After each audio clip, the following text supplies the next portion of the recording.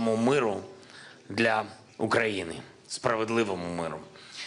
В якій точці ми сьогодні? 24 лютого 2025 року, через 3 роки від початку путінської триденної спеціальної військової операції «Україна жива», бореться, і у нашої держави друзів у світі більше, ніж будь-коли.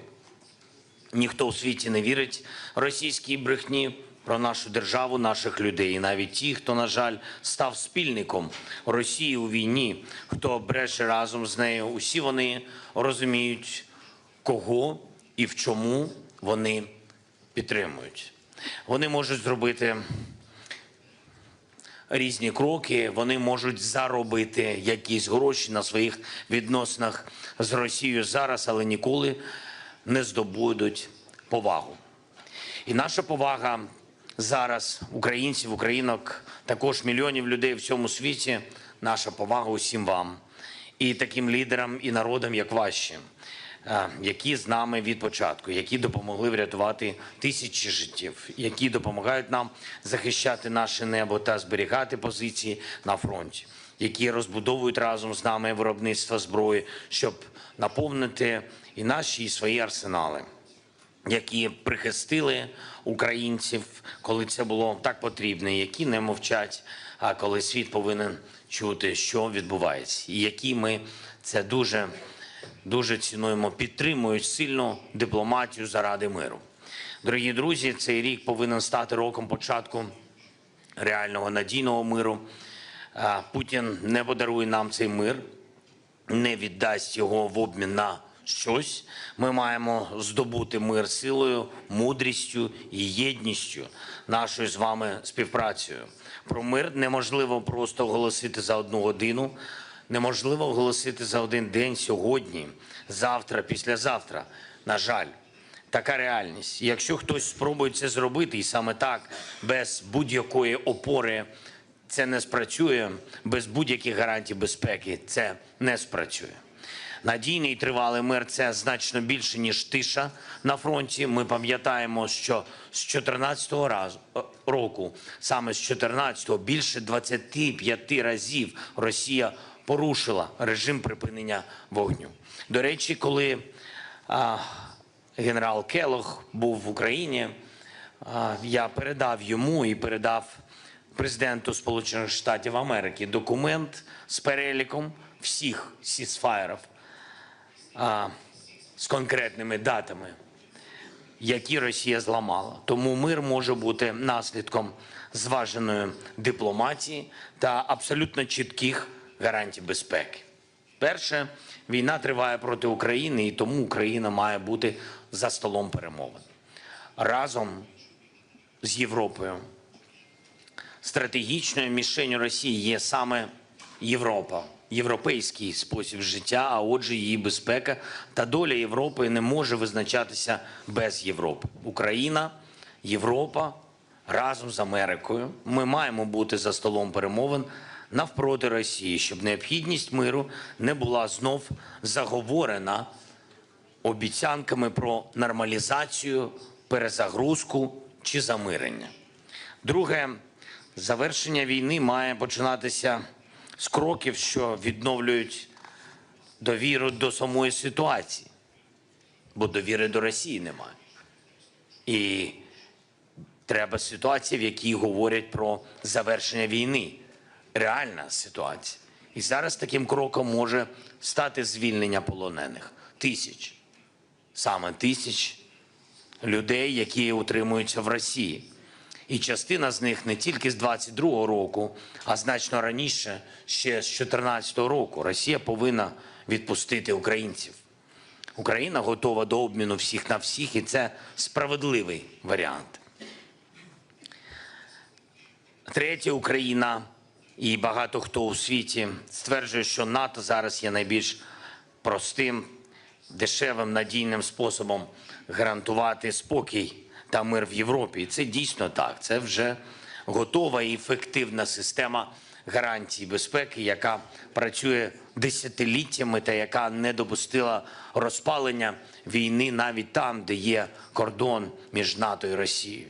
А це довгий кордон. Ми маємо чесно говорити, Україна заслуговує не тільки на членство в ЄС, але й на гарантії безпеки, які дає НАТО. І якщо членство в НАТО для України, для наших людей і надалі залишиться закритим, у нас з вами не буде іншого вибору, ніж будувати НАТО в Україні. Тобто забезпечувати таке фінансування, такі контингенти, таке оборонне виробництво, які означатимуть гарантований мир. Чи зможемо ми зробити це самі? Ні. Ні. І я вдячний всім вам, і я вдячний всім нашим партнерам, хто готовий допомагати. Гарантії безпеки – це ключ до миру, і чим надійніше вони будуть, тим довше будуть зберігатися мир.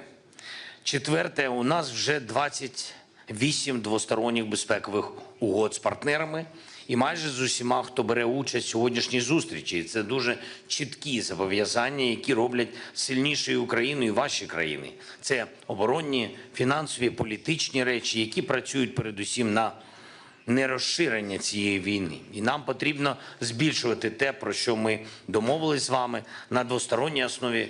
Більше взаємодії, більше оборонного виробництва, більше фінансової стійкості, більш технологічні речі і те, що безпосередньо захищає життя людей, розвиваючи українську протиповітряну оборону. Ми створюємо основу нового європейського повітряного щита. Будь ласка, кожне зобов'язання щодо ППО, воно критично важливе.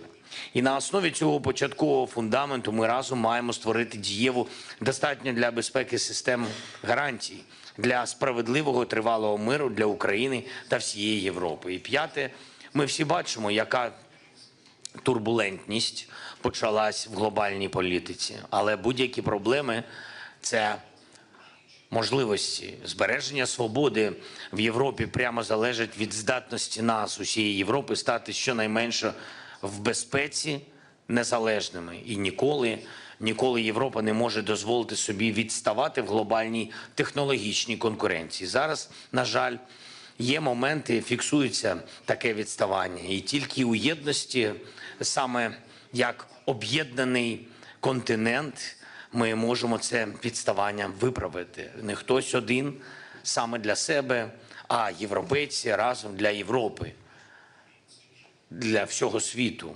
І всі партнери разом заради спільних завдань. 24 лютого не стало щасливим днем для Путіна, і саме тому, що ми всі об'єднались. Українці в своєму домі, європейці на своєму континенті, Америка об'єдналась з Європою. Сімка і всі у світі, хто відчув, яким несправедливим є вторгнення Росії. Зараз варто робити більше, ніж вчора, підтримувати одне одного більше, ніж будь-коли, щоб в цьому році можна було сказати, ми зробили все, що могли і мусили зробити, і ось мир є. Я хочу подякувати всім вам за підтримку, за те, що ми разом. Я пишаюся нашою з вами співпрацею, я дуже пишаюся нашою з вами дружбою. Дякую дуже. Слава Україні!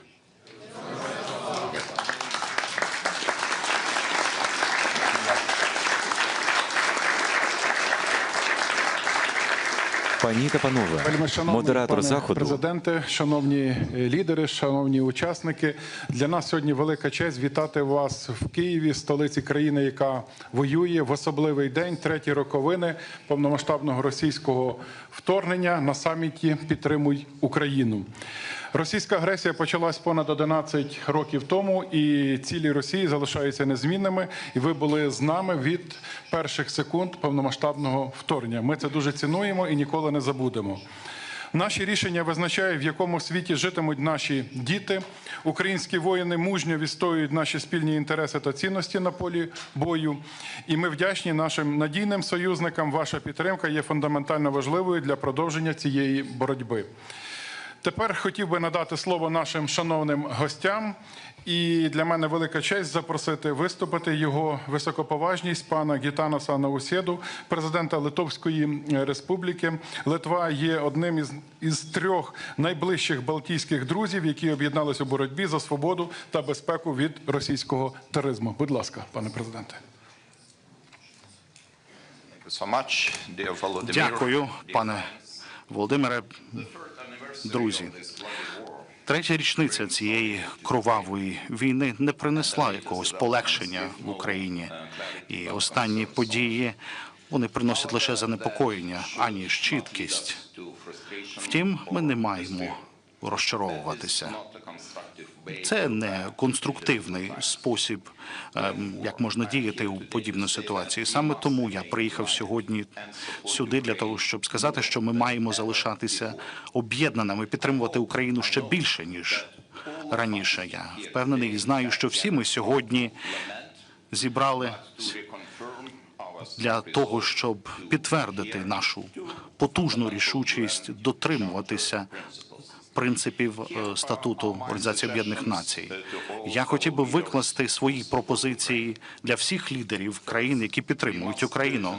По-перше, ми маємо невідкладно забезпечити підтримку України сучасним озброєнням відповідно до потреб, зокрема системами ППО та спроможностями нанести удари на велику дальність.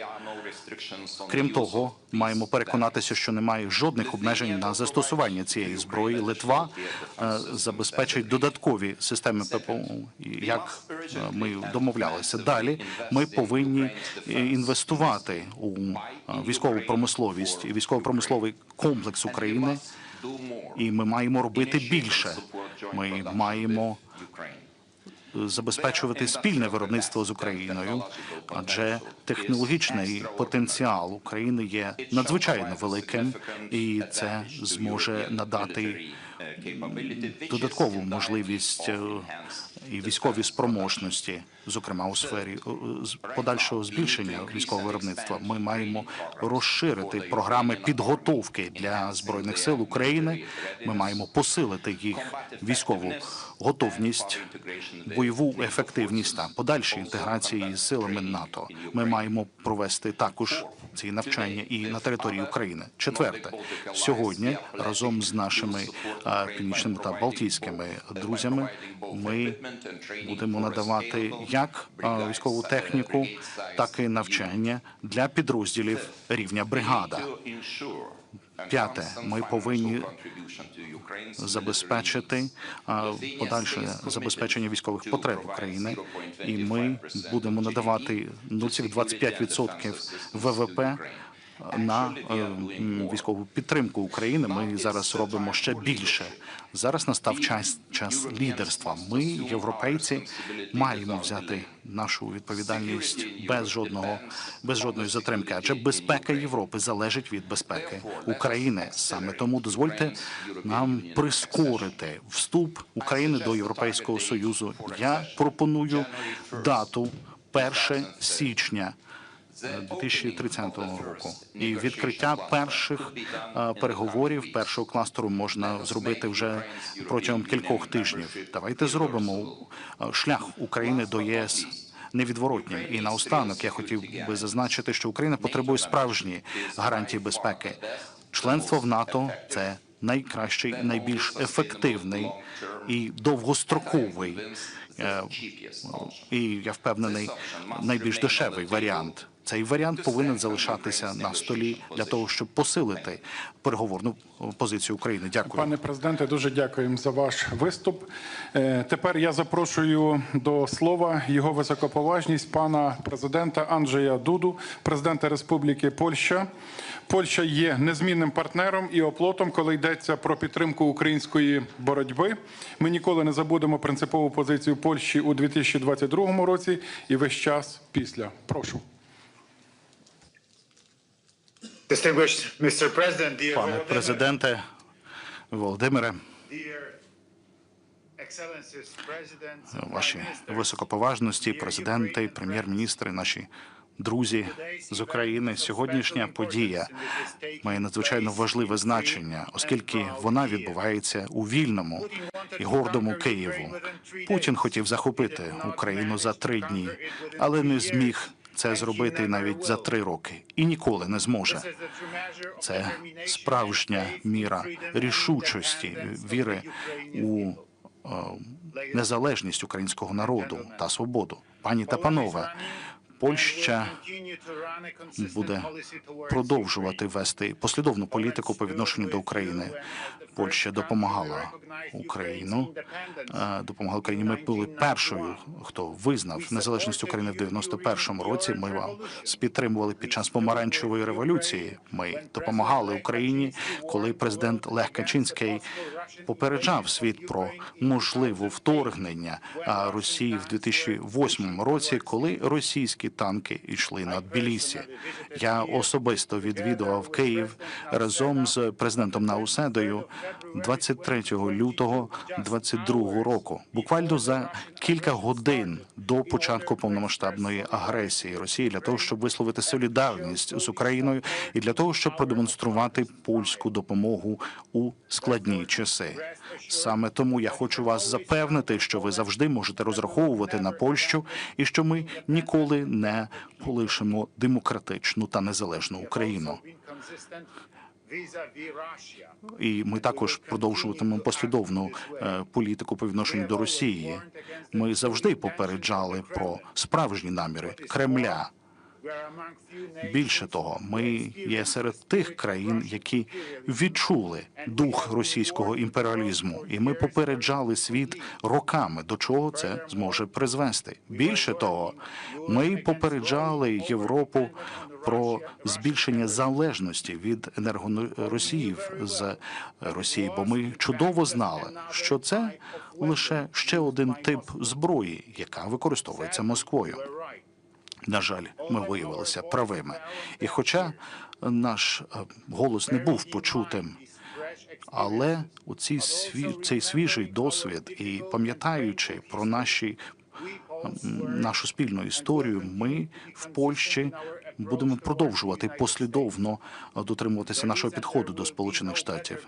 Не буде кращого гарантора безпеки, ніж Північно-Атлантичний альянс.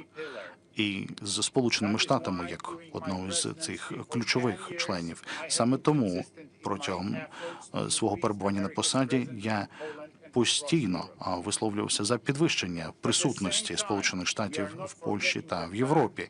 Ми при цьому не забуваємо той факт, що не буде сильного НАТО без сильної Європи.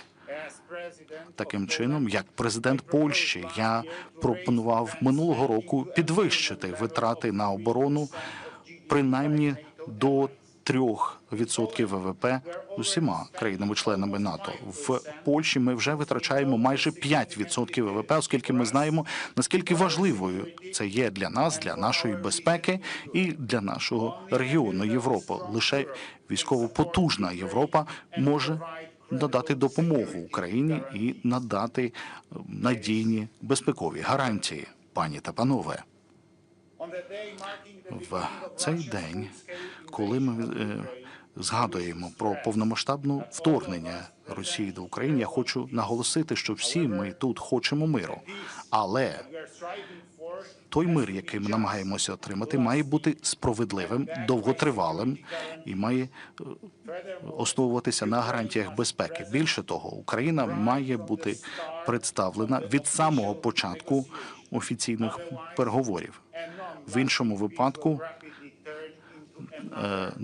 недовготривалий мир швидко перейде у нову війну, можливо, навіть більш кроваву. Дякую. Дякую вам дуже, пане президенте. А зараз я радий запросити до виступу його високоповажність пана Франка Вальтера Штайнмаєра, федерального президента Федеративної Республіки Німеччина. Німеччина – незмінний лідер у реалізації найбільш важких завдань на підтримку України. Ми цінуємо це та розраховуємо на вашу подальшу роль лідера. Будь ласка.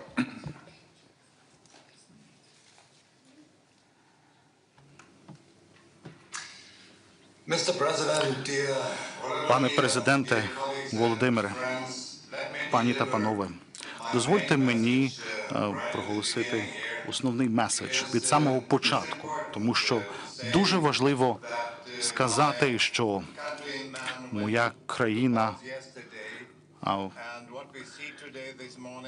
ми мали вибори вчора, і сьогодні ми бачимо, що є переважна більшість німців, які проголосували за демократію, за Європу, за Україну яка боронить свою демократію. І, що є більш важливо, німці не забули, що сталося 3 роки тому. Ніхто з відкритими очима і з відкритим серцем не може заперечувати правду. Саме Росія розпочала цю війну. Саме Росія відправила танки на Україну 3 роки тому. Саме Росія хоче знищити Україну і загрожує вільній і демократичній Європі. Таким чином, шановні колеги, що відбувалося протягом останніх кількох тижнів?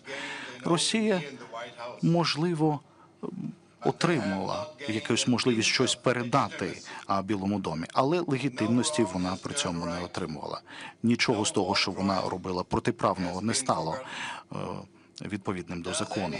Ніщо не є забуто. Чи хтось може дійсно подумати, що якісь розмови чи заяви можуть якимось чином порушити нашу рішучість, щоб ми стали зробити неправильний вибір? Ні. Якраз останні кілька тижнів посилили нашу рішучість як європейців, більш ніж це було раніше. Ми маємо стояти за наші цінності і за Україну. Протягом 3 років народ України боровся за свою свободу кожного дня, кожної ночі. Ми повинні зробити все можливе, щоб мужність і пожертва українців не були просто так. Ми повинні зробити все можливе для того, щоб Україна досягла справедливого та довготривалого миру. Хто б що не казав, немає сенсу проводити переговори без України. Ми маємо зробити все можливе, аби Україну не змушували ухвалити погану згоду. Мир необхідно виграти всіма нами разом. Це наша відповідальність. Якщо в нас стане бажання це робити, то в нас буде і сила це зробити. Європа вже стала найбільшим підтримником України, адже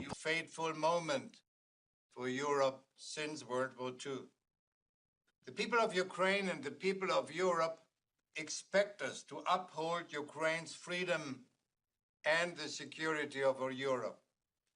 Germany must be a strong partner for Ukraine and a strong pillar in Europe throughout the coming weeks. The democratic leaders of Germany are aware of their great responsibility, and I will hold them to their words. You can count on Germany. Thank you so much. Дуже дякуємо. Маю приємність надати слово його високоповажності пану Едгарсу Ренкевичсу, президенту Латвійської Республіки. Ваша країна ставить дуже високу планку у хоробрості та силі у підтримці України та протистоянні російському імперіалізму. Прошу, пане президенте. Thank you very much, dear President Zelenskyy, dear Volodymyr, Excellencies, dear colleagues, friends. Exactly 3 years ago, as a Foreign Minister of Latvia, I was here in Kyiv when Russia started its unprovoked, brutal invasion of Ukraine. And it was already clear then that Ukrainians will resist. I think that today we admire the brave Ukrainians for their fight. We stand with Ukraine, we support Ukraine, and I think that we all see that Ukraine has shown the world true resilience in its fight for the good and in its fight for its people. But it has also come at a great cost. People kidnapped and tortured, lives lost. Thousands of Ukrainian children have been abducted and are forced to live in Russia or occupied territories. And it is absolutely clear that it cannot be left in vain. Ukrainians deserve just peace. Ukraine must be at the negotiation table, not on the table. Europe must be at the table as well.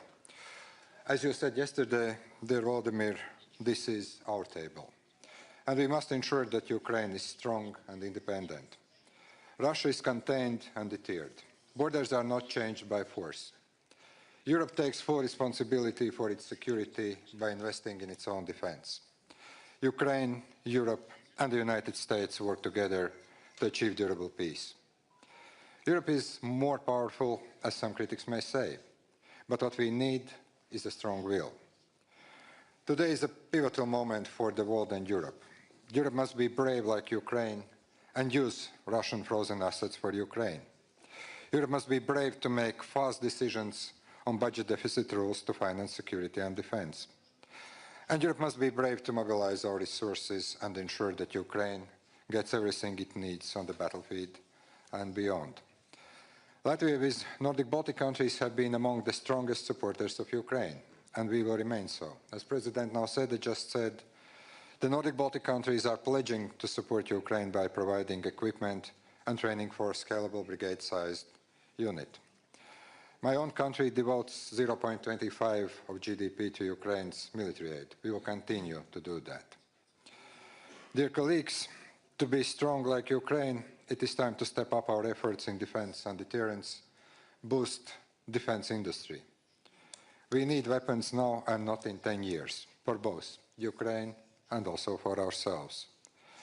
Unfortunately, the age of hard power has re-emerged, and we need hard power.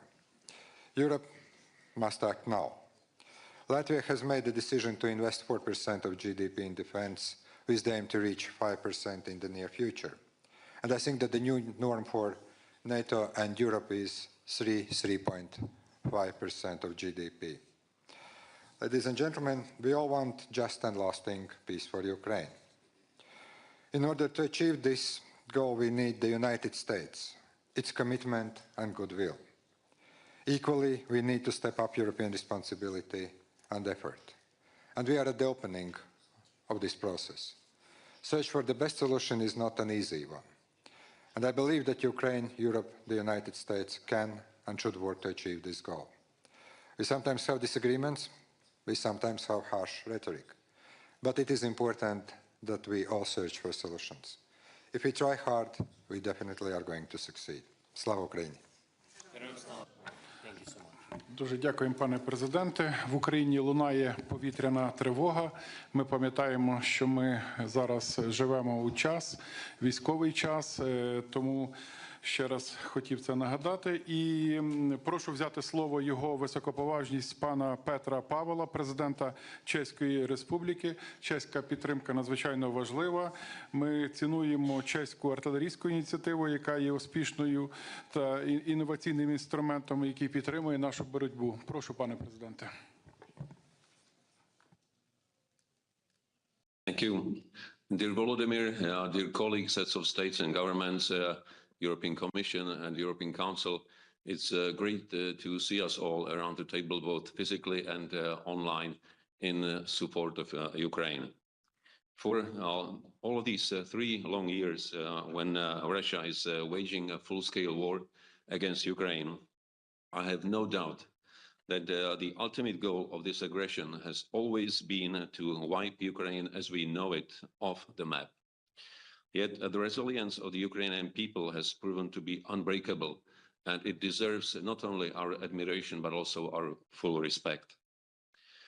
We all sincerely want a peace in Ukraine and for its people, but not a peace at any cost.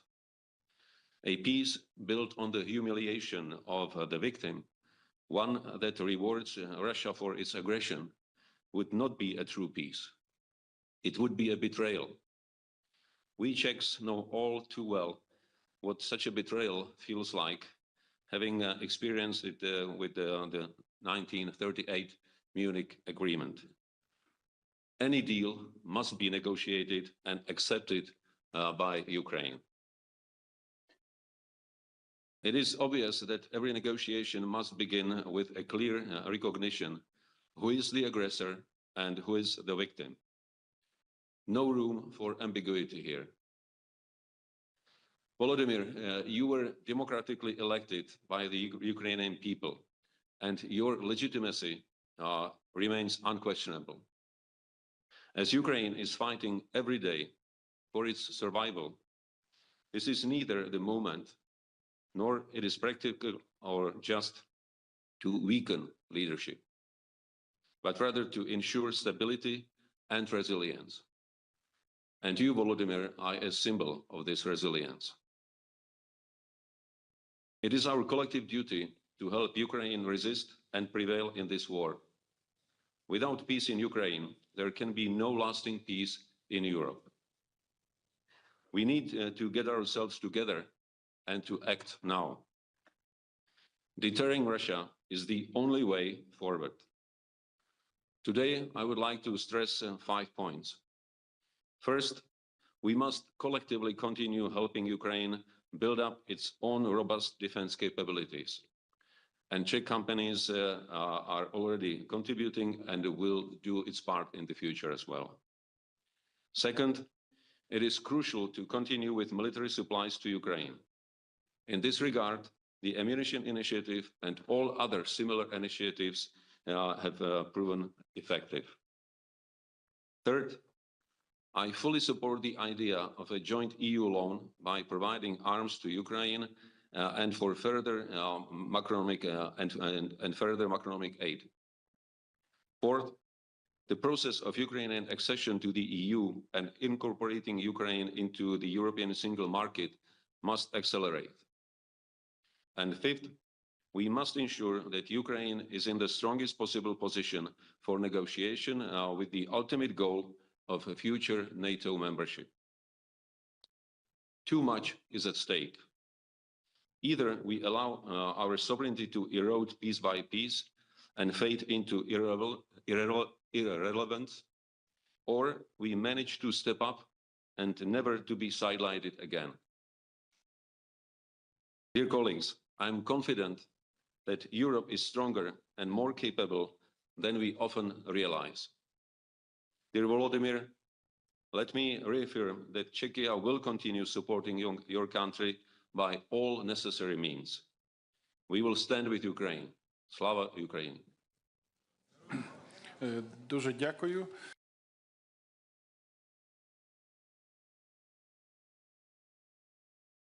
Важність пана Андрея Пленковича, прем'єр-міністра Республіки Хорватія. Ми, звичайно, цінуємо вашу незмінну підтримку і допомогу Хорватії. Дякую. Прошу.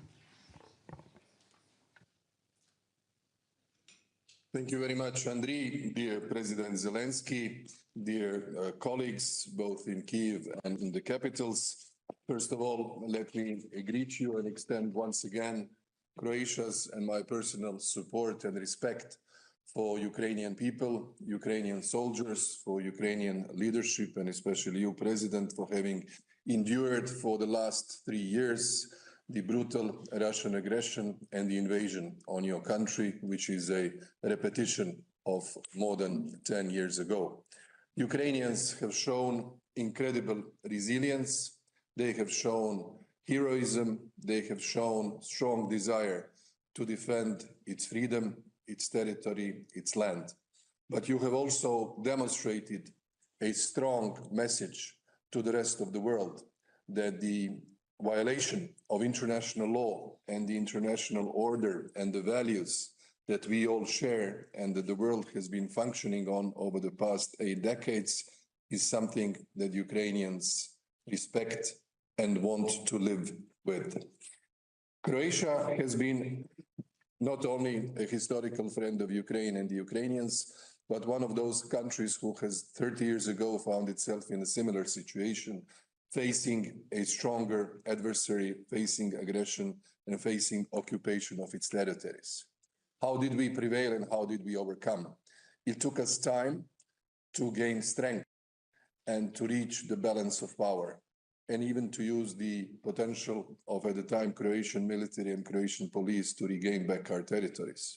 The other part of occupied territories we reintegrated peacefully with the help of the United Nations mission in Croatia, the only 100% successful mission of this kind, reintegrating the territory and ensuring Croatia's territorial integrity. The lessons of Croatia can be very helpful and useful for Ukraine. And that's why I would like to say a few points today. Only strong Ukraine, economically, financially, and militarily, with our joint support and delivery of more military assistance, will be able to guarantee its freedom and to guarantee the security of its people.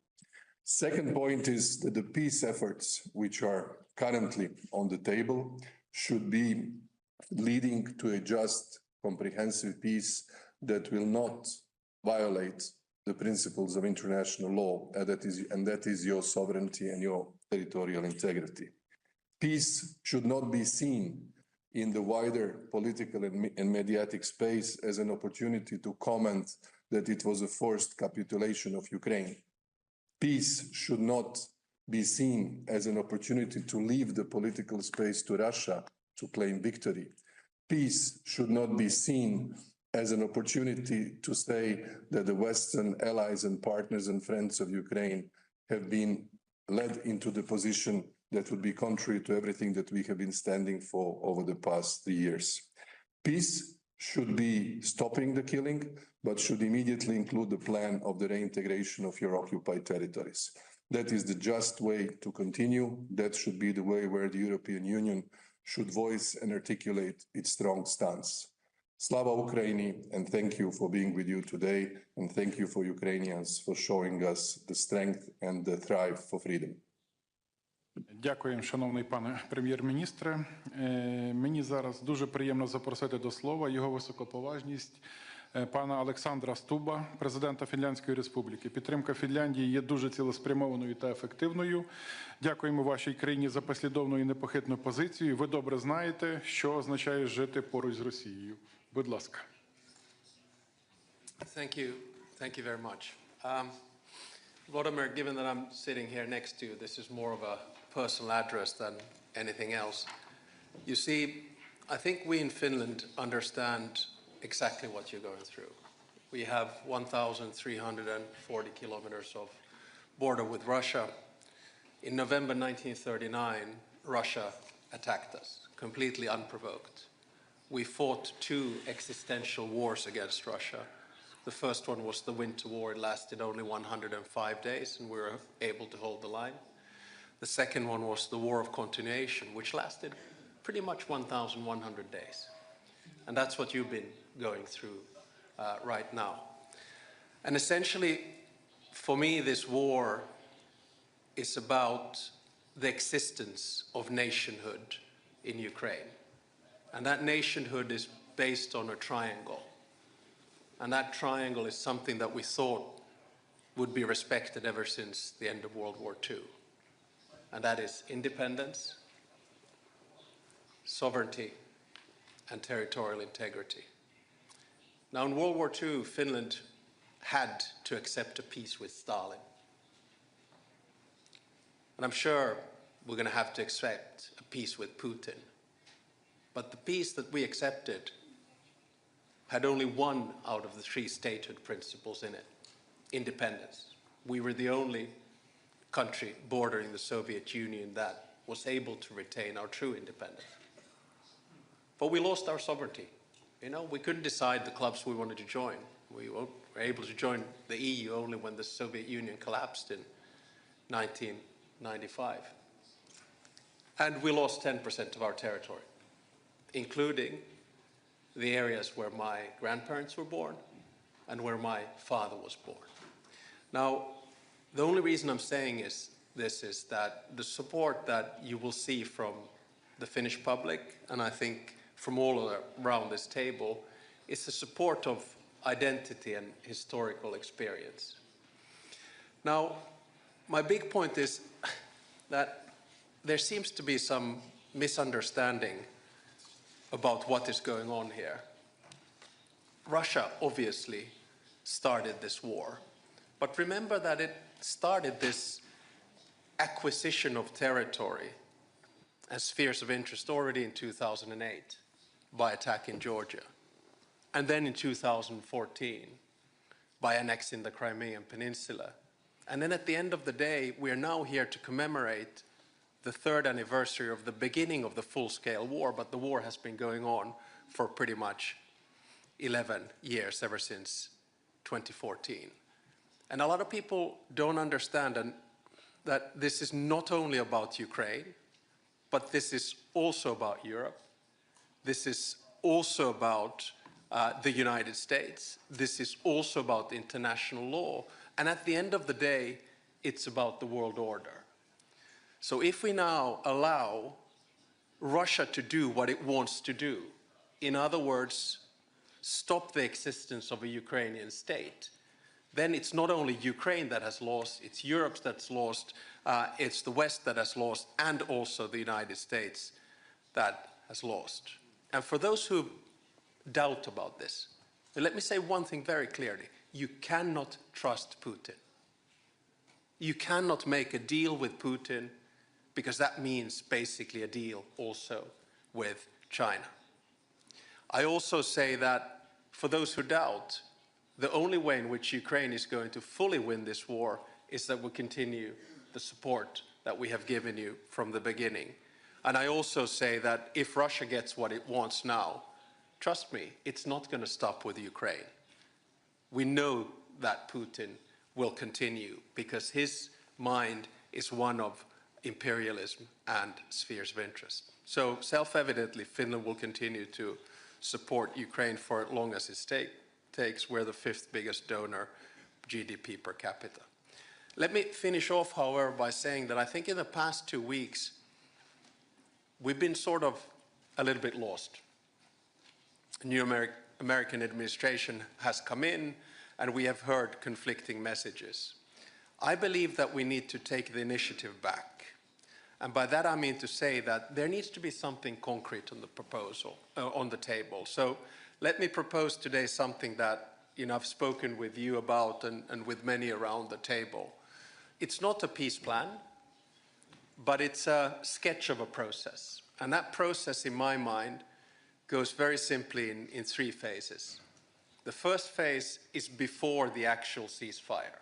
This is the phase when we put maximum pressure on Russia, including sanctions, including using the frozen assets, and of course, including continuing the military support for Ukraine. This is also the time when I think European leaders need seriously talk about security arrangements. And of course, the lead comes from Ukraine. You have the biggest land force and most experienced land force in Europe. But there needs to be support from Europe, and the backstop needs to come from the United States. All of this needs to be settled before a ceasefire is brokered, whether that's Easter or whenever, we don't know. The second phase is the ceasefire phase. And the ceasefire basically means that there's a contact line, probably monitoring thereof, but it also means that 2 things are put into place. First is a negotiation on the actual agenda and modalities of the peace process, because there is no peace process, there is no agenda, there are no modalities. And the second one is, of course, confidence-building measures, which were mentioned here a little bit earlier, exchange of prisoners, returning the kidnapped children, etc., etc. This is the second phase. Then only begins the third phase, and we're far, far, far from it. And that is the actual peace process. That's when there is conversation about territory, that's when there is conversation about reconstruction, and that's when there is conversation about unraveling the sanctions. Having said all of that, very conditional by the way, having said all of that, I think we need to make clear to the Russians and everyone else that there are a few things that are completely off the table in these negotiations. One is EU membership. It is not Russia who decides on EU membership. It is the European Union who does that. 2 is NATO.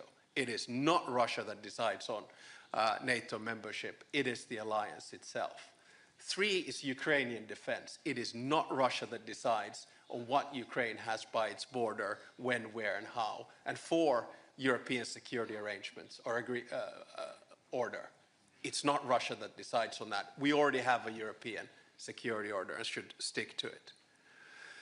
So those are off the table. And let me just finish off, because I do think this is such an important day, and I was watching all the colleagues on Maidan Square and the rest of it. But I do think this is a day when we have to honor the fallen Ukrainian heroes. I also believe that this is a day where we have to face the fact that Putin has lost this war, in a sense that we will see a European Ukraine We will see eventually Ukraine in NATO. We've seen a unified European Union and hopefully a stronger transatlantic alliance in the long run.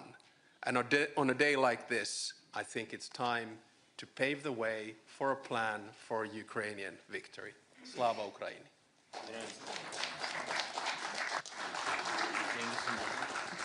Дякуємо, пане президенте. А зараз я радий запросити до виступу його високоповажність пана Діка Схоофа, прем'єр-міністра Королівства Нідерланди. Нідерланди є важливим партнером України. Ваше лідерство поза конкуренцією, особливо важливим є ваш внесок у підвищення безпеки нашого неба. Прошу, пане прем'єр-міністре.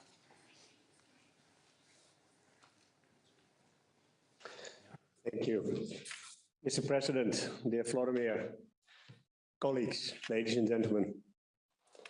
One of my first international trips after I became Prime Minister of the Netherlands last summer was to Zaporizhzhia, was to Ukraine. It was an experience I will never forget. I spoke to veterans, I visited an underground school, and I saw with my own eyes the devastating impact of war. But what struck me above all was the bravery and the resilience of the Ukraine armed forces and the Ukrainian people. For 3 years now, you have resisted the most brutal and fierce attacks by the Russian aggressor. Fighting for freedom, fighting for independence, fighting for the right to shape your own future. The government and people of the Netherlands admire you greatly for that. The purpose of that first visit was very clear: to reaffirm that the Netherlands stand with Ukraine and that we will continue to do so. But today, I can only repeat that message, also on behalf of His Majesty the King. Ukraine can count on our unwavering military, financial, and political support, now and after the war, when justice must be done and Ukraine must recover. So it's good to see so many of you today. It shows that support for Ukraine remains strong and widespread. Today marks the start of the 4th year of the terrible war. Let us hope that it also marks the beginning of the end. In the past few turbulent weeks, we have been face to face with history. None of us can predict what will happen over the next few weeks and months. But whatever that may be, for the Netherlands, there can only be one outcome. And that is a just and lasting peace, both for Ukraine and for Europe. That means a peace that not only ends hostilities here and now, but also guarantees a safe future. That's why it's so important that Ukraine remains strong on the battlefield. Because we need peace through strength and not the enduring threat of war through weakness. And furthermore, it's crucial that your voice and our voices are heard in the negotiation process. Nothing about Ukraine without Ukraine. Nothing about Europe without Europe. Thank you, Volodymyr, for inviting us to this summit. Thank you all for attending and showing your support. Let's keep working together towards the best possible outcome. Thank you, and Slava Ukraine.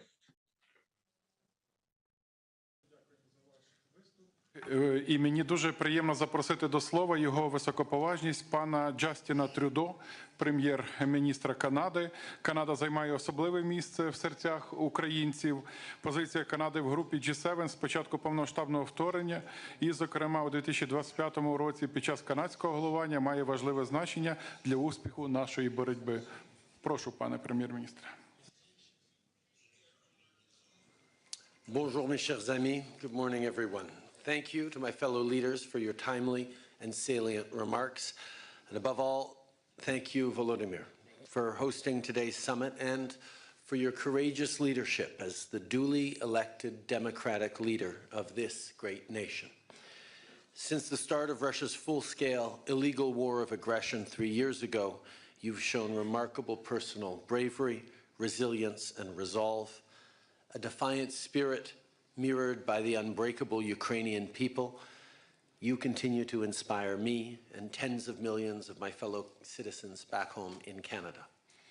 But let us be frank, you and the Ukrainian people should never have had to endure even a single day of this unjustified, brutal war, let alone 1,096 of them, or more accurately, over 4,000 of them since Russia illegally seized Crimea back in 2014. This is not a conflict Ukraine wanted, provoked, or asked for in any way. This is a war started for one reason and one reason only: Russia's desire to erase Ukrainian history and expand their empire. Russia's actions are nothing short of a direct attack against the rules-based international order, an order established in response to the most destructive war in our collective history, a war etched in the memory of the citizens of all of our respective nations for the past 80 years. An order which, albeit imperfect, ushered in the most peaceful and prosperous era in the history of humanity. We cannot go back. We cannot return to an era where might makes right. We must do everything in our power to enable Ukraine to secure a just and lasting peace, a peace that cannot be achieved without Ukrainians at the table. That is precisely what Canada is focused on. Canada has been a steadfast, unshakable partner to Ukraine since the beginning, and that will never, ever change. Le Canada est fier du travail qu'on a accompli avec vous tous autour de cette table pour faire que la Russie paye le prix de cette invasion inhumaine, que ce soit avec des sanctions ou en offrant aux Ukrainiens de l'aide humanitaire, financière et militaire dont ils ont besoin pour se défendre et faire obstacle au régime russe. But I know, we all know, there is more work to do. That is why I am announcing Canada will be providing 25 more LAV-3 infantry fighting vehicles to Ukraine.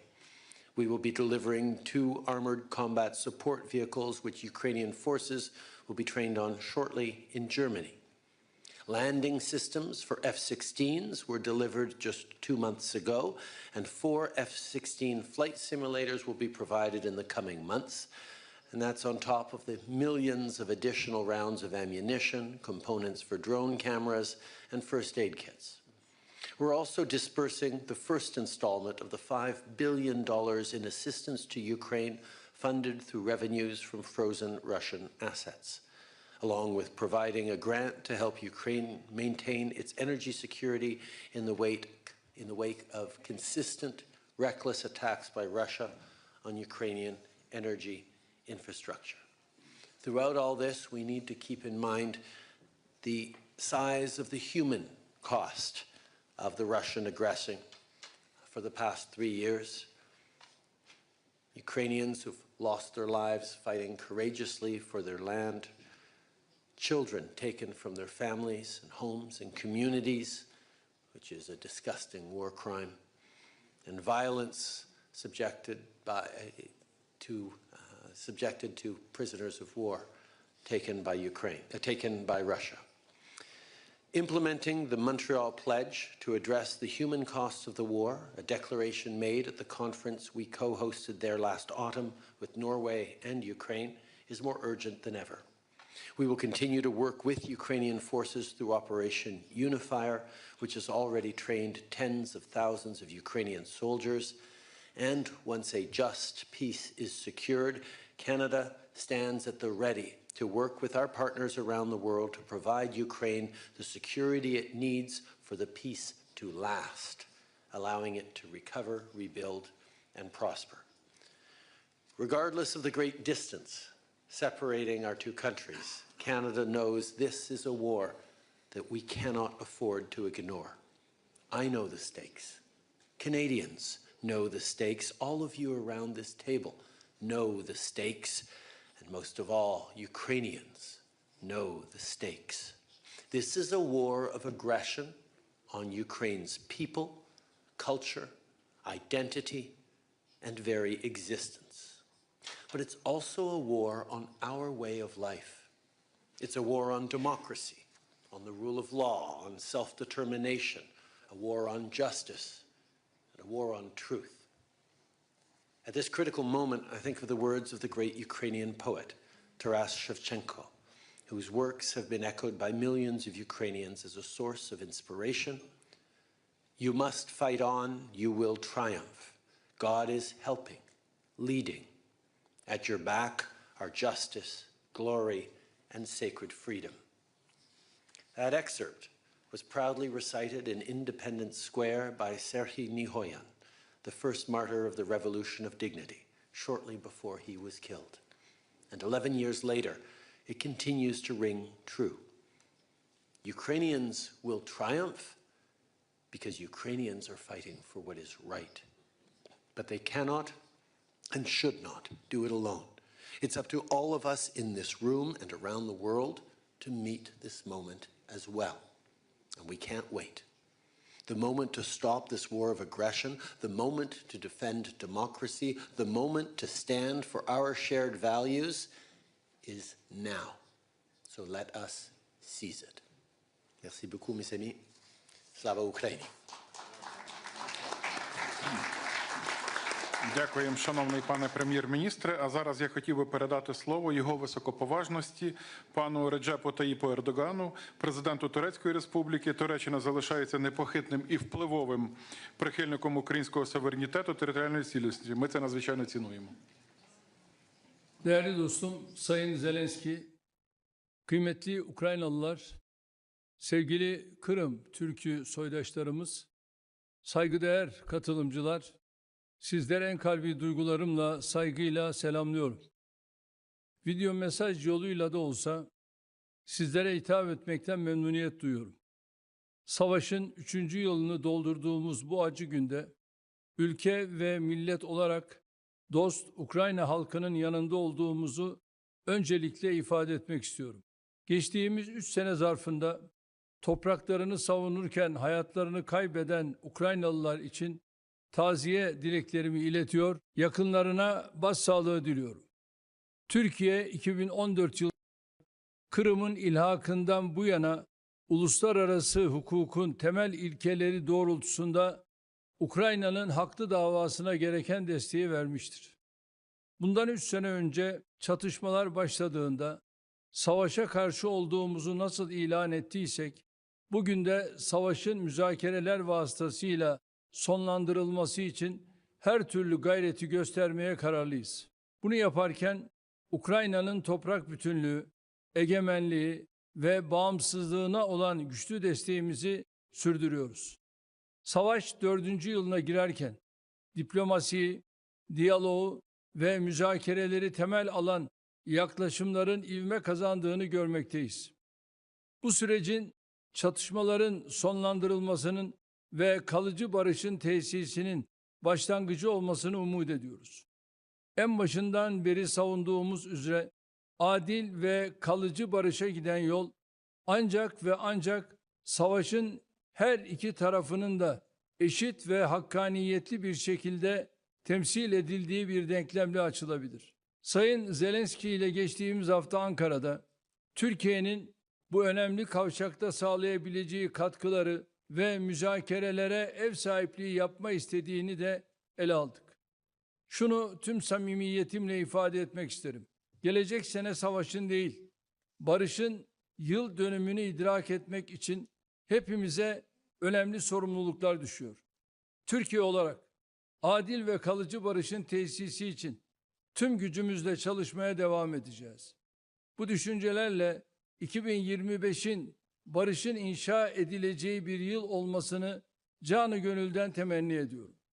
Birkaç gün sonra kavuşacağımız Ramazan-ı Şerif'in tüm insanlığa barış, huzur ve esenlik getirmesini Rabbimden niyaz ediyorum. Hepinize saygı ve selamlarımı gönderiyorum. Kalın sağlıcakla.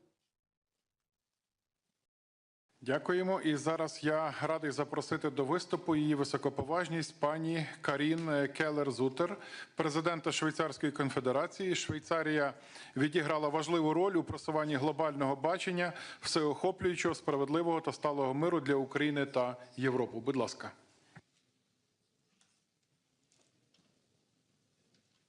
Thank you so much, Mr. President, Excellencies, ladies and gentlemen. On behalf of Switzerland, I would like to thank you for the invitation to this summit.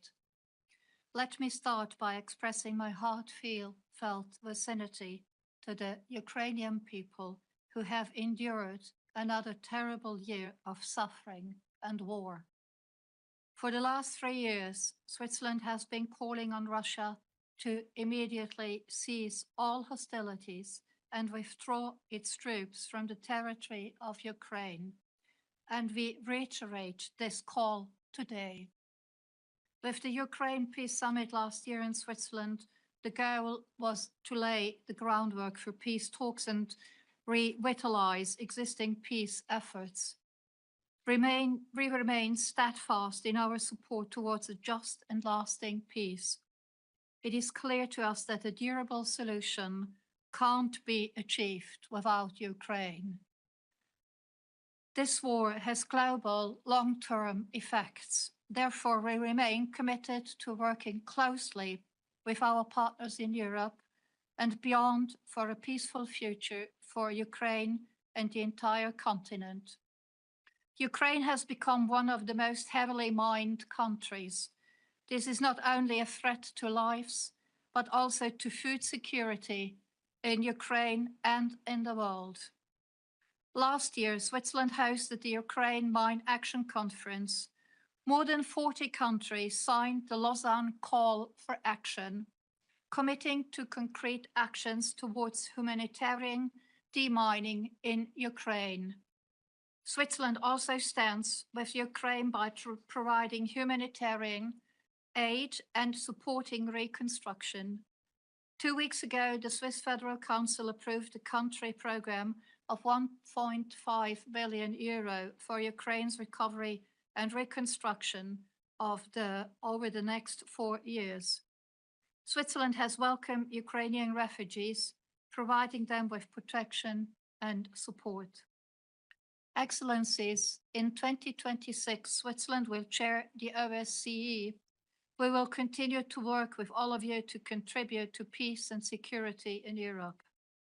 On this day, our thoughts are with all those who have suffered and continue to endure hardship due to this war. Let me reaffirm Switzerland's commitment to supporting Ukraine's recovery and reconstruction efforts and to working towards a future of peace, stability and justice. Thank you. Дуже дякуємо. А зараз я маю особливу приємність передати слово його високоповажності пану Антоніо Кошті, президенту Європейської ради. Дуже дякуємо вам за ваше особисте лідерство і непохитну підтримку. Thank you, dear Volodymyr, people of Ukraine, dear colleagues, excellencies. 3 years ago, Russia launched a full-scale invasion in Ukraine, a Russian war of aggression that was unprovoked, unjustified, and illegal. A war that violates Ukraine's sovereignty, its territorial integrity, its international recognized borders, and the fundamental principles of international law enshrined in the United Nations Charter. My thoughts are with all Ukrainians, with all those who have lost a family member and friend, with those who are wounded. The suffering Russia has inflicted in Ukraine is cruel and unjustifiable. The presence of all of us here today is a demonstration of our solidarity with people of Ukraine and with you, President Zelensky. We were here with you from day one. We stand and we will stand with you side by side, shoulder to shoulder, in the war, in future peace negotiations, in the reconstruction, and as a member state of the European Union. We all want this war to end and the suffering and destruction to stop. This is why this moment is so important. Russia is a threat to the international rules-based order. Putin wants to divide us, and we show here today that our support is strong, united, and unchanged. There will be no credible and successful negotiation, no lasting peace without Ukraine and without the European Union. Only Ukraine can decide when the conditions are met to start a peace negotiation. Peace cannot be a simple ceasefire. It needs to be a durable agreement. Peace should not reward the aggression. We need to learn the message from the past, from the Budapest and Minsk agreements.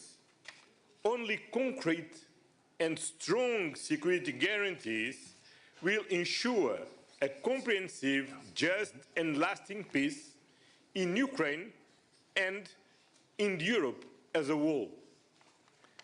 The European Union is ready to do whatever it takes for its security and to continue to support Ukraine. That is why I'm convening a special European Council next week on the 6th of March on supporting Ukraine and strengthening Europe's defense. Working very close with the European Commission and with Ursula, we are ready to effectively deliver on our defense capabilities and to significantly invest on it. We are ready to increase our financial and military support to Ukraine. And we are ready to build Ukraine's future within the European Union. Ukraine, you can count on us, and Slavia Ukrainia. Дуже дякуємо. Сьогодні ми маємо честь слухати не лише промови і виступи світових лідерів, а також матимемо честь почути і наших мужніх воїнів з передової. І зараз для мене особливо приємно і почесно надати слово відважним воїнам 93-ї окремої механізованої бригади «Холодний Яр», які боронять нашу батьківщину на Покровському напрямку. Головний сержант батальйон безпілотних систем Денис Кардаш. Прошу до слова. Вітаю всіх, слава Україні! Сьогодні до 11-ї річниці початку агресії на території України Російської Федерації і до 3-ї річниці великого наступу повномасштабної війни Росії з Україною. Хотілося б подякувати всім європейським лідерам та країнам, які нас підтримують у цій війні, йдуть разом з нами до перемоги. Зараз ми, бійці 93-ї бригади батальйону безпілотних систем Black Raven, знаходимося на бойових позиціях, виконуємо бойові завдання на найгарячіших напрямках нашої країни. Це Покровський напрямок, це напрямок Бахмутський. Наші підрозділи виконують завдання з прикриття неба, знищення ворога і підтримки нашої піхоти на всіх цих напрямках. Лише протягом останніх днів наша бригада відбила десятки атак агресора, які хотіли захопити нашу вільну Україну. Нашим батальйоном безпосередньо за ці декілька днів було знищено біля 30 єдиниць техніки та засобів ураження, які агресор кожен день застосовує в нашу сторону. І близько 50 окупантів було знищено на наших напрямках за ці 2 дні. Лише чимало, я знаю також, що чимало країн є, які нам допомагають, пройшли через такий ж самий агресію зі сторони Росії і знають, що це таке і як це відбувається. Хочу нагадати всім, хто може не до кінця розуміє, що це таке, що війна, вона приходить несподівано і ніхто до неї ніколи не готується. І це дуже погано. Чи важко нам зараз тут? Важко. Неймовірно важко. Чи хочемо, чи втомилися ми від війни? Втомилися. Так, але це битва за нашу незалежність. Це битва за наших рідних. Це битва за нашу сім'ю і за нашу країну і за нашу націю. Якщо ми програємо цю битву, то в нас цього всього не буде. Не буде майбутнього наших родин і наших дітей. Хочу подякувати всім странам, які підтримують нас, всім народам, людям, які підтримують нашу боротьбу. Хочу подякувати всім волонтерам.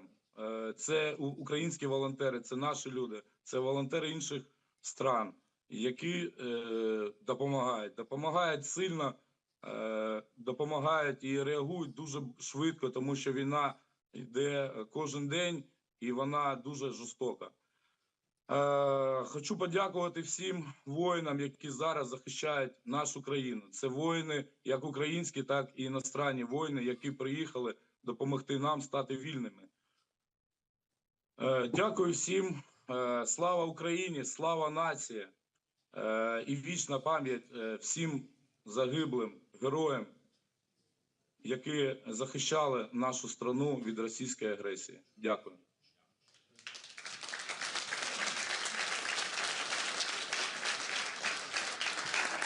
Дякуємо нашим мужнім воїнам за героїзм.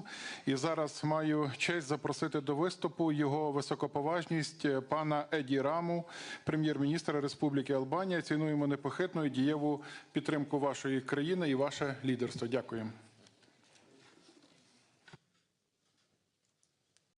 Thank you very much, and thank you for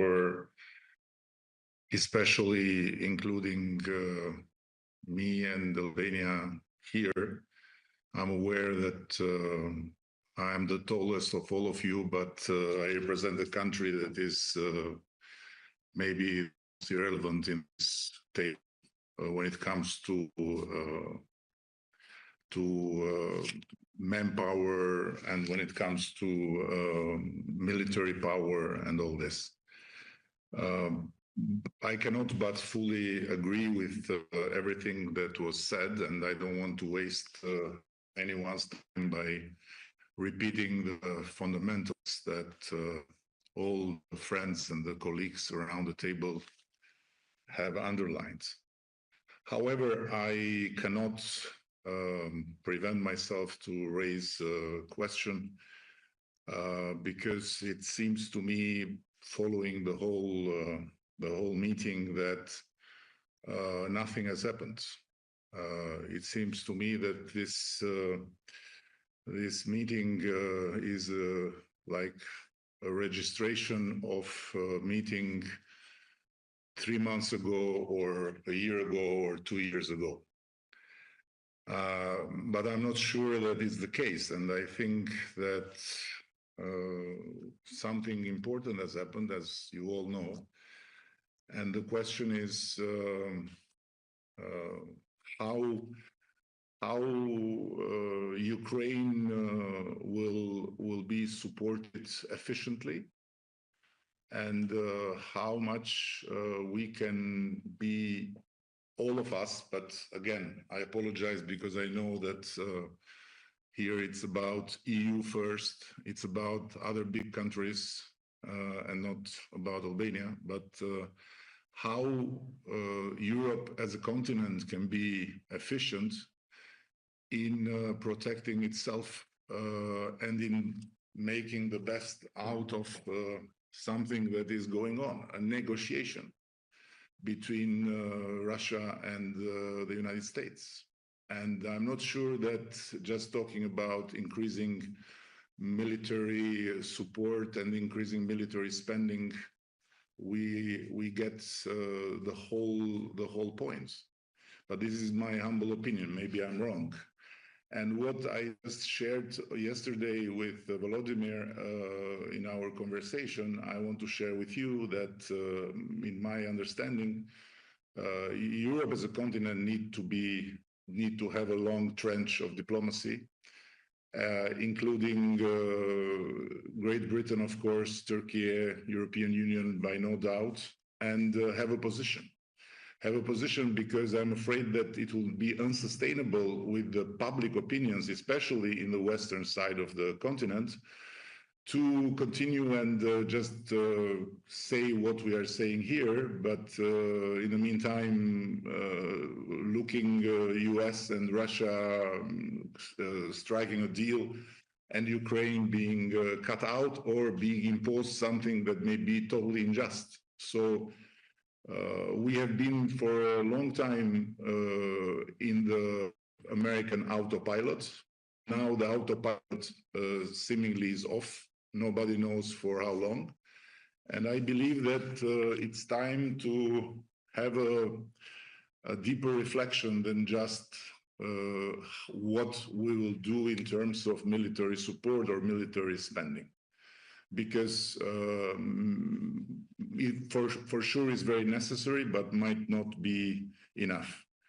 And so with all this being said, I repeat, no doubt that we are fully behind Ukraine, no doubt that we are fully behind any decision the grown-ups in this space will make, but you know, some doubts about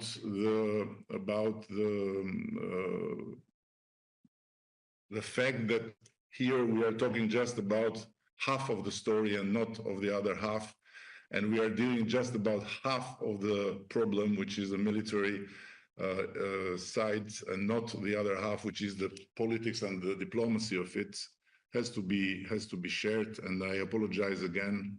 I'm very much aware that you know, the relevance of my country is not as big as to change anything, but just some food for thought, because I'm afraid that if this thing will go on like this, sooner more than later, especially the Western countries will have to face public opinions that may bring things to a total collapse of the democratic forces. Thank you. Дуже дякуємо. І зараз я радий запросити до виступу його високоповажність пана Сігеру Ісібу, прем'єр-міністра Японії. Японія – друг і союзник. Японія дуже добре розуміє, що Росія насправді ніколи не закінчує своєї війни. 2025 рік – це час, коли ми визнаємо, що безпека європейського та індотихоокеанського регіонів нероздільні і діємо відповідно. Прошу, пане прем'єр-міністре.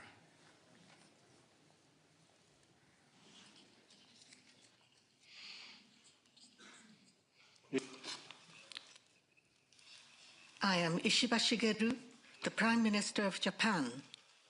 Today marks 3 years since the start of Russia's aggression against Ukraine. We strongly condemn the ongoing Russian attacks and once again express our admiration for the courage and resilience of the Ukrainian people who are standing up against the aggression. Furthermore, it is very meaningful that discussions on supporting Ukraine are being held at today's meeting, and I would like to pay my utmost respect for Ukraine's initiative in hosting this meeting. Russia's aggression against Ukraine is an outrageous act that shakes the very foundation of the international order.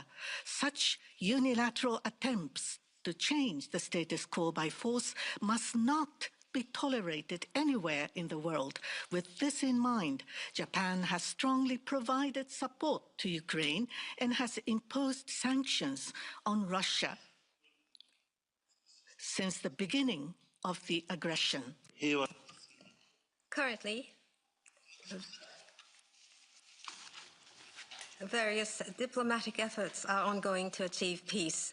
We hope that these efforts will lead to an end to the prolonged combat and help achieve a breakthrough in this difficult situation. That is my fervent expectation. Having said so, in considering how to end this aggression, the party in question, Ukraine must engage, and a just and lasting peace should materialize as soon as possible. Toward this end, we must unite and work together. Our stance of supporting Ukraine will remain steadfast. Japan continues to work with Ukraine to restore peace to the beautiful land of Ukraine. Thank you.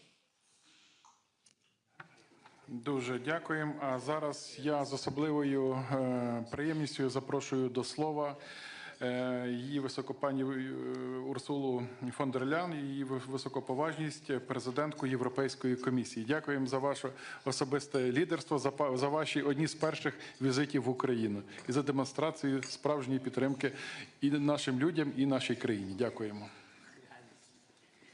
Thank you very much, dear Volodymyr, fellow leaders, people of Ukraine. The 24th of February 2022 is a day that will live forever in infamy.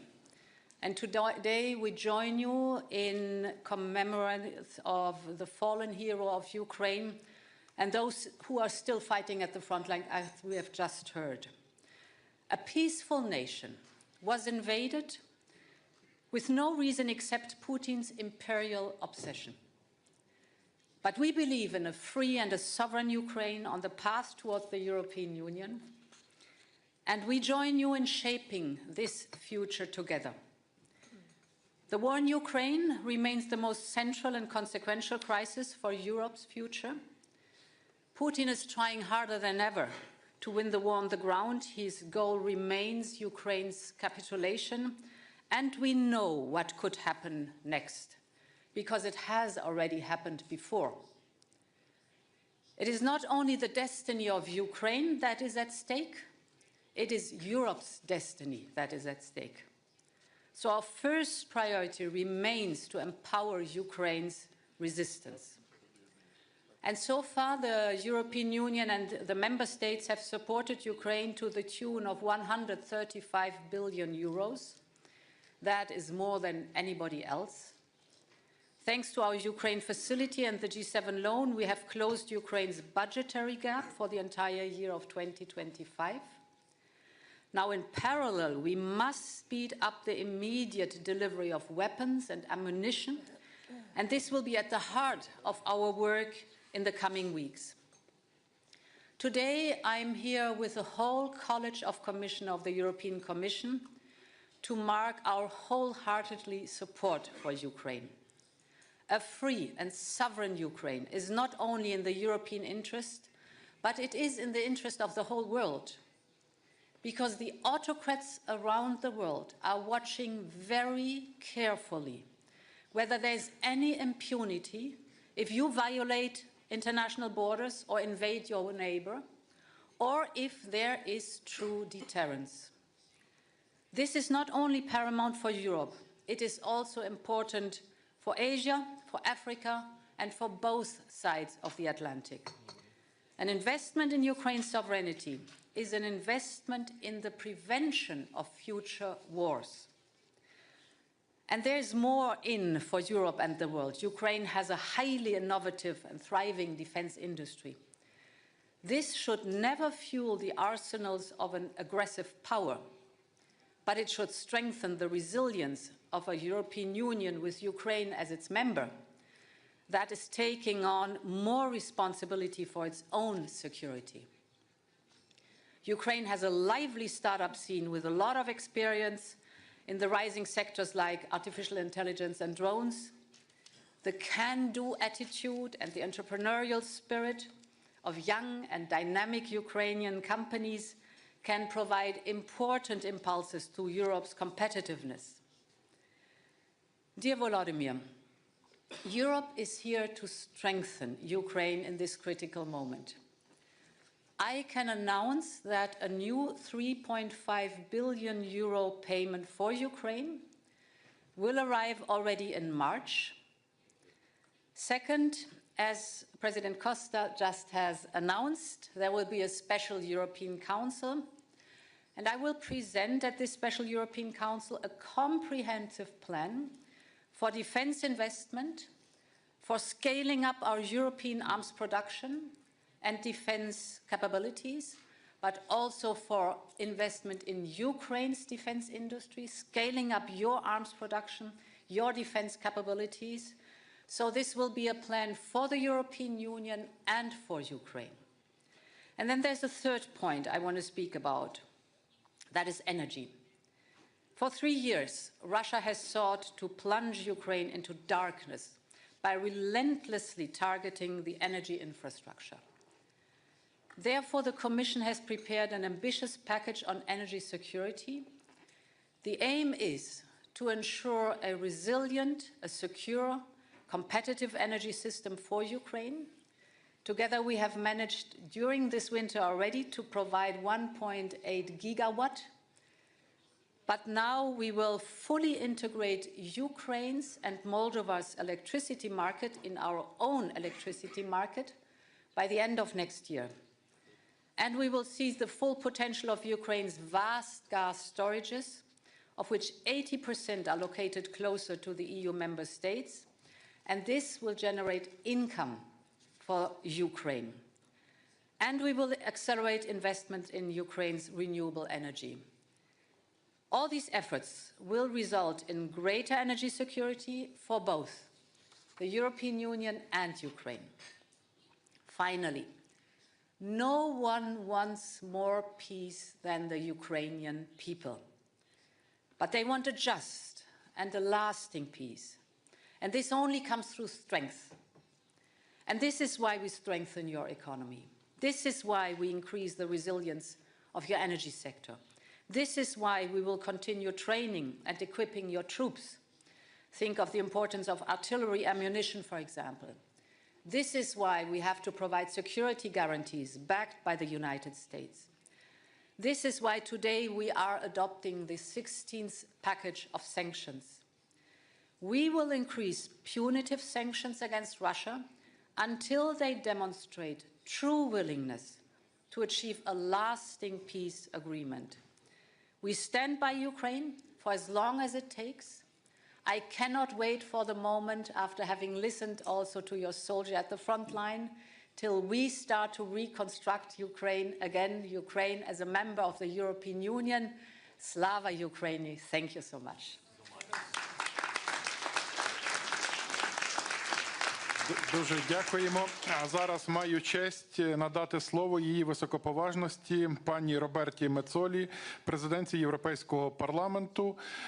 Роль Європейського парламенту надзвичайно важлива і відіграє важливу роль у боротьбі з російською агресією. Thank you very much, dear Volodymyr, dear colleagues, dear friends. We were with Ukraine on that day, 3 years ago. We are with Ukraine today, and we will be with you tomorrow. What matters now, however, is not just what we say. It is what we do. The coming days and weeks will shape our future, not through words, but through the actions we take right here in Europe. Peace without liberty is not peace. Europe knows this. We will always seek peace, but it must be just, it must be real, and it must be dignified. And it must be based on the principle of nothing about Ukraine without Ukraine. Because the concept of might is right will not define the new world order. It cannot. For 3 years, Europe has stood with you, and let me be clear, we will not waver. I will never forget those moments in Kyiv at the start of the invasion when the world saw you all stand up. The European Parliament has been united from day one. And together with President von der Leyen and President Costa, we will speak with one voice because we understand that together we are strongest. But now we must do more. Ukraine must be in a position of strength because that is the only path to real peace and liberty. That means Europe must step up without delay, militarily, financially, as we've just heard, and diplomatically. We must move forward with using frozen Russian assets, tightening sanctions, and increasing pressure. And we must get serious about our own defense, and fast. Let's be clear, Ukraine's fight is Europe's fight. This is not just an attack on Ukraine. It is an attack on democracy, on our way of life, on everything we stand for. The Ukrainians on the front lines are holding the line for all of us. So as Ukraine enters the 4th year of this war, we must stay the course. We must cut through the noise. We must keep our eyes on our shared objective, freedom for Ukraine and lasting peace for all of Europe and the world. Slava Ukraini! Дуже дякуємо. І зараз я радий надати слово її високоповажності пані Майі Санду, президентці Республіки Молдова. Молдова є критично важливим партнером у забезпеченні безпеки та стабільності регіону. Будь ласка. Thank you. Dear President Zelensky, ladies and gentlemen, I remember that morning 3 years ago, 4 a.m., I read the news in horror. I got up, went to the office, and from there, I heard the bombs exploding. Odessa, or maybe Vinica. At that moment, we didn't know where the next bomb would fall. But we know this now. Ukraine's courage has kept Moldova safe and at peace. The bravery and sacrifice of the Ukrainian people shielded us from war. We will always be grateful. We will never forget. 3 years on, Russia's brutal criminal war continues. The Kremlin's aggression has brought suffering and devastation on a scale Europe has not seen since World War II. Just yesterday, Ukraine endured the largest drone attack since the start of the war. Russia is not looking for peace, yet the world speaks of peace. But peace must be just, lasting, and real. A flawed peace, one that ignores Ukraine's security or sidelines Europe, will not end the threat. It will only delay it. A fake peace, one that lets Putin regroup, rearm, and invade again, is not peace. That is why we must stand together. Russia's goal is division between allies, between countries, within societies. Instead, we must stand united. Security guarantees are key to making sure history does not repeat itself, that Putin can never deceive the world again, that Russia will no longer bring death to other nations. The world needs real security guarantees, clear, strong, and enforceable. Moldova supports these efforts. We stand with Ukraine in securing concrete guarantees that will ensure lasting peace. We support measures that strengthen Ukraine's security and prevent future aggression. This is not just about Ukraine. It is about all of us. And let me be clear, Putin would not stop at Ukraine. That is why our response must be firm, our support unwavering, because Ukraine is not just fighting for itself, it is fighting for all of us. And while Ukraine stands, Moldova stands, Europe stands. Let us make sure we're standing up, not standing by. Moldova stands with Ukraine. Moldova stands with freedom. And together, we will spare no effort for real peace to prevail. Slava Ukraini! Дякуємо, пані президент. А тепер з особливою приємністю я надаю слово її високоповажності пані Мете Фредеріксен, прем'єр-міністру Данії. Данія встановлює високі стандарти щодо послідовності та інноваційності підтримки України. Данська модель підтримки військово-промислового комплексу України є ініціативою, яка має стратегічне значення та довготривалий ефект для нашої боротьби. Ми потребуємо лідерства Данії. Прошу. Those who say that we are in a time when there are no heroes, they just don't know where to look. So it was said many years ago, and dear friends, today gathered here in Kyiv, we don't have to look very far to see the heroes of our time. Dear Volodymyr, you and your countrymen have been fighting now for 3 long years, a full-scale war of aggression started by Russia. You have defended not only your own country, but all of Europe, and I believe that none of us present in this room are able to put into words how grateful we are.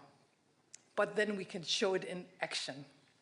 And therefore, I have 3 key messages today. Firstly, I strongly urge every European country to increase support for Ukraine. Not tomorrow, but today. Remove all self-imposed red lines, scale up military and financial assistance, and support production directly in Ukraine. Conditions for peace are to be set through strength, and I think that is the single most important task for Europe right now. Secondly, a ceasefire without a sustainable peace will cause a lot of danger to all of us.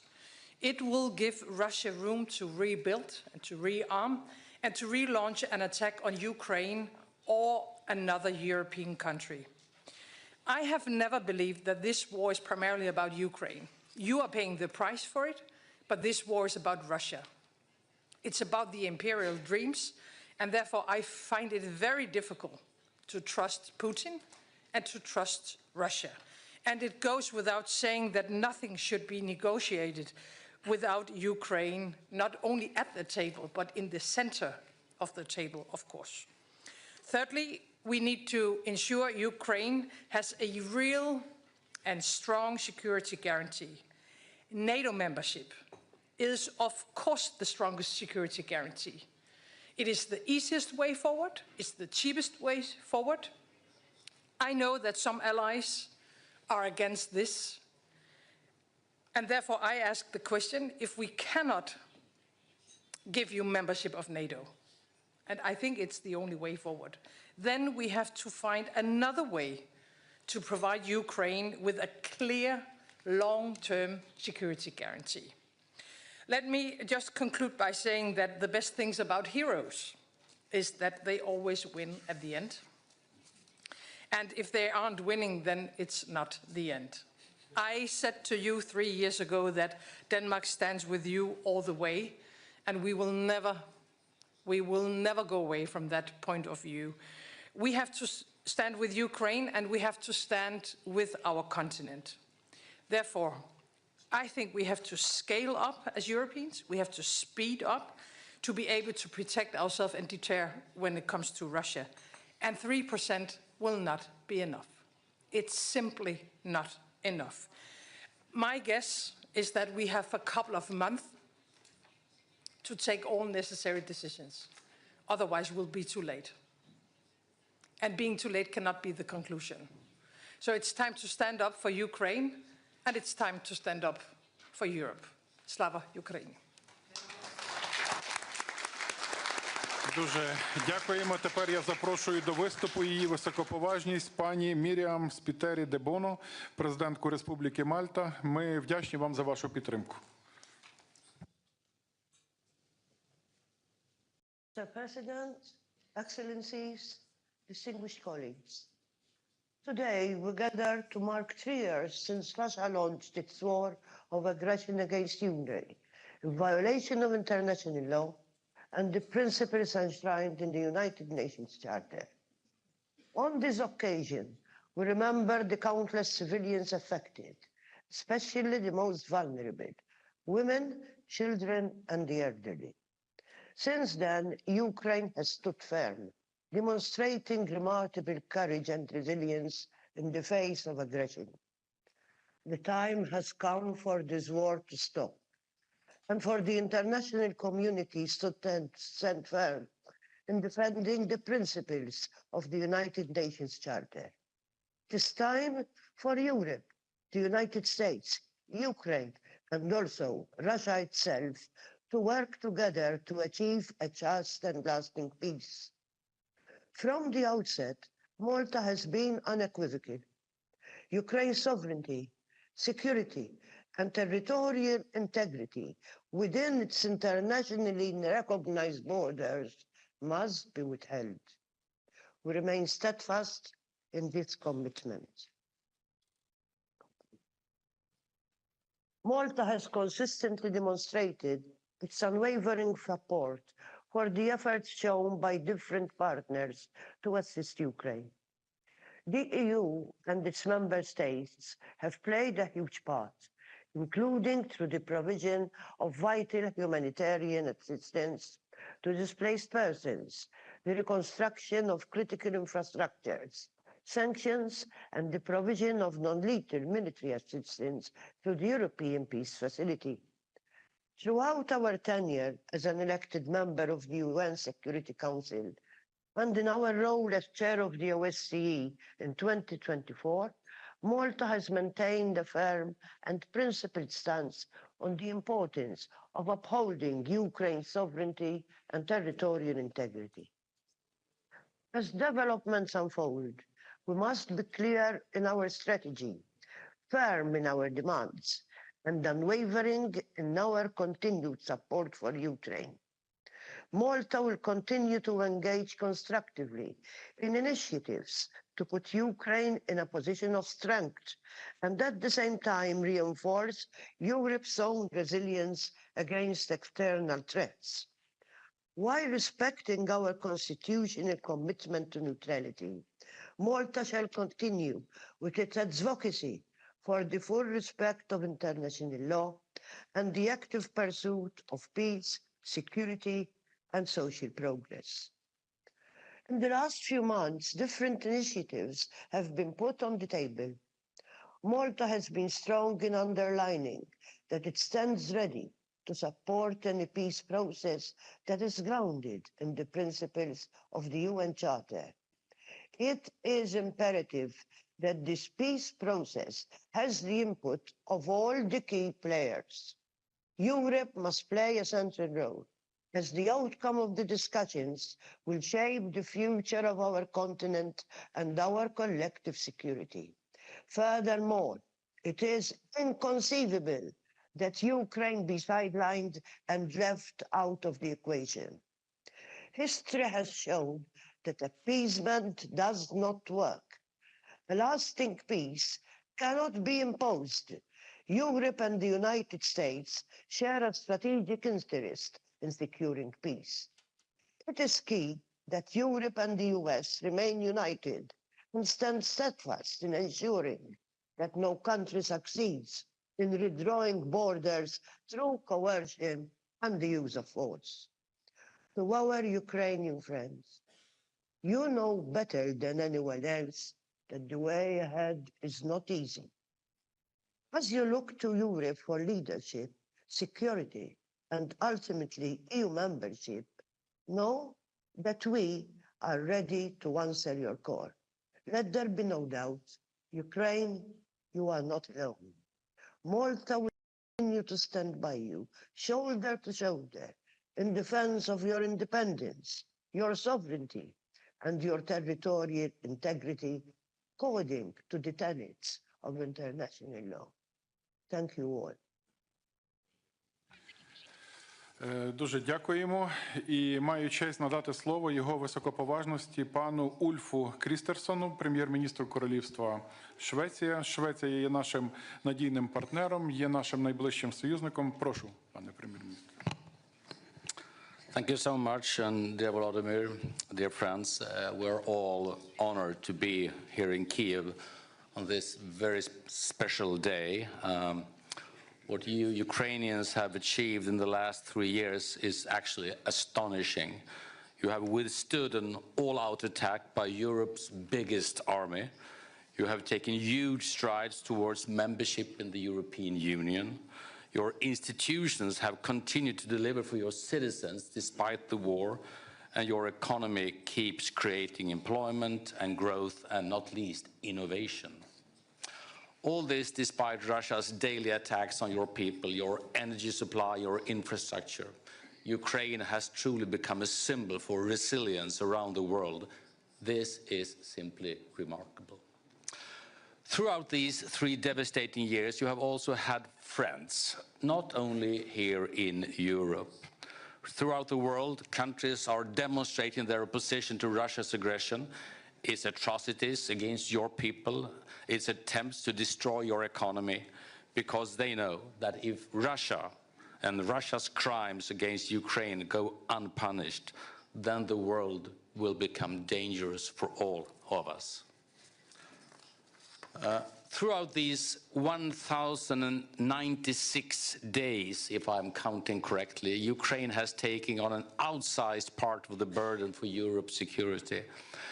This we need to acknowledge as we pay our deepest respect to all the people, civilians and military, that have been killed. As the US administration now takes initiatives, we may be entering a new and decisive phase. Europe and our partners now need to step up, as Mette said, our own efforts in support of Ukraine. European countries are taking on this task, and Sweden will assume our full share of it. First, we will further increase our military aid to Ukraine. Earlier this month, we announced our largest military support package so far, and today I can announce that we will allocate another 100 million euros for Ukraine's air defenses. We are already working on our next military support package. Second, we are working to further raise the cost of aggression for Russia and its enablers. We are making efforts to limit Russia's revenues from oil export and to introduce new sanctions. And finally, third, we have made important progress on a special tribunal for the crime of aggression against Ukraine. Russia must be held accountable for its illegal war. At this uncertain time, Sweden's task and the task of all your partners is to support Ukraine towards a just and lasting peace. Slava Ukraini. Thank you. Дуже дякуємо. Тепер я надаю слово його високоповажності пану Іліє Боложану, виконуючому обов'язки президента Румунії. Румунія справді є чудовим партнером і послідовним прихильником України. Прошу. Domnule președinte Zelenskiy, doamnelor și domnilor, se împlinesc astăzi 3 ani de la lansarea invaziei Rusiei împotriva Ucrainei și în curând se vor împlini 11 ani de când Ucraina își apără în mod curajos libertatea, independența și teritoriul. Folosesc acest prilej pentru a sublinia respectul nostru pentru curajosul popor ucrainean care luptă cu eroism și sacrificii enorme împotriva agresiunii ruse. Gândurile mele se îndreaptă spre cei care au avut de suferit de pe urma războiului, spre cei care și-au pierdut membrii familiilor, spre cei răniți, spre cei care nu mai au locuințe și spre cei refugiați. Securitatea Ucrainei este esențială atât pentru România, cât și pentru întreg continentul european. În aceste momente de cumpănă, în care se discută despre eforturile de pace, Trebuie să continuăm sprijinul pentru Ucraina, nu numai acum, ci și în etapele care vor urma în procesul de pace și cel de reconstrucție. România a fost de la început alături de Ucraina. By Ukraine from the very beginning. We have consistently supported it and we will continue to do so in the future. It is in our interests all to share this goal, which is also the goal of the US to end this war, which has been lasting for too long and has destroyed too many lives.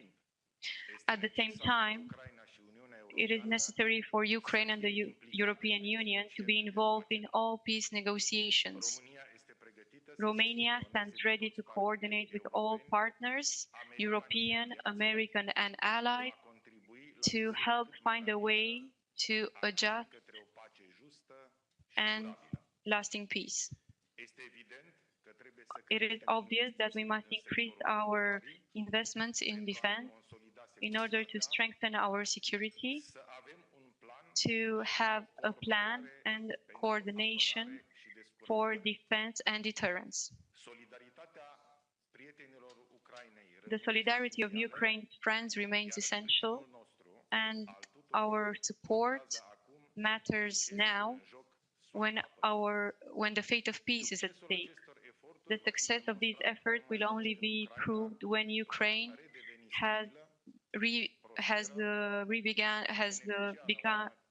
become stable and prosperous again and beneficiary of an arrangement of solid security guarantees. Thank you. Дуже дякуємо. Зараз я надаю слово його високоповажності пану Олександру Шаленбергу, федеральному канцлеру Австрійської Республіки. Австрія яскраво демонструє, що бути нейтральною країною не значить бути байдужою по відношенню до зла. Будь ласка.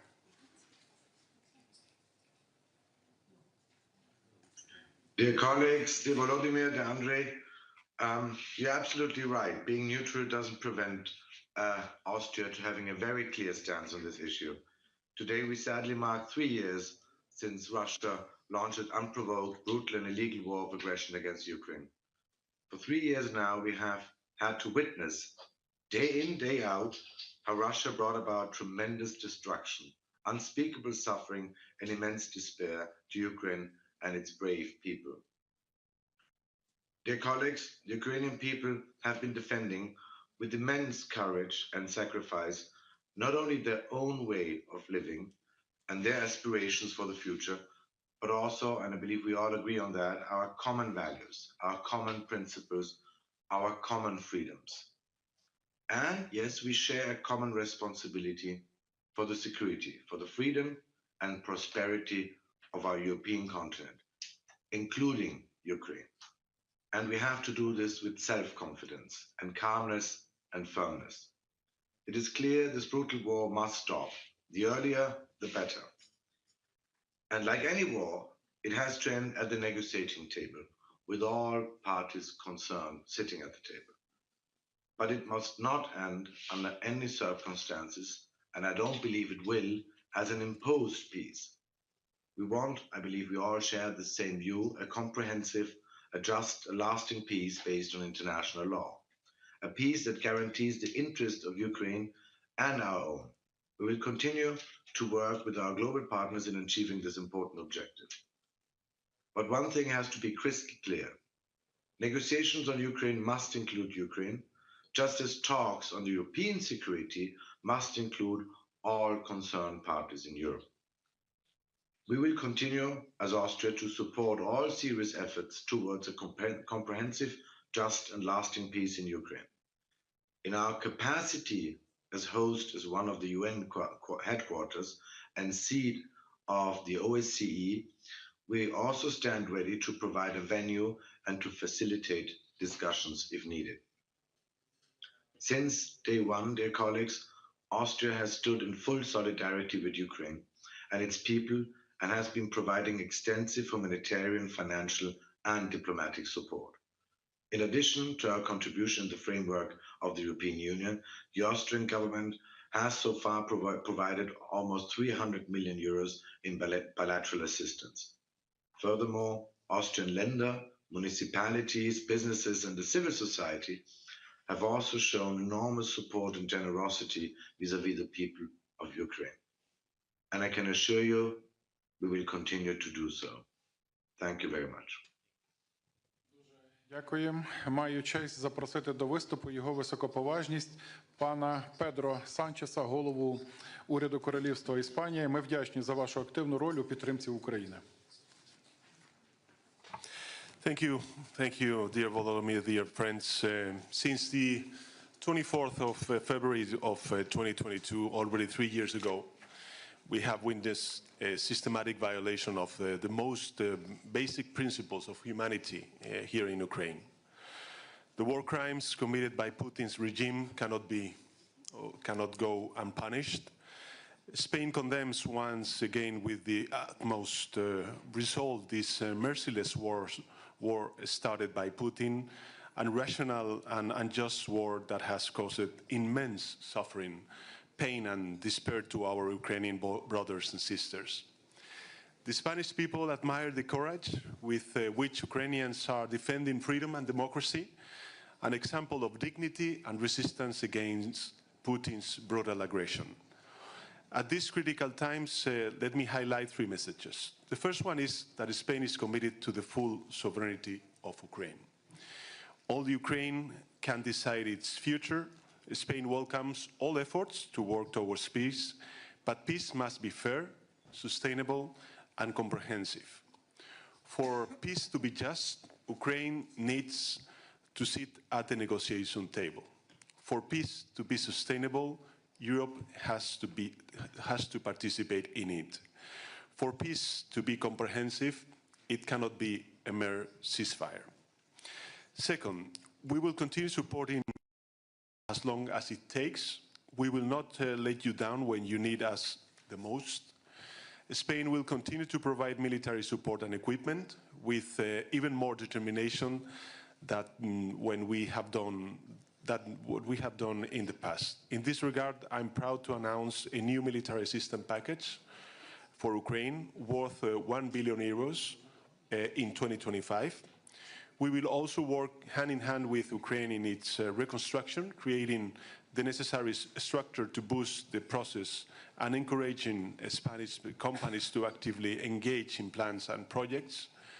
We must also address the needs of the Ukrainian diaspora. That is why I'm also happy to share that Spain and Ukraine will establish a Ukrainian hub, Casa Ucrania, in the province of Alicante. And third, we must ensure that Ukraine joins the European Union as soon as we can. Whatever happens in the coming months, Ukrainians' accession to the European Union is the most important victory for the Ukrainian people. Ukraine's hope is in Europe, but Europe's hope is also in Ukraine. You are giving us hope by defending the values and ideas of freedom for which many Europeans gave their lives in the past. Allow me to conclude precisely with this idea of hope.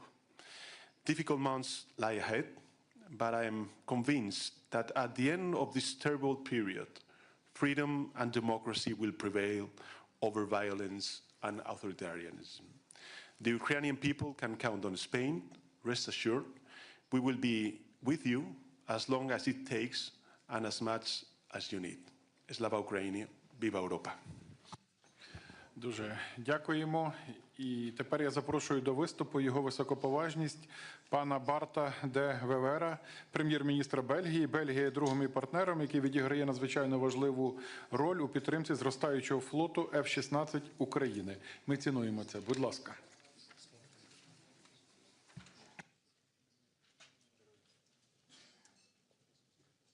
Dear President Zelenskyy, вітаю народ України.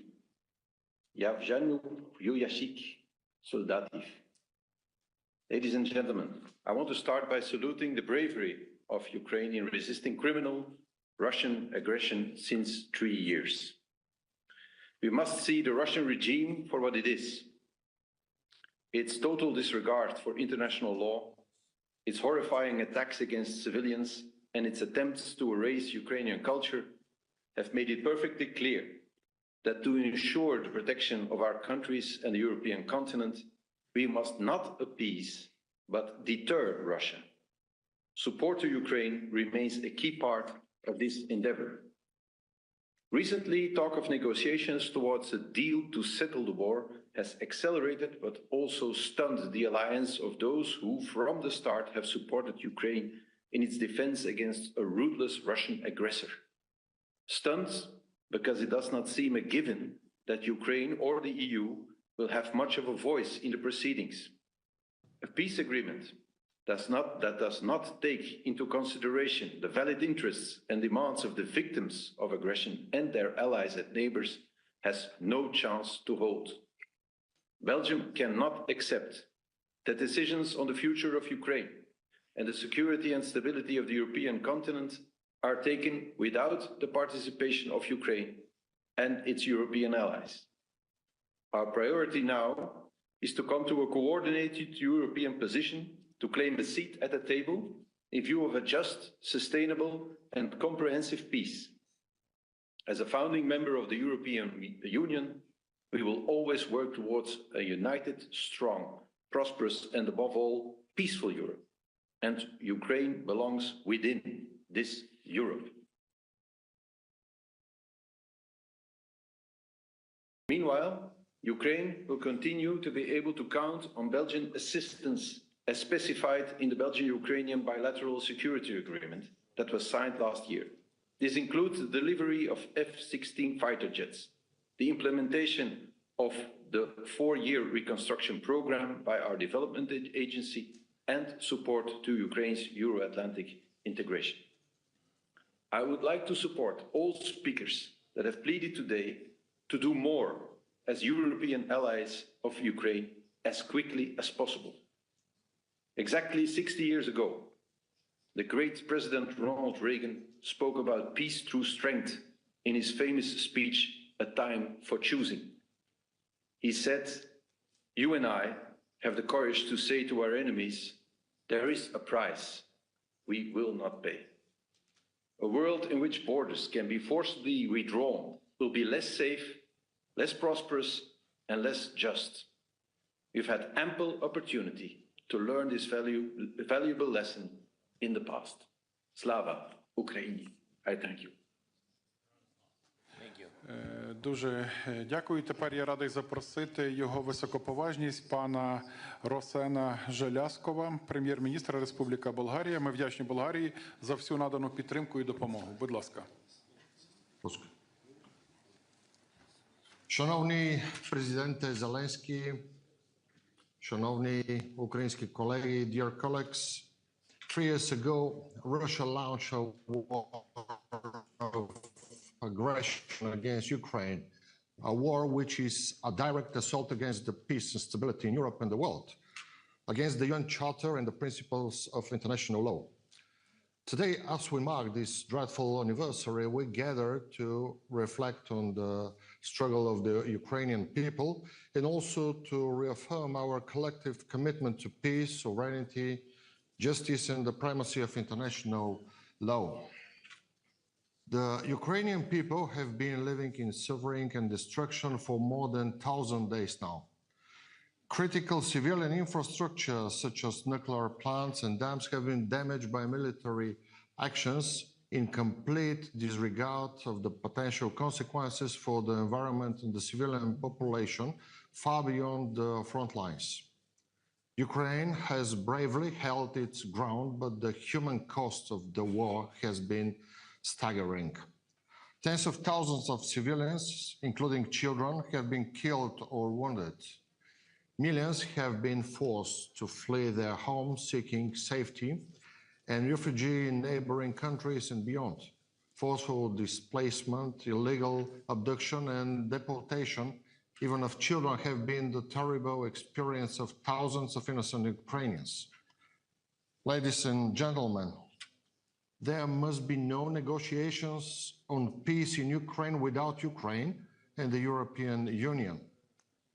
Ukraine must be given credible and robust security guarantees which are indispensable to any comprehensive, just and lasting peace on our continent. In the meantime, While Russia's war still rages on, we must continue our comprehensive support to Ukraine.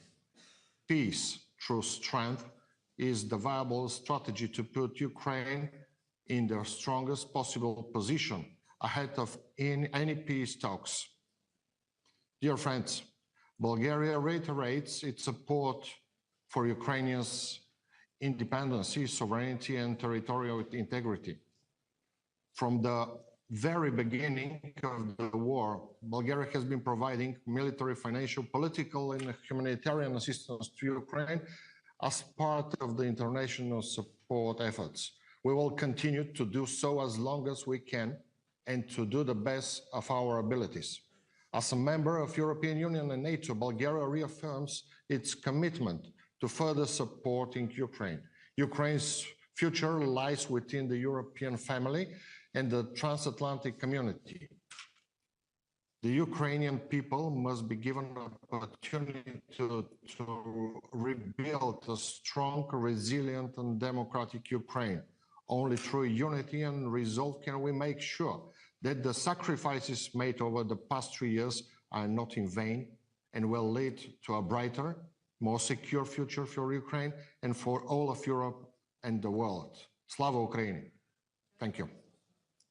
Дуже дякуємо. А зараз з великим задоволенням прошу взяти слово його високоповажність пана Кіра Стармера, прем'єр-міністра Сполученого Королівства Великої Британії та Північної Ірландії. Ваше лідерство абсолютно безпрецедентне. Прошу до слова.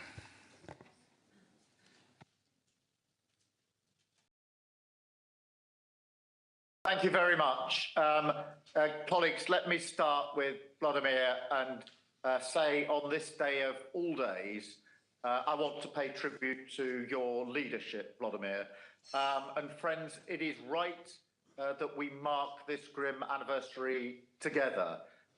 For 3 years, we have been united in opposition to Russia's barbaric invasion. And for 3 years, we've been full of admiration for the incredible response of the Ukrainian people. Their voices must be at the heart of the drive for peace. And I want to be clear that I hear them. I think of the soldiers and the civilians that I met in Kyiv just a few weeks ago in the ICU, the burns unit, the witnesses to the horror of Bucha, the school children I met living under constant bombardment, the soldiers training in the UK bound for the front line. Their voices echo in my ears. They inform the decisions that I take and the peace that I believe that we must see. So I have a very simple, clear message today.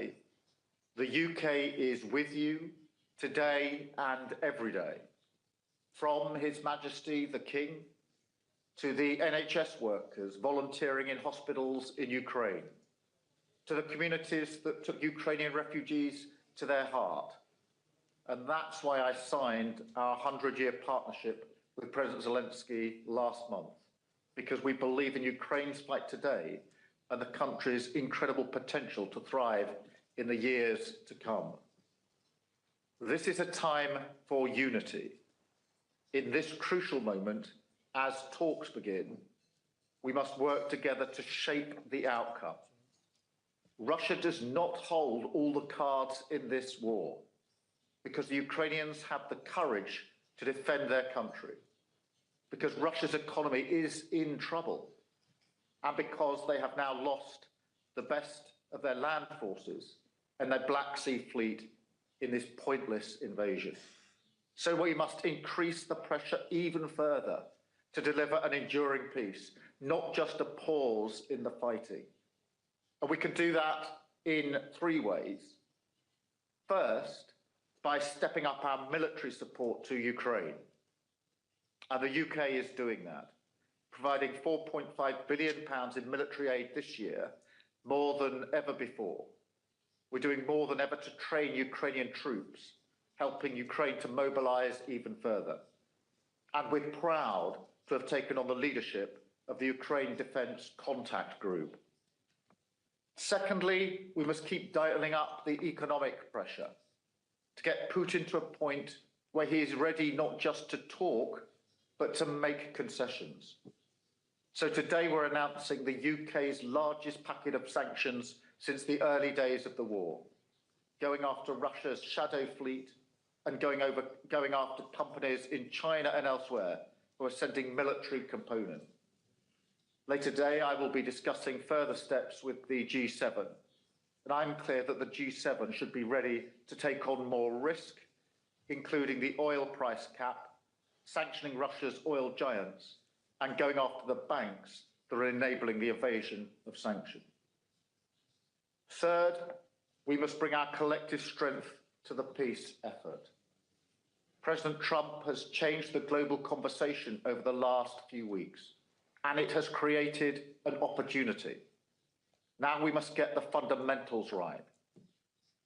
If we want peace to endure, Ukraine must have a seat at the table, and any settlement must be based on a sovereign Ukraine, backed up with strong security guarantees.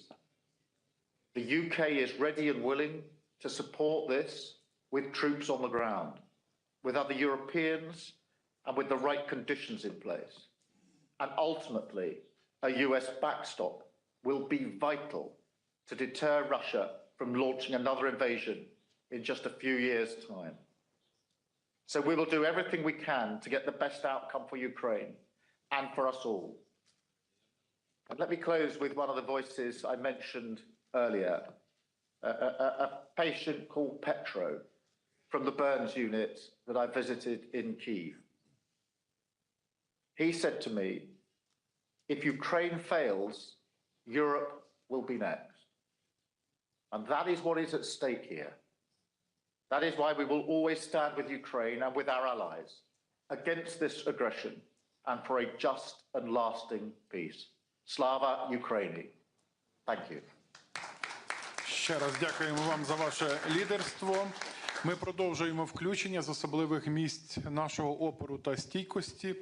І зараз я маю честь передати слово пані Ользі Каменевій, лікарю, яка виконує свої обов'язки в Херсоні, місті, яке було звільнене від російської окупації. Будь ласка.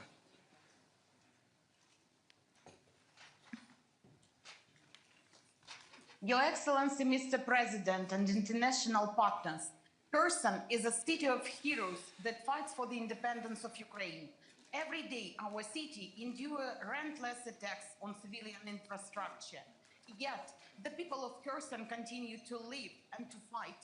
Today, we address you from the newly constructed underground maternity hospital, established through the initiative and support of the President Volodymyr Zelenskyy.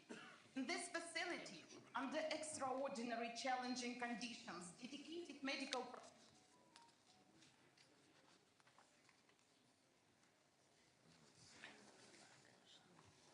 Так, у нас технічний збій. Ми можемо продовжувати? Якщо ні, то я маю особливу честь і з великим задоволенням прошу взяти слово його високоповажність пана Йонаса Гар Стере, прем'єр-міністра Королівства Норвегія. Норвегія демонструє справжнє лідерство та стратегічний підхід у підтримці України. Thank you, Andrei, and thank you, Volodymyr. Since I believe this mission is being streamed, and if I can say a few words to the people of Ukraine. You know, I was incredibly moved by this session at the Maidan this morning. I'm a father and I'm a grandfather, and I was wandering among those flags, and I was seeing the dates of those boys corresponding to the dates of my children. And, you know, the number of flags and the number of people, I'd just like to tell the people of Ukraine that it makes a deep impression on us on this third anniversary, but there are more than 1,000 days, and the days are counting. So this human dimension of this day really makes a strong impression on me. Colleagues have made good remarks, so I will second that we continue to show our strong support to the people of Ukraine, to the basic principles that there has to be a comprehensive, just, and sustainable peace. We all agree on that, and I will reiterate it simply by joining the voices of colleagues. As for Norway, today I will announce that we will contribute €1 billion for civilian and humanitarian support. And Mr. President, I take up on your request for energy support that you mentioned to me a few days ago. So there will be a €300 million package to gas supplies, according to the request you made, and also securing financial guarantees. In fact, it's €400 million, and also support for electricity reconstruction of grid and try to build back better and smarter. We also follow a bit in the path of what Denmark has done to open a direct investment channel into your industry.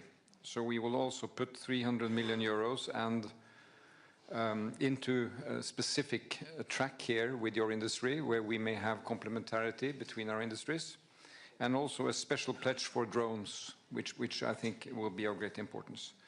And also, as some of my colleagues have mentioned, in the NB8, meaning Nordic 5, Baltic 3, we have agreed to take up on your suggestion to train, fund, and help equip a brigade. So I think, leaders have agreed that we will do that now. It's a flexible concept. It will of course comprise of courageous Ukrainian troops, but we will train, equip, and support them. And then I'd like to say that what then lies ahead, and I'll make 3 points. First, we need to scale up, as colleagues have said. This is not the moment to pause and wait and see. We have to scale up. So I say on behalf of Norway, we have pledged the €3.5 billion for 2025, approximately, but we are ready to scale that up, and I will engage with you in the coming days and weeks to see how we can do that in the best way, so it really corresponds most directly with your needs. Secondly, I'd like to second President Stubb on what he was saying about process, because I think this is absolutely key, that we make a real reflection on what this peace process means and how Europe can add substance and momentum to that one. There is now talks between US and Russia, but I think Prime Minister Starmer said it diplomatically. We need to get the fundamentals right. And the fundamentals are not, let me put it that way, complete, if it's only this dialogue in the way we see it. And I don't think, we all agree that there can be nothing about Ukraine without Ukraine. But let me put it this way bluntly. Europe cannot complain its way to the table. It cannot simply raise its hand and say, here are we, include us. Because I think the US president will say, what are you bringing? Why should you? And you get all this dialogue that we are experiencing over these 4 or 5 weeks. So that means that Europe really has to get there through strength, politically, financially, and militarily. And allow me, President Costa, to say that, and Ursula, that I am not EU. I see Europe as being slightly more than EU here. It is, of course, the EU 27. Perhaps not all 27, but let's say EU 27. But then there is UK. Yeah, almost 28. Yeah. There is UK, there is fundamentally Turkey, and Turkey is always a bit complex, but Turkey has to be in the equation. And we heard President Erdogan and your recent visit, Volodymyr. Turkey has to be there. Norway is proud to be there. Iceland is proud to be there. And we even heard President Macron said the other day that Canada is there. We are buying Canada, so we can get them back. No, but I think, this is that concept of Europe. But that concept of Europe has to have an opinion on the substance of the peace and the process of the peace. And here I think there's no time to lose. I think your convening of the meeting on the 6th of March is great. But then for this larger group, we have to come together and make it meaningful. Macron is in Washington today, Starmer in another few days, but we have to bring this together. Because if we don't, there is not a European voice, and then we are simply much weaker. So my final point here is that for us to make a contribution to security guarantees, and we have to do that, the best and fundamental security guarantee is to bolster Ukraine, that Ukraine has strong capacity from its military capacity. Then there has to be a European security guarantee with a US backstop. And I think we should not give up on that, because it should really be in a fundamental US interest to see the value of this. Because now we hear that this is a European thing, but I think there's a good case to be made by this is linked together. So there's no time to lose, really. Finally, when we saw this from the clinic here, I read and met the other day Timothy Snyder in Oslo, and he has written extensively on Ukraine, and he's using this notion to define freedom. And he is saying the Ukrainians have invented a word which is called deoccupy. I never heard that before. We are being deoccupied. So the question was, is a village, is Bucha a free city? Do they enjoy freedom just because they are deoccupied? And the answer is no. You are still under war, you are still under attack.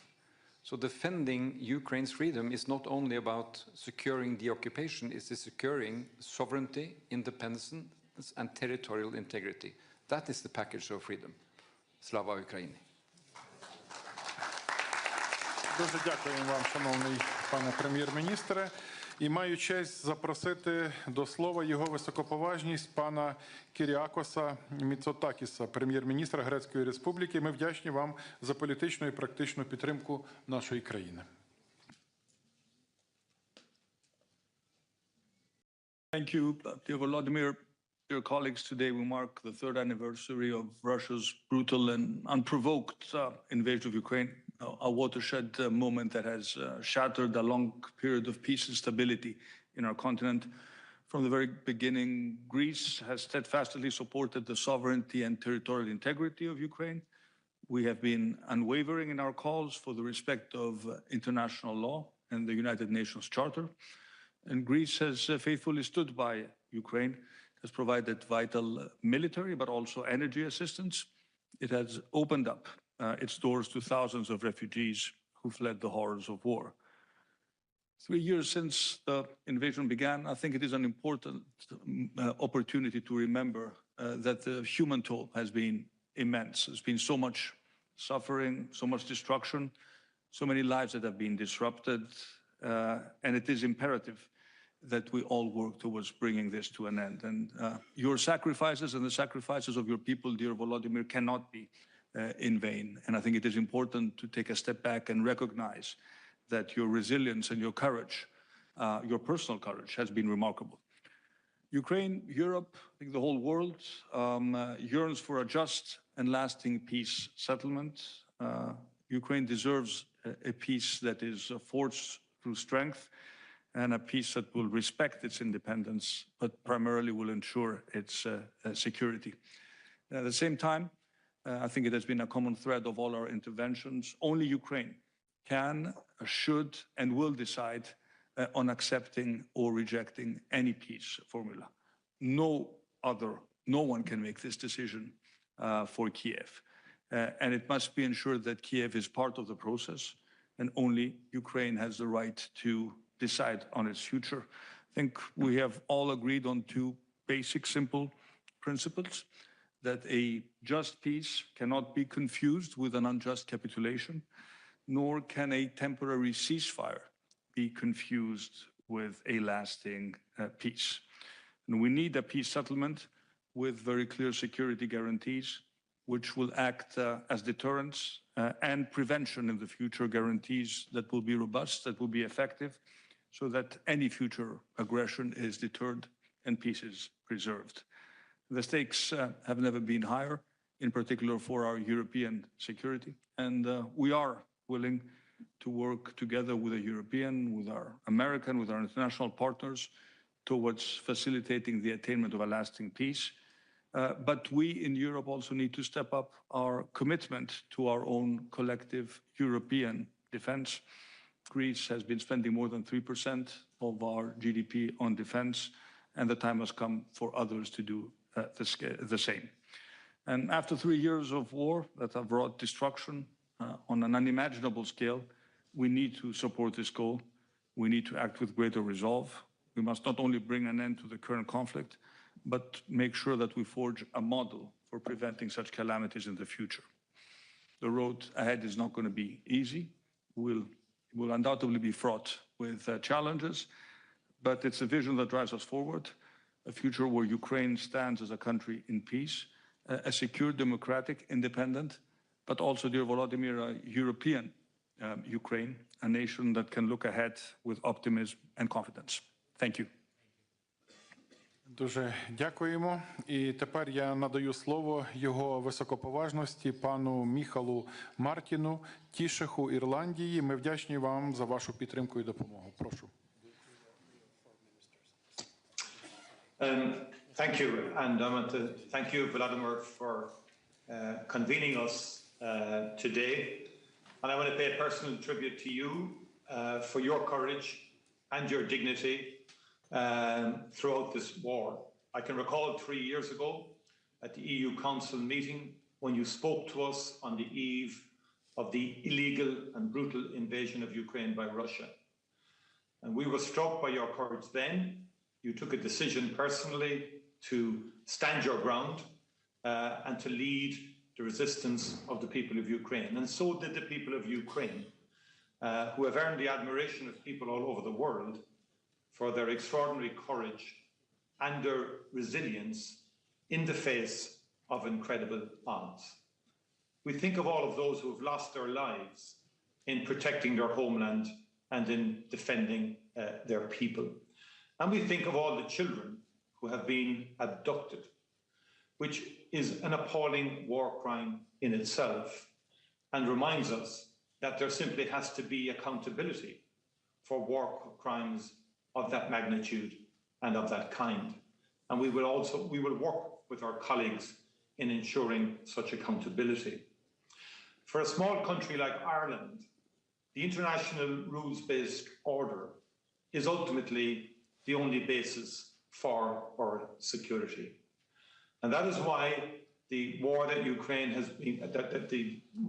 been defending, or defending its integrity and sovereignty, is so important for small nations all over the world.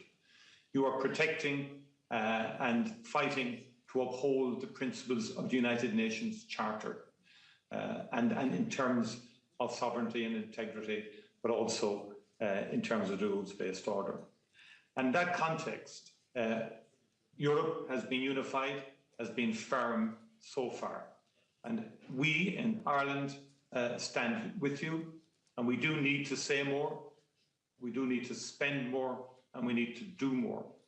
And Ireland will contribute more financially on all fronts and in all areas, and will strengthen our commitments on that front. I believe it's extremely important for us in the European Union to accelerate Ukraine's membership of the European Union, an important dimension to Ukraine's long-term security, and something that Ireland is very keen to push and to strongly support. Could I say also that we will continue to support sanctions and also the whole area of frozen assets and the utilization of frozen assets for the reconstruction of Ukraine.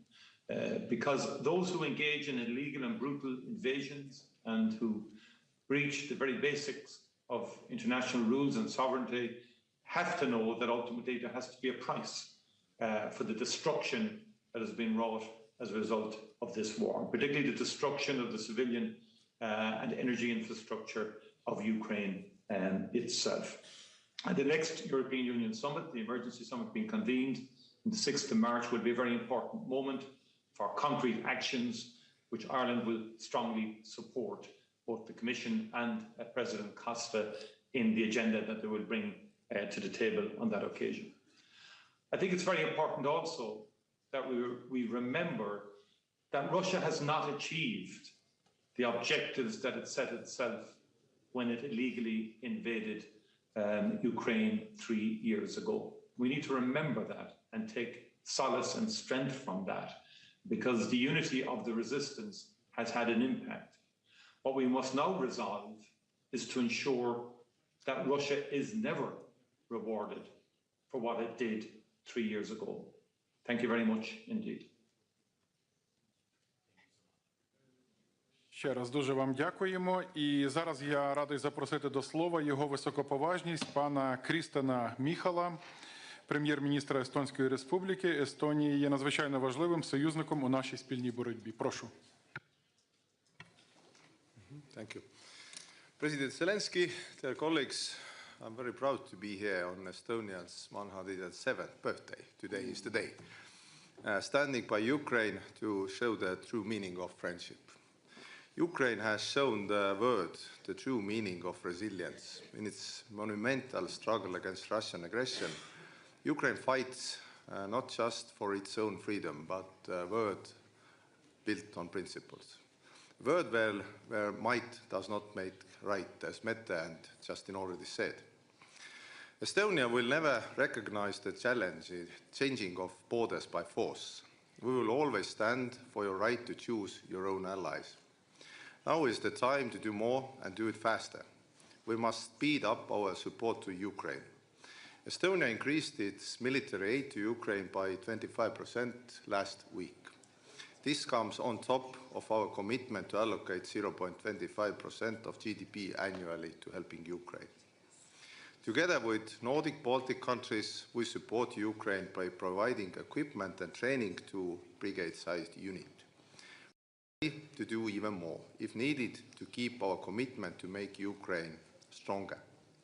We continue our work on Ukraine's reconstruction. We see Ukraine's future in EU and NATO and assist every way. It is also time to maximize pressure on Russia. We are working to ensure frozen assets are used to support Ukraine. Sanctions have already cut Russia off from the European financial and capital markets. Trade is severely limited. It is up to Europe to decide when and how we will change these measures. We, Europe, are forced to be reckoned with. I very much liked what Jonas already said, that you cannot complain yourself to the table. This comes through a push to cut Russia out of business. We fully support all the efforts of our partners to advance an ambitious aid to Ukraine and remain committed to maintaining open and constructive dialogue with the United States. Finally, a just and lasting peace requires the participation of Ukraine and Europe. Only Ukraine can decide its own terms for peace. No conditions should be imposed from the outside. No topic is off the table except one: surrender.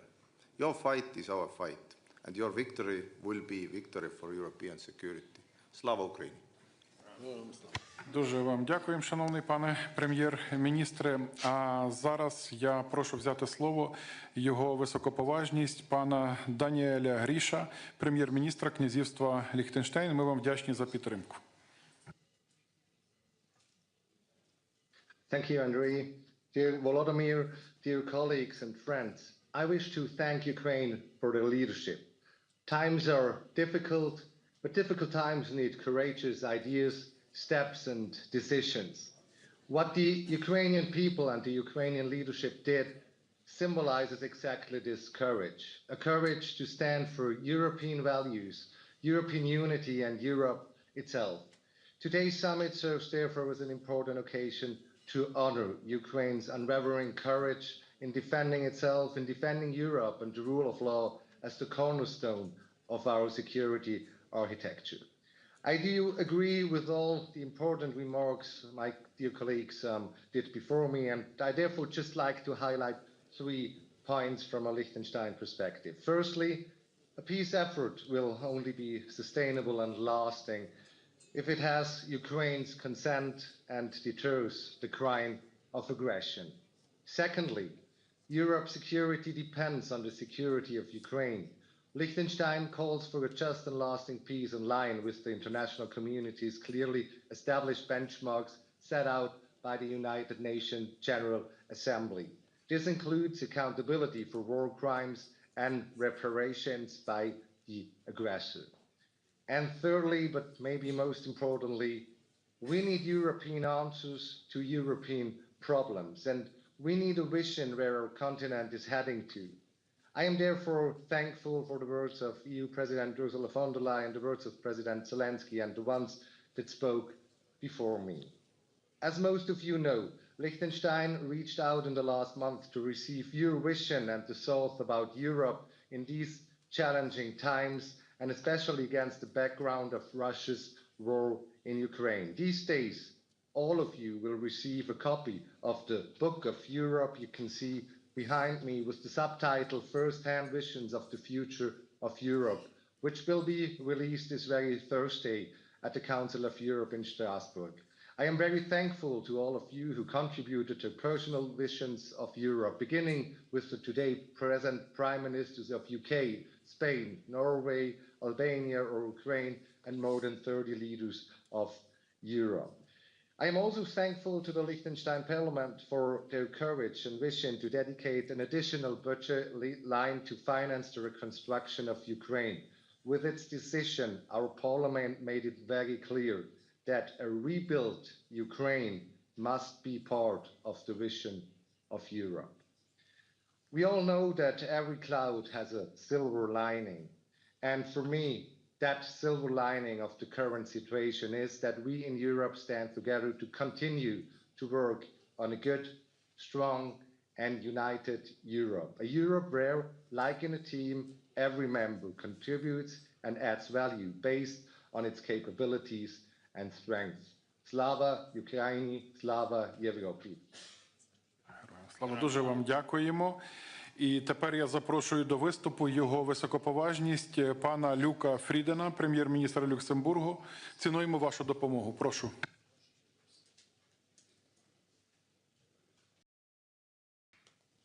Dear colleagues, 3 years ago, no, I should say 10 years ago, Russia launched an illegal war of aggression against Ukraine. But all those years, Ukraine's resilience remains unshaken. On this occasion, I would therefore like to pay a tribute to the thousands of brave Ukrainians that have made the ultimate sacrifice, and to the courage of the millions of Ukrainians that continue to endure unimaginable suffering, fear, and to defend our freedom. This is a war, and now is a time when fundamental principles of the world order are tested. And I would therefore like today at this gathering to highlight 3 points. First, when international law is trampled on, when the principles enshrined in the UN Charter are violated, the price we all end up having to pay is high, especially for smaller nations. As Miriam from Ireland also stressed a few moments ago. Ukraine's fight is therefore our fight. Because if we allow aggression to succeed, it will happen again. It is up to us to ensure that we preserve a world, yes, way of life for the generations to come, in which international law is respected, upheld, by force. Second, Ukraine's future is tied to ours, and European security depends on all of us standing together, firmer and more united than ever. This means strengthening our Europe and our collective support, militarily, financially, and politically, to ensure Ukraine not endures, but prevails. It also means that we continue to support Ukraine to achieve peace through strength, a just and lasting peace, a peace negotiated by Ukraine, by Europe, for Europe.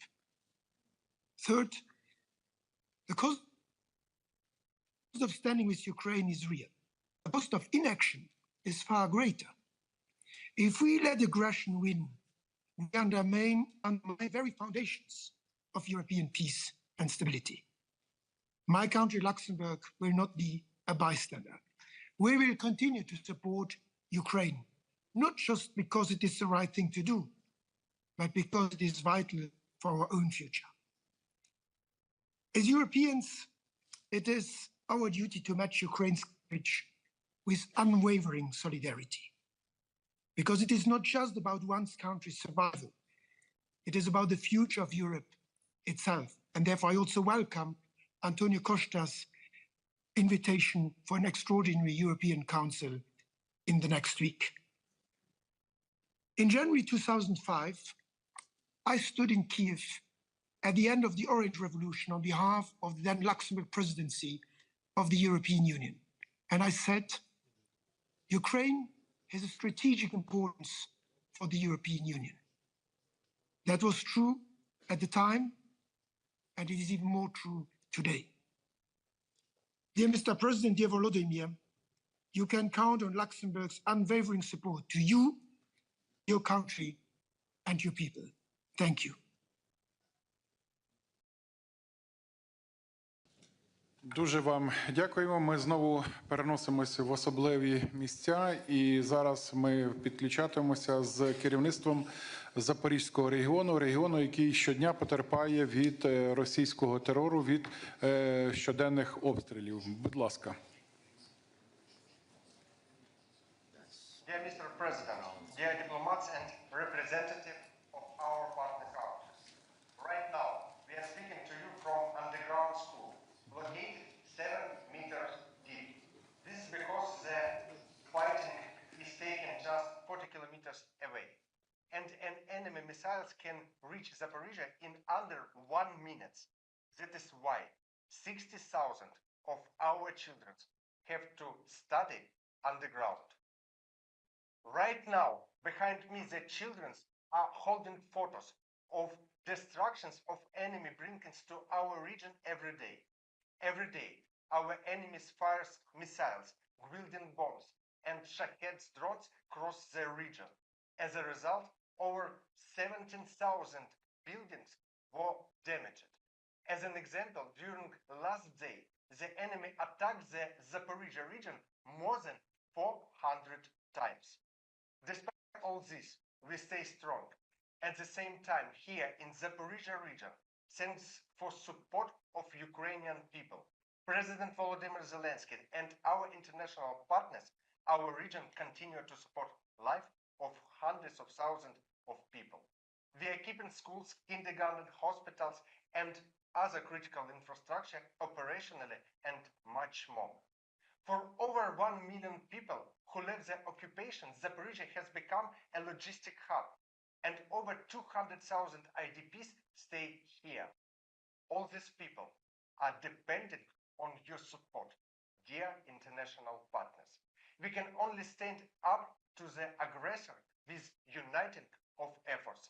We thank everyone who stands by our people in this challenging time. Our region continues to unbreak important work to the front line. Together, we will win. Mr. President, dear diplomats, partners, and guests, Zaporizhia is going through very hard times. Every day, the enemy attacks us that takes the life of our people. Even with dangers, we keep working.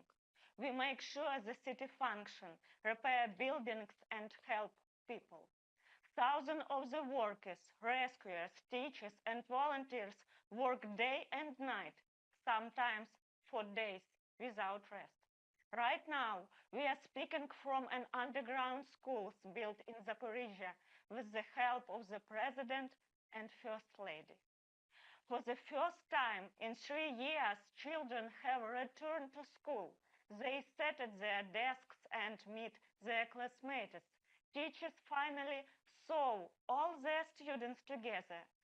There are already several schools like this, but they are more than just schools. They are a symbol of their strength and hope. We thank everyone who supports us. Zaporizhia is a city of strong and brave people. We will stand until peace comes to our land. Support to Ukraine, together to the victory.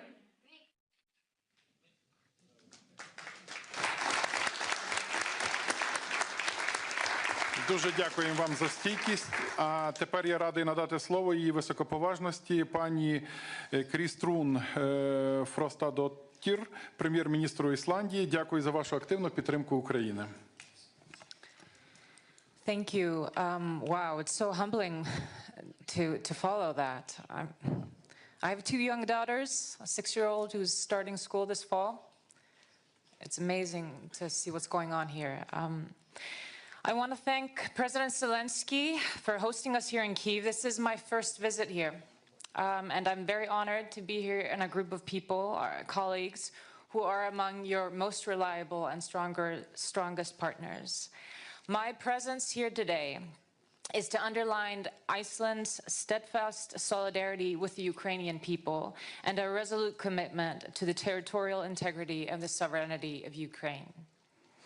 February 24th is a dark day in European history. 3 years ago, peace in Europe was shattered. All the norms and principles that have underpinned the rules-based international order since the Second World War were blatantly violated by Russia. Putin's intention was to destroy Ukraine. Instead, for 3 years, the people of Ukraine have stood strong, proud and unwavering against a brutal aggressor that has launched the gravest assault on global peace and security for 80 years. You have stood up for freedom, for democracy, and the rule of law. You have fought for values that a small democracy like mine bases its existence on. Because without respect for international law, without respect for the rules-based order, the security of countries like mine could easily be jeopardized. Zelenskyy, we recognize this. We recognize why you fight. You are fighting for the whole of Europe, but your brave fight for these fundamental values has come at a devastating cost. I express my deep condolences for all the Ukrainian lives that have been lost in Russia's senseless war. A few remarks on the situation as it stands right now. Firstly, this may sound obvious, but today the facts need to be stated. Russia invaded Ukraine. Russia is the aggressor. Ukrainians are defending their homeland and their freedom under the leadership of a democratically elected president and a democratically elected parliament.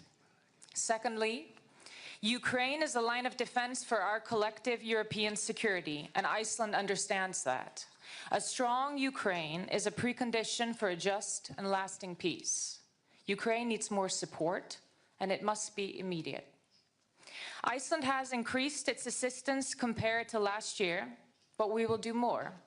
And I can announce today that my government has decided to more than double our defense-related support to the Ukraine this year to fulfill our commitments. We may be a small country, and our support in absolute terms will echo that. But we must do our share and are unwavering in our support for Ukraine. We stand with our Nordic-Baltic allies as well as Europe in support measures going forward, and we will be implementing the 16th sanctions package without delay after it has become effective within the EU. Thirdly, we must project unity among like-minded countries. Europe needs to take the lead in support of Ukraine. On negotiations, there must be nothing about Ukraine without Ukraine, and Europe must have a seat at the table too. Lasting peace will not be achieved without security guarantees, and a credible arrangement that is part of a comprehensive peace agreement depends on collective European commitments. We will be willing to contribute to this effort in a way that is fitting. Lastly, Ukraine belongs in the Euro-Atlantic family of free nations. I hope that the EU accession process will be accelerated. NATO membership should remain on the table, and Iceland is fully committed to the language that was agreed upon at the NATO summit in Washington. Iceland supports you. Slava Ukraini. Дуже дякуємо вам. Тепер я радий запросити його високоповажність пана Мілойка Спаїча, прем'єр-міністра Чорногорії. Цінуємо вашу підтримку. Dear President Zelensky, dear colleagues, it is both an honor and a privilege to address you today at this pivotal summit, which marks the 3rd anniversary of the full-scale Russian invasion of Ukraine. This is an important moment for us to reaffirm our unity in support of Ukraine's sovereignty, territorial integrity, and freedom. This aggression has escalated into the most profound security and humanitarian crisis Europe has faced in decades. For the last 3 years, we have witnessed the horrors of war and daily attacks on Ukrainians, their homes, and their lives. Yet, they are still struggling for their homeland. But this is not only a fight for Ukraine. This is a fight for freedom, justice, and peace across the globe, aimed at preserving a world where dialogue, not war, resolves disputes. We in the Western Balkans have felt the destabilizing effect of this conflict too. For years, Russia has waged hybrid economic and information warfare aimed at undermining the security of the region. Montenegro condemns Russian ongoing invasion. We stand firm in our support for Ukraine's territorial integrity and sovereignty within its internationally recognized borders. Therefore, since the onset of the war, Montenegro has provided substantial support to Ukraine, including military aid and financial assistance. Montenegro has been the first country outside of the EU which has opened its doors to those fleeing the horrors of war. By providing temporary protection, safe shelter, healthcare, and education for thousands of people from Ukraine, we have demonstrated our shared humanity and shown that the compassion is the truest form of the strength. As a steadfast ally within NATO and the most advanced candidate country in the negotiation process with the EU, Montenegro supports Ukraine's aspirations to join these organizations. We diligently work on necessary reforms and support each other in fulfilling memberships. Moreover, our two countries are currently negotiating an agreement on security cooperation and long-term support. This agreement will strengthen our defense and security ties, focusing on military assistance, defense industry collaboration, intelligence sharing, and countering cyber and hybrid threats. In addition to that, in close cooperation with our EU and NATO partners, Montenegro has fully aligned with sanctions against Russian Federation, targeting critical sectors including finance, energy, transport, and technology. Ladies and gentlemen, Montenegro knows very well the price of peace, the importance of independence, and the sacrifice it demands. Our history has taught us that freedom is a gift earned through resilience, unity, and unwavering resolve. It is in this spirit that we stand by Ukraine in its fight for the principles that bind us all: democracy, economic security, human rights, rule of law, liberty, dignity, and patriotism. While Montenegro strongly supports the beginning of diplomatic efforts to resolve the conflict, it is essential that any peace be fair, just, and uphold Ukraine's sovereignty and right to chart its own path and orientation for the future. Thank you very much. Slava Ukraini. Дуже вам дякуємо. І я радий запросити до слова його високоповажність пана Роберта Голоба, прем'єр-міністра Республіки Словенія. Цінуємо вашу допомогу.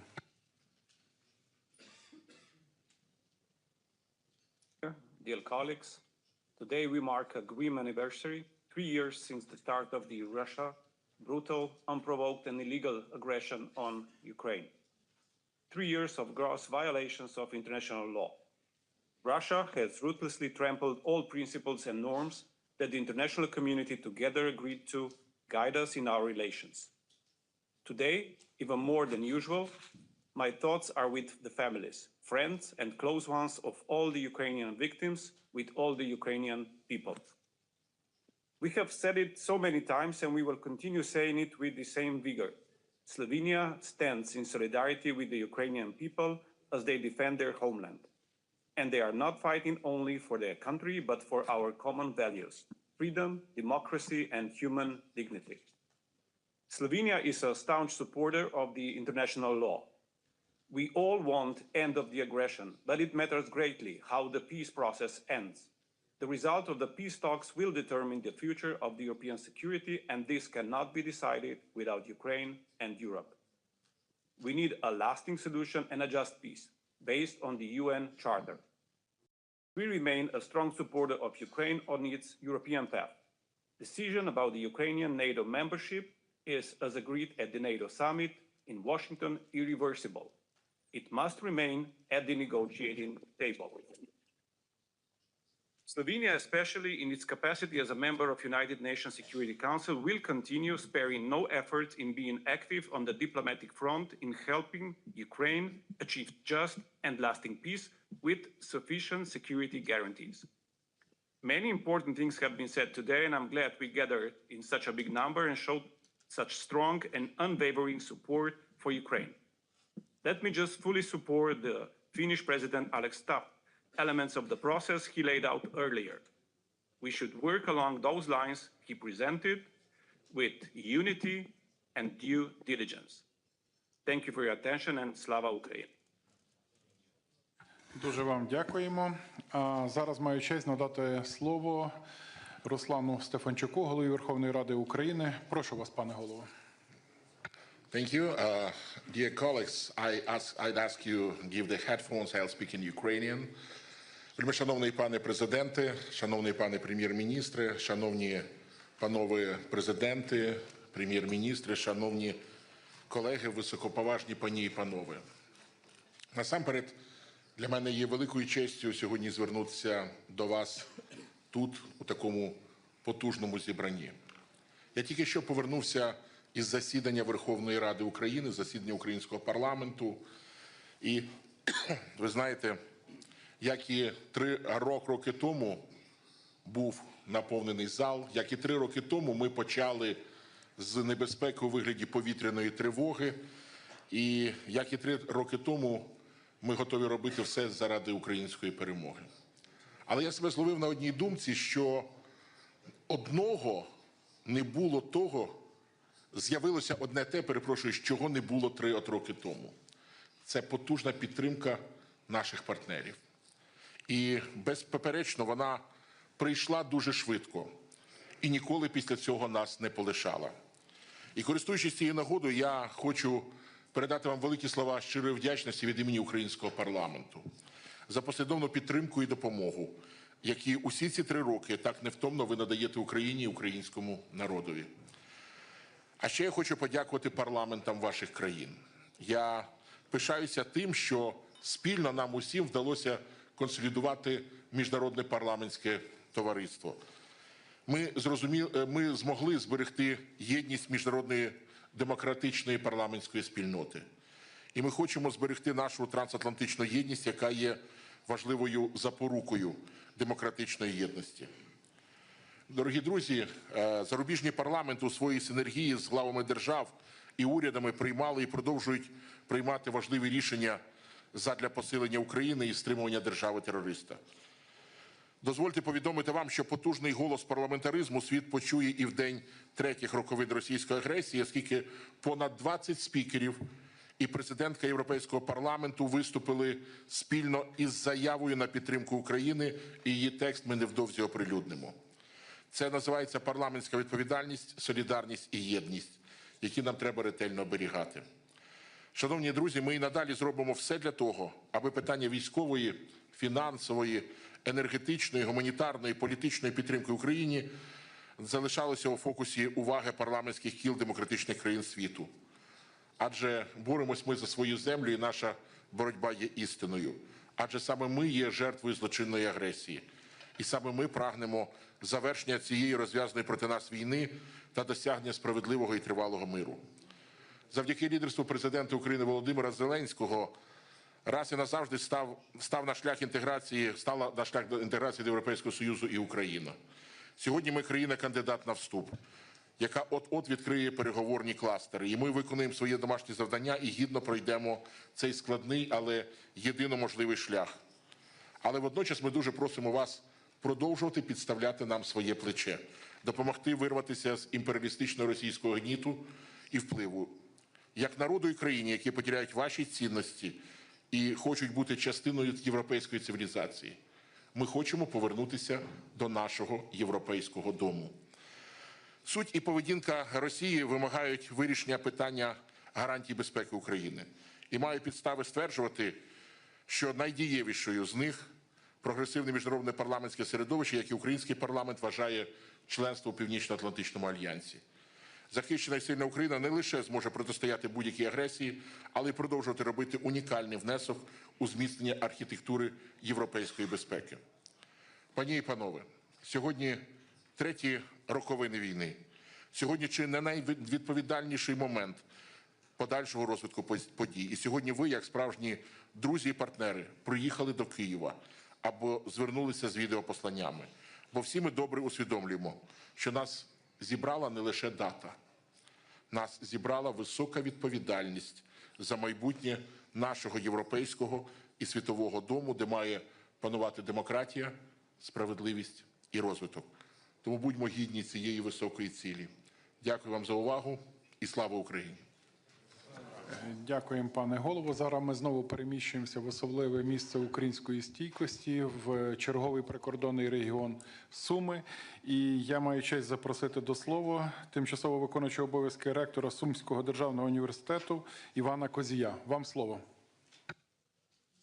Mr. President, esteemed representative of partner countries, dear guests, the city of Sumy stands today on the front lines of our country's defense. Our community, alongside the armed forces of Ukraine, is heroically fighting for independence and the future of the next generations.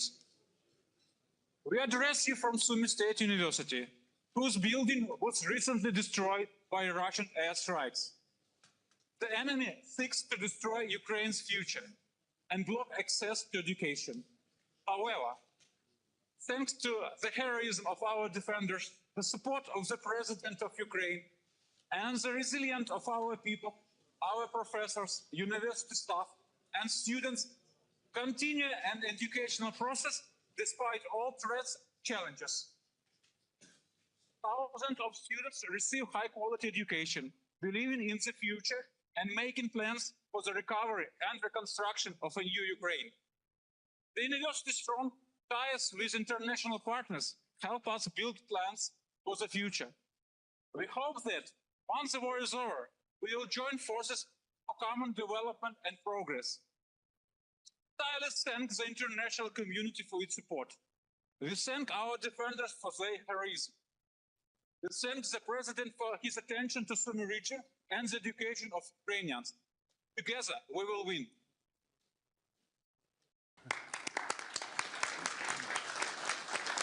Дякуємо вам за вашу стійкість. Повертаємося до наших найближчих союзників. І зараз я радий запросити до виступу його високоповажність пана Антоніо Таяні, віце-прем'єр-міністра, міністра закордонних справ Італії. У цей вирішальний час для Європи цінуємо сильну підтримку Італії. Прошу.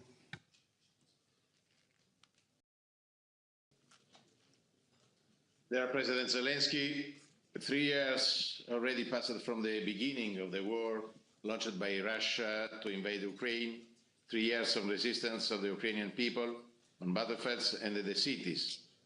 The Ukrainian people show the courage on the front line, but also in their everyday life. Today, we join you in paying tribute to them. In all this time, the Italian government has been at your side in the effort for a just peace. This cannot be a surrender of Ukraine. Italy is working with its friends and partners for peace. Peace is our goal. There will be no negotiation without Ukraine and without Europe. It's impossible to achieve an agreement in favor of peace without Ukraine and without Europe. This is very important for us. Peace must come with strong security guarantees for Ukraine. It must be real, strong and lasting to prevent Europe from facing war again. We look forward to discussing together the future of Ukraine, its reconstruction, cultural exchange, trade. We want tourists to visit Ukrainian cities, Ukrainian students to visit Italy and our university to work together.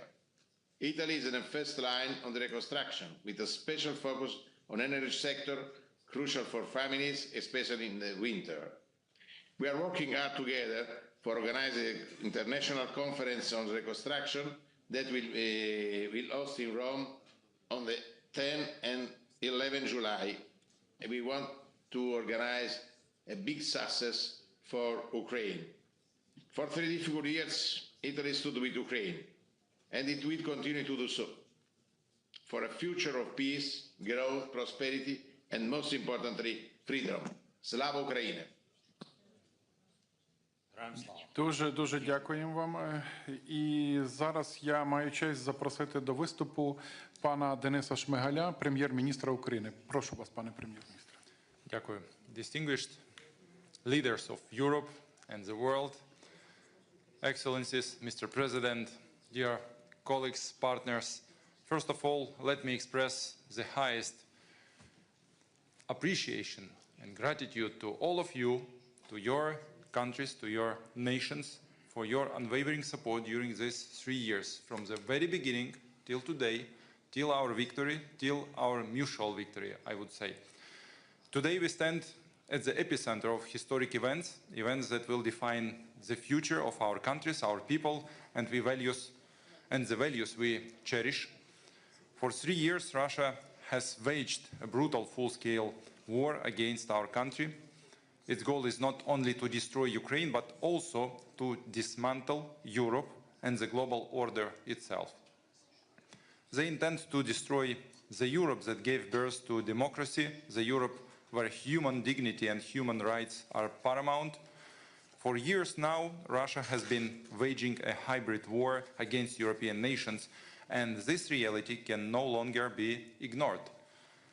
The enemy targets our core values: freedom, human rights, unity, and cooperation aimed at building our common future. The Kremlin seeks to fragment the European continent piece by piece, aiming to dominate each part individually. Only through collective unity we can effectively resist this aggression. Right now, no country in the world has more frontline experience effectively confronting Russia than Ukraine. Behind us stands a battle-hardened army and an innovative defense industry. Ukraine holds the keys to Europe's energy independence, critical raw materials autonomy, and the potential to establish a major manufacturing and logistical hub for the entire continent. Ukraine always has been and always will be an integral part of the Creator European family. Our unity is the guarantee of our security and economic prosperity. As long as we stand shoulder to shoulder, nothing and no one can defeat us. Today, Ukraine is paying the highest price imaginable in this war against Russia. In lives lost, infrastructure destroyed, and severe economic damage. With our resistance, we have bought Europe valuable time. Time to unify, time to act decisively, and time to implement concrete measures to safeguard the continent from catastrophe. We cannot afford to waste this opportunity. Even years ago, when Russia annexed Crimea and started war in Donbass, many saw it merely as passing clouds in an otherwise clear sky. Today, a massive storm of war rages at the heart of Europe, a storm that could at any moment move further west. That is why now is the moment for decisive and unified action to protect European security. Ukraine is already doing everything possible to defend our shared home, and we will continue to do so. We trust that Europe and the entire international community will respond with courage to this defining moment through decisive actions, visionary leadership, and unwavering solidarity. It's time for a strong, united Europe, a Europe in which a strong Ukraine takes its rightful place. Thank you for your support. Thank you for your participation in today's forum. Slava Ukraini! Thank you. Дякую вам, шановний пане прем'єр-міністре. Тепер я запрошую до виступу його високоповажність пана Петера Кмеца, віце-прем'єр-міністра із відновлення, стійкості та використання єврофондів Словаччини. Цінуємо надану вашою країною допомогу. Прошу. Thank you very much, dear President Zelensky, Your Excellencies, ladies and gentlemen. Thank you for the opportunity to address this assembly. In recent years, Europe has witnessed a total war that was not experienced in many decades. 3 years of Russia's invasion of Ukraine, 3 years of hostilities, huge number of human casualties, extreme destruction of the Ukrainian economy and infrastructure. Moreover, past weeks has also shown a shift in the United States' approach to foreign policy.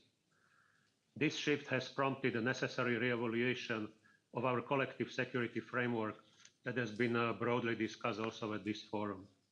The new US administration has undertaken steps to start the process that might lead to peace talks. However, Ukraine and the EU must be at the table. It's the quality of the outcome that will determine European and Ukrainian security and stability in the longer term. Slovakia has consistently called for a peaceful resolution of the war, which would prevent the loss of civilian life, importantly, maintaining Ukraine's sovereignty and political independence in line with international law. Against this backdrop, we support every effort leading to a comprehensive, just and lasting peace. A comprehensive and just peace is a prerequisite for lasting peace. Robust security guarantees for Ukraine are a critical precondition for achieving sustainable solution. Nevertheless, future engagement of the US in the security guarantees for Ukraine is essential. While Europe can and must take the responsibility for Ukraine, it will not be possible without critical enablers and some form of US assistance. Slovakia, as a neighboring country, is committed to help Ukraine in its integration into the European Union, and we have started necessary steps to facilitate the access of Ukraine to the European markets through improving the transborder infrastructure for roads, electricity, energy, and railways. We will continue doing so that Ukraine feel a full-fledged European partner and in the future a full-fledged member of the European Union. Finally and crucially, Slovakia remains committed to strengthening partnerships and across Europe and across the Atlantic. Despite current shifts, we must coordinate with the US and European allies to ensure that Ukraine receives the security it seeks and indeed deserves in the face of ongoing challenges. The resulting architecture should not only deter aggression, but lay the groundwork for lasting peace and prosperity in our shared region. Thank you for your attention. Дуже вам дякуємо. Наше засідання поступово добігає кінця. І я маю честь передати слово останньому спікеру в цій залі, його високоповажності, пану Бенджаміну Ададу, міністру делегату у справах Європи Французької Республіки. Франція залишається одним із стовпів європейської та глобальної безпеки. Прошу. Thank you, Mr. President, Excellencies, dear friends. It's an honor to be here today with the Ukrainian people. It's an honor to be speaking alongside the brave soldiers of Ukraine. 3 years ago, Europe woke up from its vacation from history. A permanent member of the Security Council, Russia, chose to attack a sovereign and independent country, Ukraine, which in no way threatened it. After illegally occupying part of Ukraine's territory, after occupying it since 2014, by attacking Ukraine on a full scale in February 2022, Russia blatantly violated once again the principles of international law that we have been building together since 1945. Since February 24th, 2022, the whole world has witnessed the courage and the resistance of the Ukrainian people. The strength and determination with which Ukrainian men and women defend their country, their history, their culture, commands our admiration. By doing so, Ukrainians are protecting the security of Europeans. We now have an essential role to play in the search for a just, solid, and lasting peace to resolve this war which so dangerously affects European security. We must work together, just as we have demonstrated our unity and solidarity since the first day of Russian aggression. Europeans will take their responsibilities for the emergence of a strong and prosperous Ukraine and for ensuring security in Europe in the long term. France will continue to do so as it has demonstrated over the last few weeks in close coordination with our main partners. The coming weeks will be crucial for the future of Ukraine and the European continent. While Russia shows no openness to concessions, we fully support the peaceful strength approach. To that end, now more than ever, it's crucial that we continue to support Ukraine. This, of course, includes strengthen military aid. And in this regard, France continues to play its full part, having recently sent Ukraine Mirage 2005 aircraft and completed the training and equipping of a full brigade of the Anne of Kyiv brigade. To meet Ukraine's military, economic, financial, and humanitarian needs, and to support Ukrainian refugees on their territory, the European Union and its member states have spent together more than 135 billion euros, more than any other partner. We must also step up our effort to increase the pressure on Russia and the third country entities supporting its war effort. This is why we welcome today's adoption of a 16 package of sanctions by the European Union and our partners. As a sovereign state, Ukraine must be free to choose its own alliances and destiny. This is why we fully support its European path. Ukraine is, of course, already a member of the European family. A settlement of the conflict without Ukraine would have no future. It would consecrate the superiority of force and aggression over law and pave the way for tomorrow's wars. Nothing must be decided about Ukraine without Ukraine. To be just and lasting, peace must respect the United Nations Charter and its principles, and thus the sovereignty and territorial integrity of Ukraine. Russia's aggression constitutes a direct existential threat to the entire European continent. Europe, whose security is at stake, must take part of the negotiation and the long-term security guarantees to resolve the conflict. Nothing must be decided on European security without Europeans. These principles guide our action, guide France's action, and we will not deviate from them.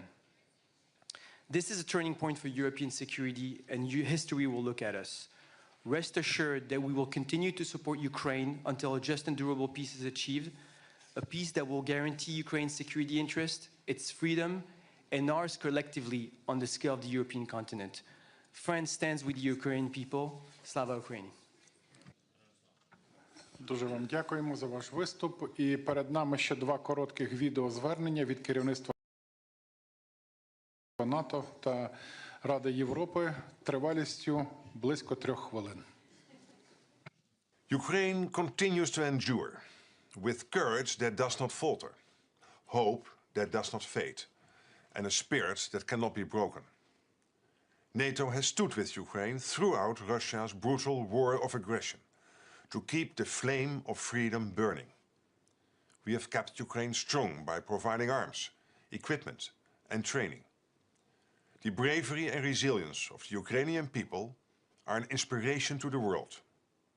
NATO will continue to support and stand with Ukraine and help it through the challenges ahead to ensure this war can end with a just and lasting peace. Friends, it was 4 o'clock in the morning on 24th February 2022 when the first explosions sounded in Kyiv, Kharkiv, Odessa, and in Mariupol in the Donbas region. The European Convention on Human Rights is being flouted. Our values are under attack. The very next day, the procedure for excluding Russia from the Council of Europe was initiated. 3 years on, our support is unwavering. The Council of Europe stands by Ukraine to obtain reparations, to combat war crimes and impunity, to strengthen democracy, to protect the children of Ukraine, so that Ukraine continues to exist, so that it can return to the path of peace, reconstruction, and justice.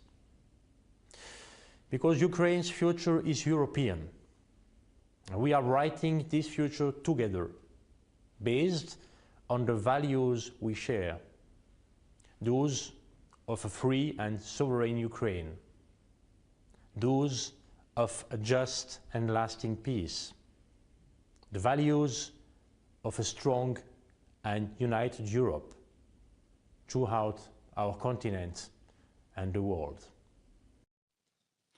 Дуже дякуємо. На цьому офіційна частина саміту «Підтримуй Україну» завершується. Ми вдячні нашим гостям, лідерам за незмінну підтримку. Ми сьогодні відчуваємо цю єдність, підтримку ваших народів, ваших країн, ваше лідерство. І оголошую наступний елемент програми – спільну прес-конференцію. Дякуємо.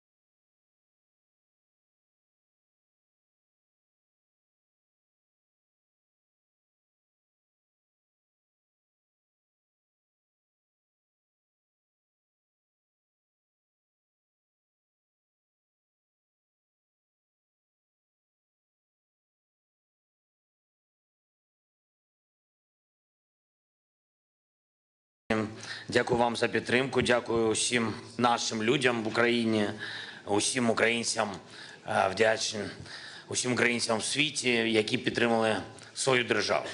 І дякую за те, що ми за 3 роки не втратили головного – єдності, не загубили правди, не зрадили своїй меті, надійному, тривалому миру для України, справедливому миру. В якій точці ми сьогодні? 24 лютого 2025 року, через 3 роки від початку путінської 3-денної спеціальної військової операції «Україна жива», бореться, і у нашої держави друзів у світі більше, ніж будь-коли.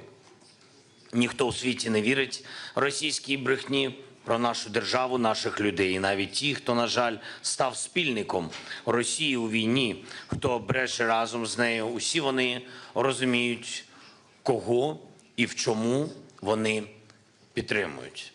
Вони можуть зробити різні кроки, вони можуть заробити якісь гроші на своїх відносинах з Росією зараз, але ніколи не здобудуть повагу. І наша повага зараз українців, українок, також мільйонів людей в цьому світі, наша повага усім вам. І таким лідерам і народам, як ваші, які з нами від початку, які допомогли врятувати тисячі життів, які допомагають нам захищати наше небо та зберігати позиції на фронті, які розбудовують разом з нами виробництво зброї, щоб наповнити і наші, і свої арсенали, які прихистили українців, коли це було так потрібно, які не мовчать, а коли світ повинен чути, що відбувається, і які ми це дуже цінуємо, підтримують сильну дипломатію заради миру. Дорогі друзі, цей рік повинен стати роком початку реального надійного миру. Путін не подарує нам цей мир, не віддасть його в обмін на щось. Ми маємо здобути мир силою, мудрістю і єдністю, нашою з вами співпрацею.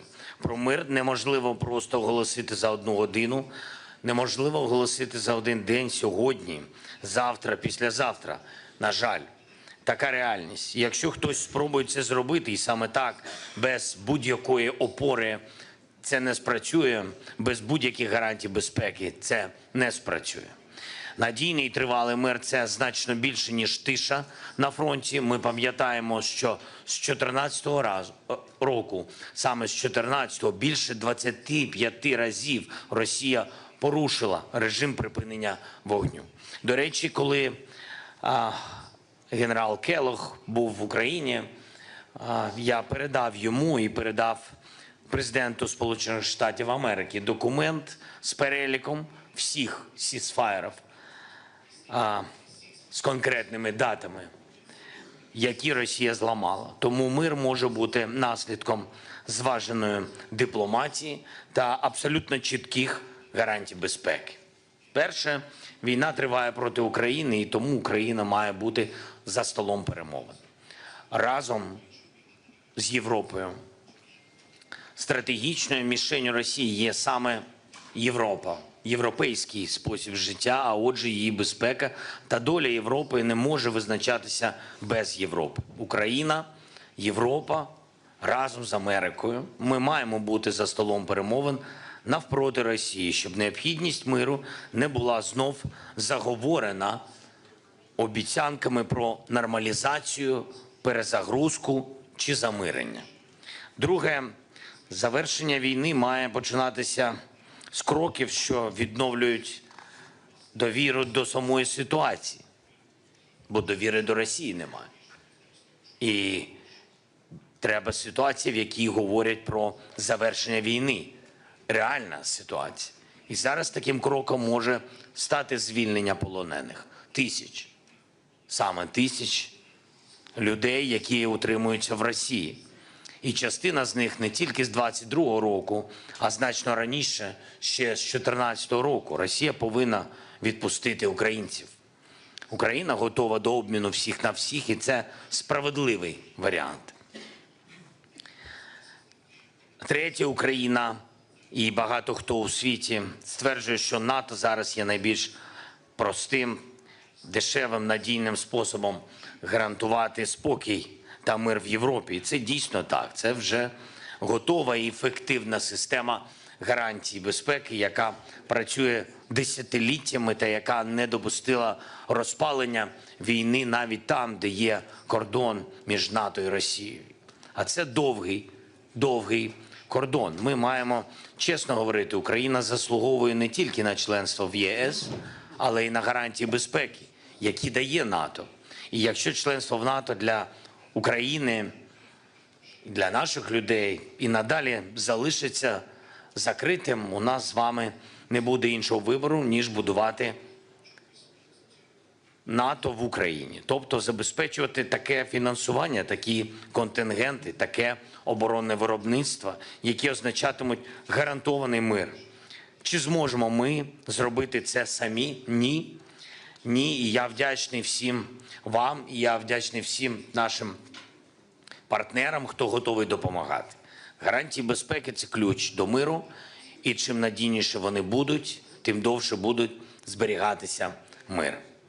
Четверте, у нас вже 28 двосторонніх безпекових угод з партнерами і майже з усіма, хто бере участь в сьогоднішній зустрічі. Це дуже чіткі зобов'язання, які роблять сильнішою Україну і ваші країни. Це оборонні, фінансові, політичні речі, які працюють передусім на нерозширення цієї війни. І нам потрібно збільшувати те, про що ми домовились з вами на двосторонній основі.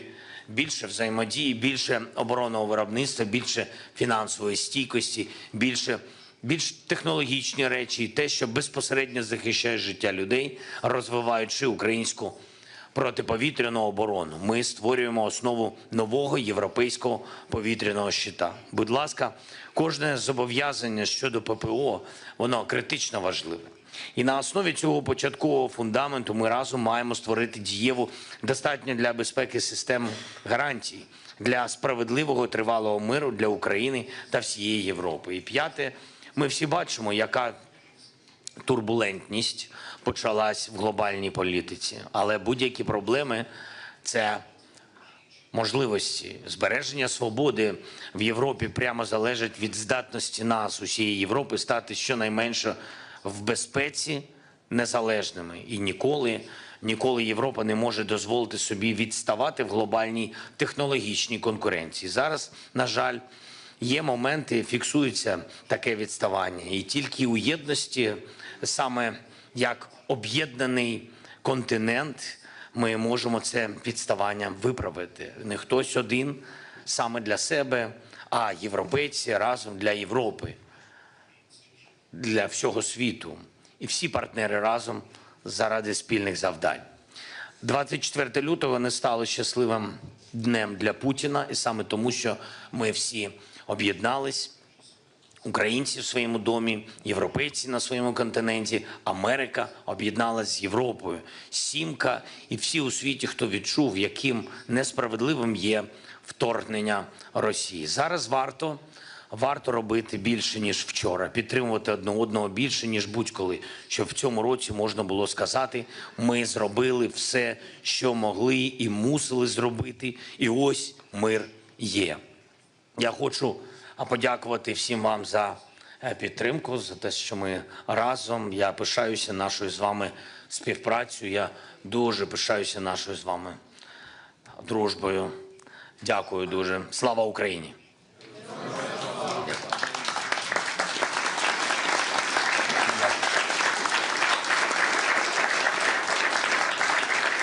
Пані та панове, модератор заходу. Президенте, шановні лідери, шановні учасники, для нас сьогодні велика честь вітати вас в Києві, столиці країни, яка воює в особливий день, треті роковини повномасштабного російського вторгнення на саміті «Підтримуй Україну». Російська агресія почалась понад 11 років тому, і цілі Росії залишаються незмінними. І ви були з нами від перших секунд повномасштабного вторгнення. Ми це дуже цінуємо і ніколи не забудемо. Наші рішення визначають, в якому світі житимуть наші діти. Українські воїни мужньо відстоюють наші спільні інтереси та цінності на полі бою. І ми вдячні нашим надійним союзникам. Ваша підтримка є фундаментально важливою для продовження цієї боротьби. Тепер хотів би надати слово нашим шановним гостям. І для мене велика честь запросити виступити його високоповажність пана Гітанаса Наусєду, президента Литовської Республіки. Литва є одним із трьох найближчих балтійських друзів, які об'єднались у боротьбі за свободу та безпеку від російського тероризму. Будь ласка, пане президенте. Дякую, пане Володимире.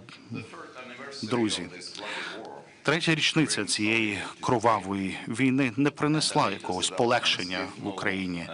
І останні події, вони приносять лише занепокоєння, аніж чіткість. Втім, ми не маємо розчаровуватися. Це не конструктивний спосіб, як можна діяти у подібній ситуації. Саме тому я приїхав сьогодні сюди для того, щоб сказати, що ми маємо залишатися об'єднаними, підтримувати Україну ще більше, ніж раніше. Я впевнений і знаю, що всі ми сьогодні зібрали для того, щоб підтвердити нашу потужну рішучість дотримуватися принципів статуту Організації Об'єднаних Націй. Я хотів би викласти свої пропозиції для всіх лідерів країн, які підтримують Україну. По-перше, ми маємо невідкладно забезпечити підтримку України сучасним озброєнням відповідно до потреб, зокрема системами ППО та спроможностями нанести удари на велику дальність.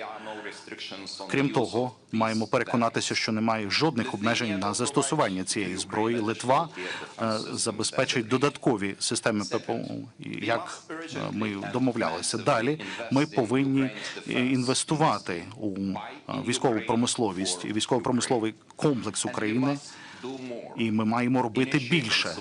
Ми маємо забезпечувати спільне виробництво з Україною, адже технологічний потенціал України є надзвичайно великим, і це зможе надати додаткову можливість і військові спроможності, зокрема у сфері подальшого збільшення військового виробництва. Ми маємо розширити програми підготовки для Збройних сил України.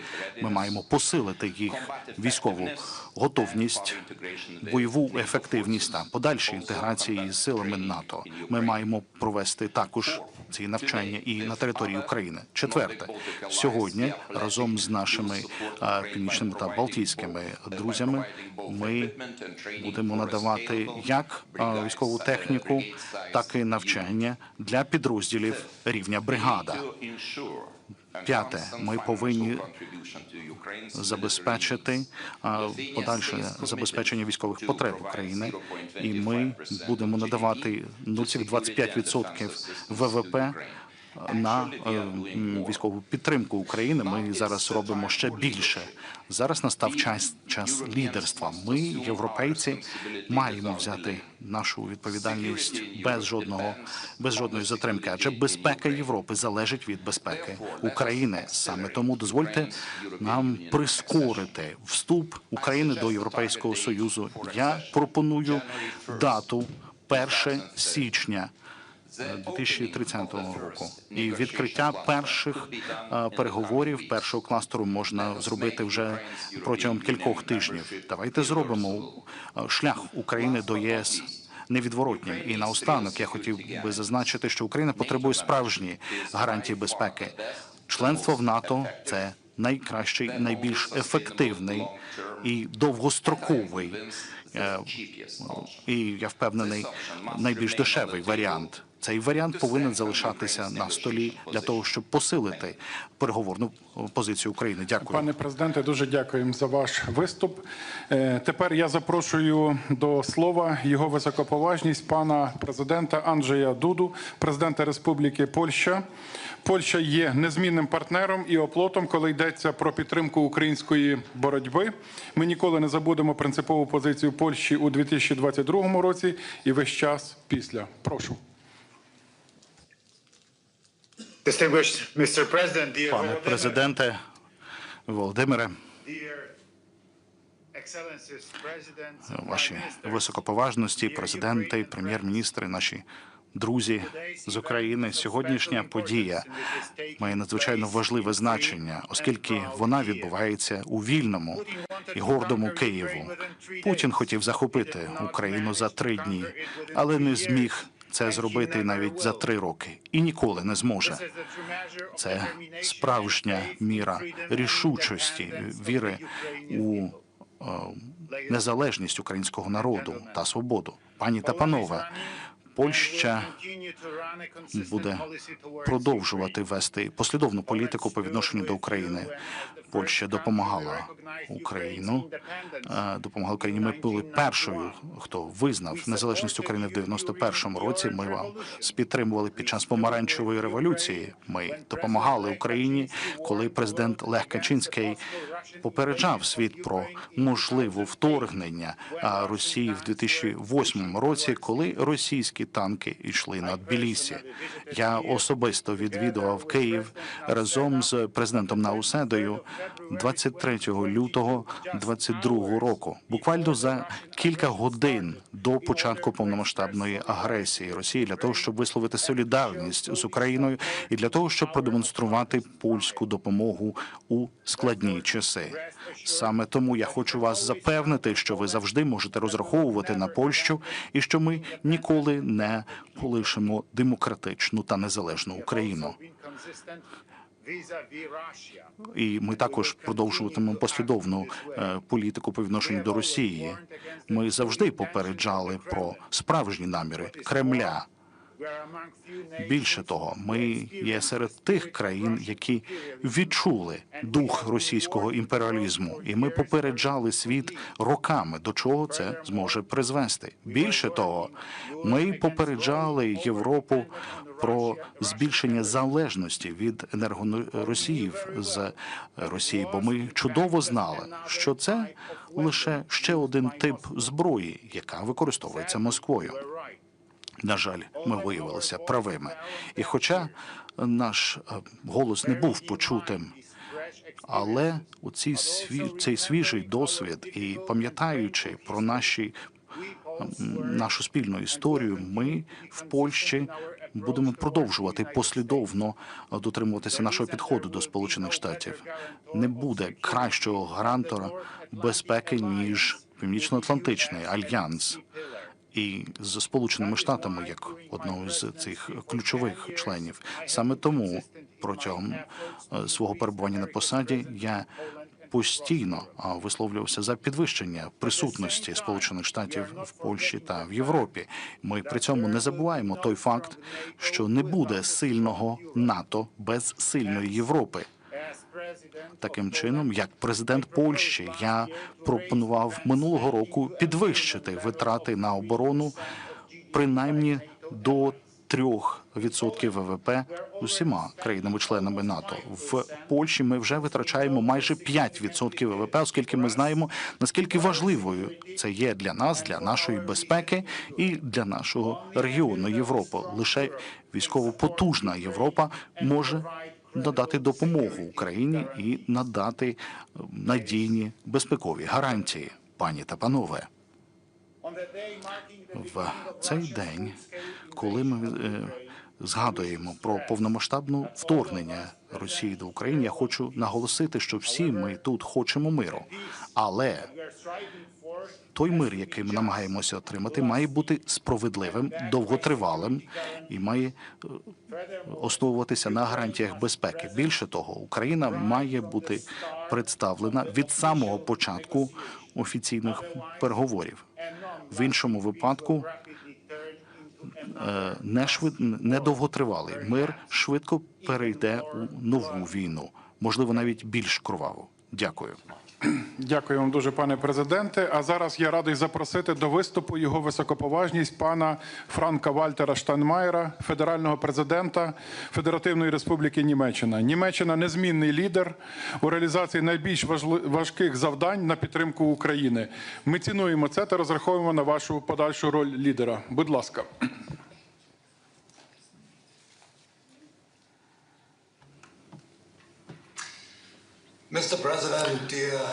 Пане президенте Володимире, пані та панове, Дозвольте мені проголосити основний меседж від самого початку, тому що дуже важливо сказати, що моя країна,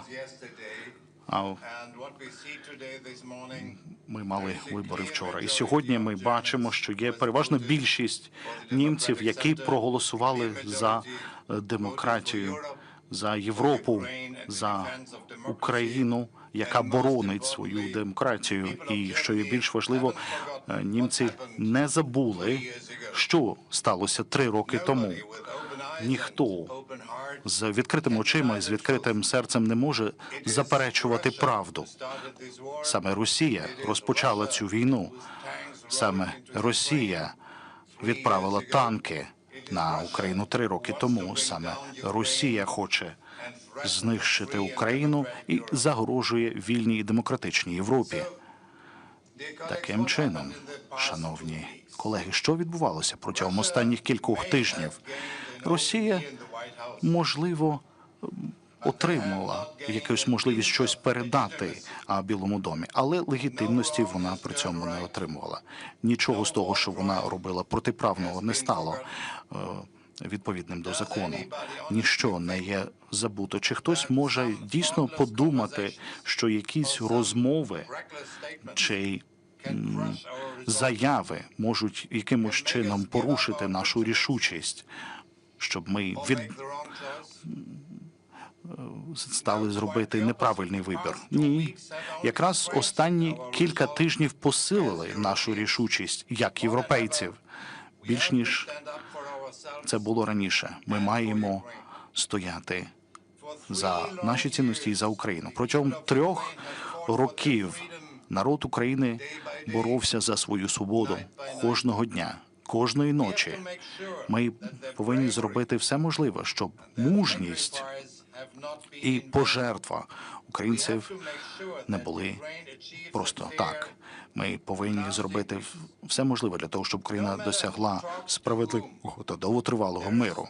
Хто б що не казав, немає сенсу проводити переговори без України. Ми маємо зробити все можливе, аби Україну не змушували ухвалити погану згоду. Мир необхідно виграти всіма нами разом. Це наша відповідальність. Якщо в нас стане бажання це робити, то в нас буде і сила це зробити. Європа вже стала найбільшим підтримником України, адже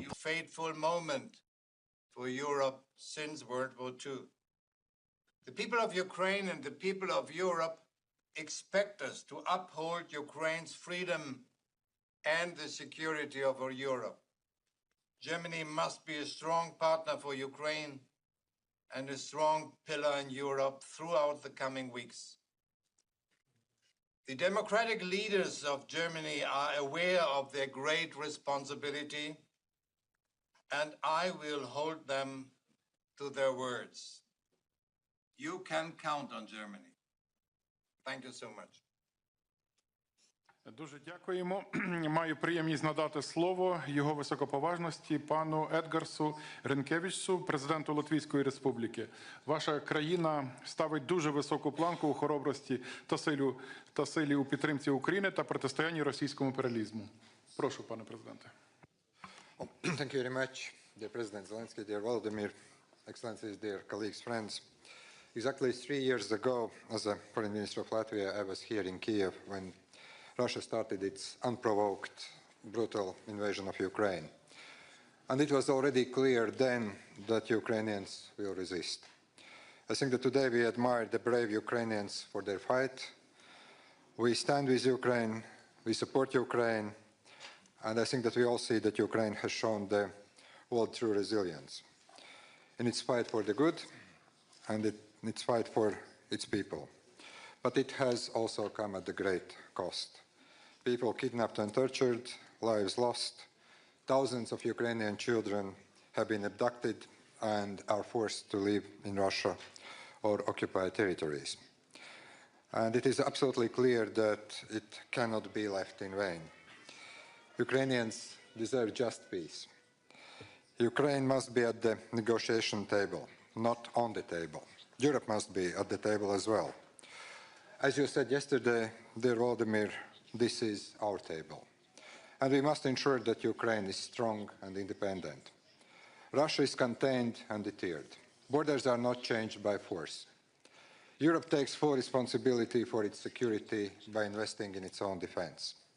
Ukraine, Europe, and the United States work together to achieve durable peace. Europe is more powerful, as some critics may say, but what we need is a strong will. Today is a pivotal moment for the world and Europe. Europe must be brave like Ukraine and use Russian frozen assets for Ukraine. Europe must be brave to make fast decisions on budget deficit rules to finance security and defense. And Europe must be brave to mobilize our resources and ensure that Ukraine gets everything it needs on the battlefield and beyond. Latvia with Nordic Baltic countries have been among the strongest supporters of Ukraine, and we will remain so. As President Nausėda just said, the Nordic Baltic countries are pledging to support Ukraine by providing equipment and training for a scalable brigade-sized unit. My own country devotes 0.25% of GDP to Ukraine's military aid. We will continue to do that. Dear colleagues, to be strong like Ukraine, it is time to step up our efforts in defense and deterrence, boost defense industry. We need weapons now and not in 10 years, for both Ukraine and also for ourselves. Unfortunately, the age of hard power has re-emerged, and we need hard power. Europe must act now. Latvia has made the decision to invest 4% of GDP in defense, with the aim to reach 5% in the near future. And I think that the new norm for NATO and Europe is 3.5% of GDP. Ladies and gentlemen, we all want just and lasting peace for Ukraine.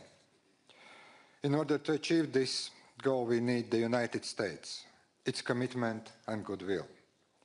Equally, we need to step up European responsibility and effort. And we are at the opening of this process. Search for the best solution is not an easy one. And I believe that Ukraine, Europe, the United States can and should work to achieve this goal.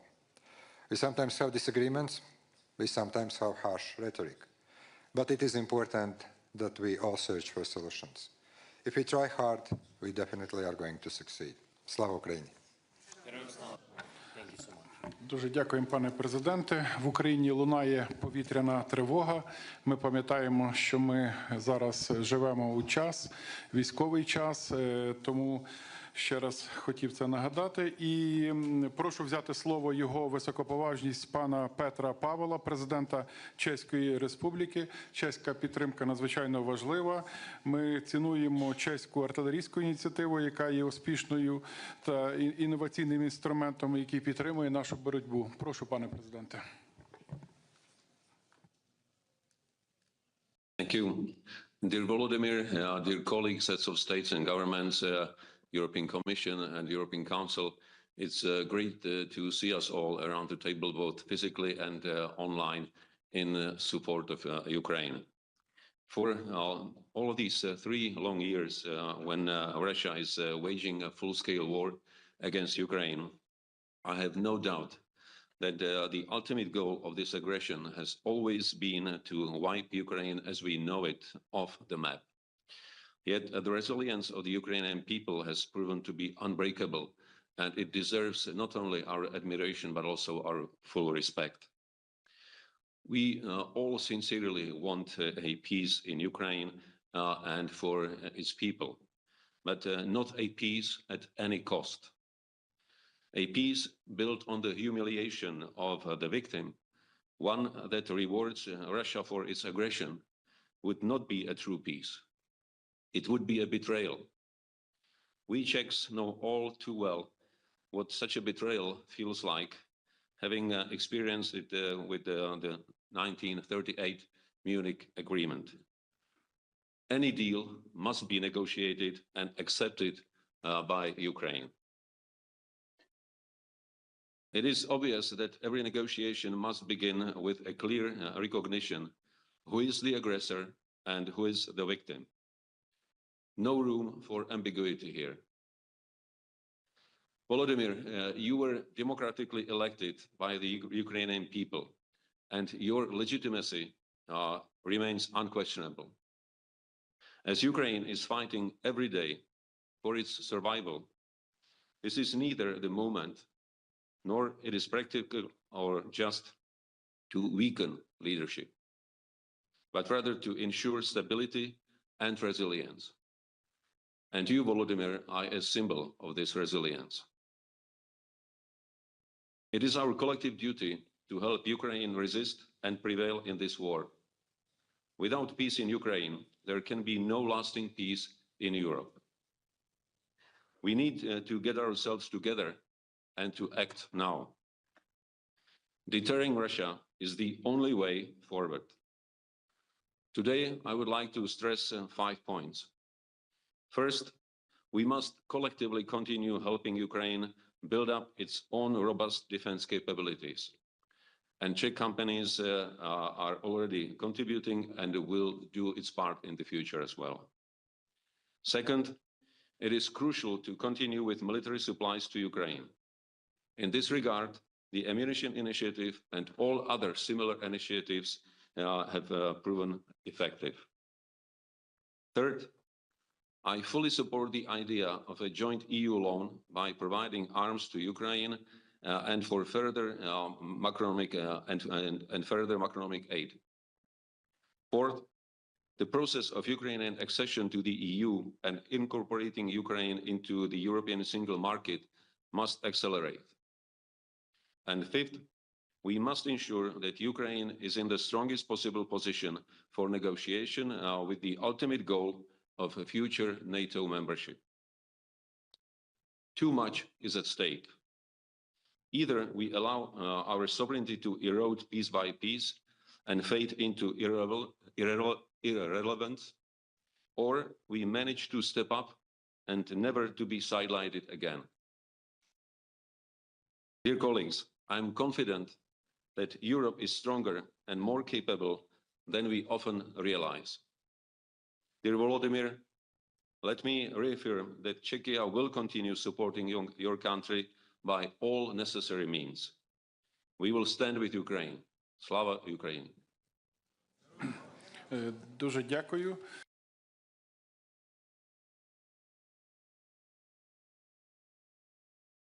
Важність пана Андрея Пленковича, прем'єр-міністра Республіки Хорватія. Ми надзвичайно цінуємо вашу незмінну підтримку і допомогу Хорватії. Дякую. Прошу. Thank you very much, Andriy, dear President Zelensky, dear colleagues, both in Kyiv and in the capitals. First of all, let me greet you and extend once again Croatia's and my personal support and respect for Ukrainian people, Ukrainian soldiers, for Ukrainian leadership, and especially you, President, for having endured for the last 3 years the brutal Russian aggression and the invasion on your country, which is a repetition of more than 10 years ago. Ukrainians have shown incredible resilience. They have shown heroism. They have shown strong desire to defend its freedom, its territory, its land. But you have also demonstrated a strong message to the rest of the world that the violation of international law and the international order and the values that we all share and that the world has been functioning on over the past 8 decades is something that Ukrainians respect and want to live with. Croatia has been not only a historical friend of Ukraine and the Ukrainians, but one of those countries who has 30 years ago found itself in a similar situation, facing a stronger adversary, facing aggression, and facing occupation of its territories. How did we prevail and how did we overcome? It took us time to gain strength and to reach the balance of power, and even to use the potential of, at the time, Croatian military and Croatian police to regain back our territories.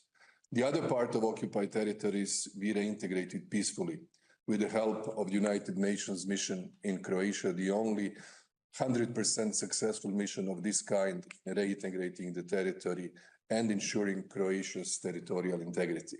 The lessons of Croatia can be very helpful and useful for Ukraine. And that's why I would like to say a few points today. Only strong Ukraine, economically, financially, and militarily, with our joint support and delivery of more military assistance, will be able to guarantee its freedom and to guarantee the security of its people. Second point is that the peace efforts which are currently on the table should be leading to a just, comprehensive peace that will not violate the principles of international law, and that is your sovereignty and your territorial integrity. Peace should not be seen in the wider political and mediatic space as an opportunity to comment that it was a forced capitulation of Ukraine. Peace should not be seen as an opportunity to leave the political space to Russia to claim victory. Peace should not be seen as an opportunity to say that the Western allies and partners and friends of Ukraine have been led into the position that would be contrary to everything that we have been standing for over the past 3 years.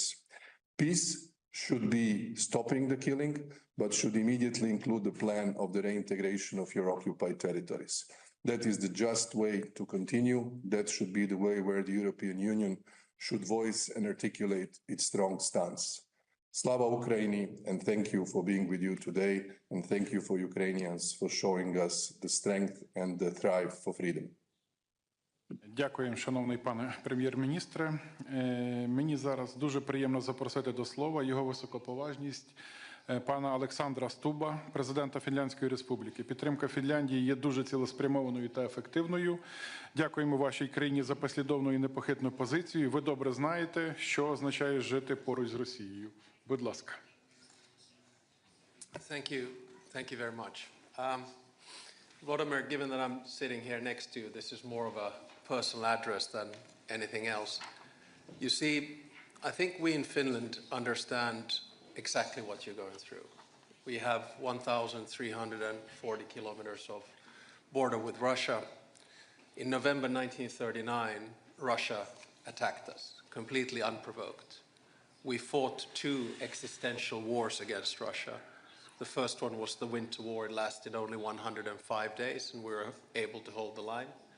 The second one was the War of Continuation, which lasted pretty much 1,100 days. And that's what you've been going through right now. And essentially, for me, this war is about the existence of nationhood in Ukraine. And that nationhood is based on a triangle. And that triangle is something that we thought would be respected ever since the end of World War II. And that is independence, sovereignty, and territorial integrity. Now, in World War II, Finland had to accept a peace with Stalin. And I'm sure we're going to have to accept a peace with Putin. But the peace that we accepted had only one out of the 3 statehood principles in it: independence. We were the only country bordering the Soviet Union that was able to retain our true independence. But we lost our sovereignty. You know, we couldn't decide the clubs we wanted to join. We were able to join the EU only when the Soviet Union collapsed in 1995. And we lost 10% of our territory, including the areas where my grandparents were born and where my father was born.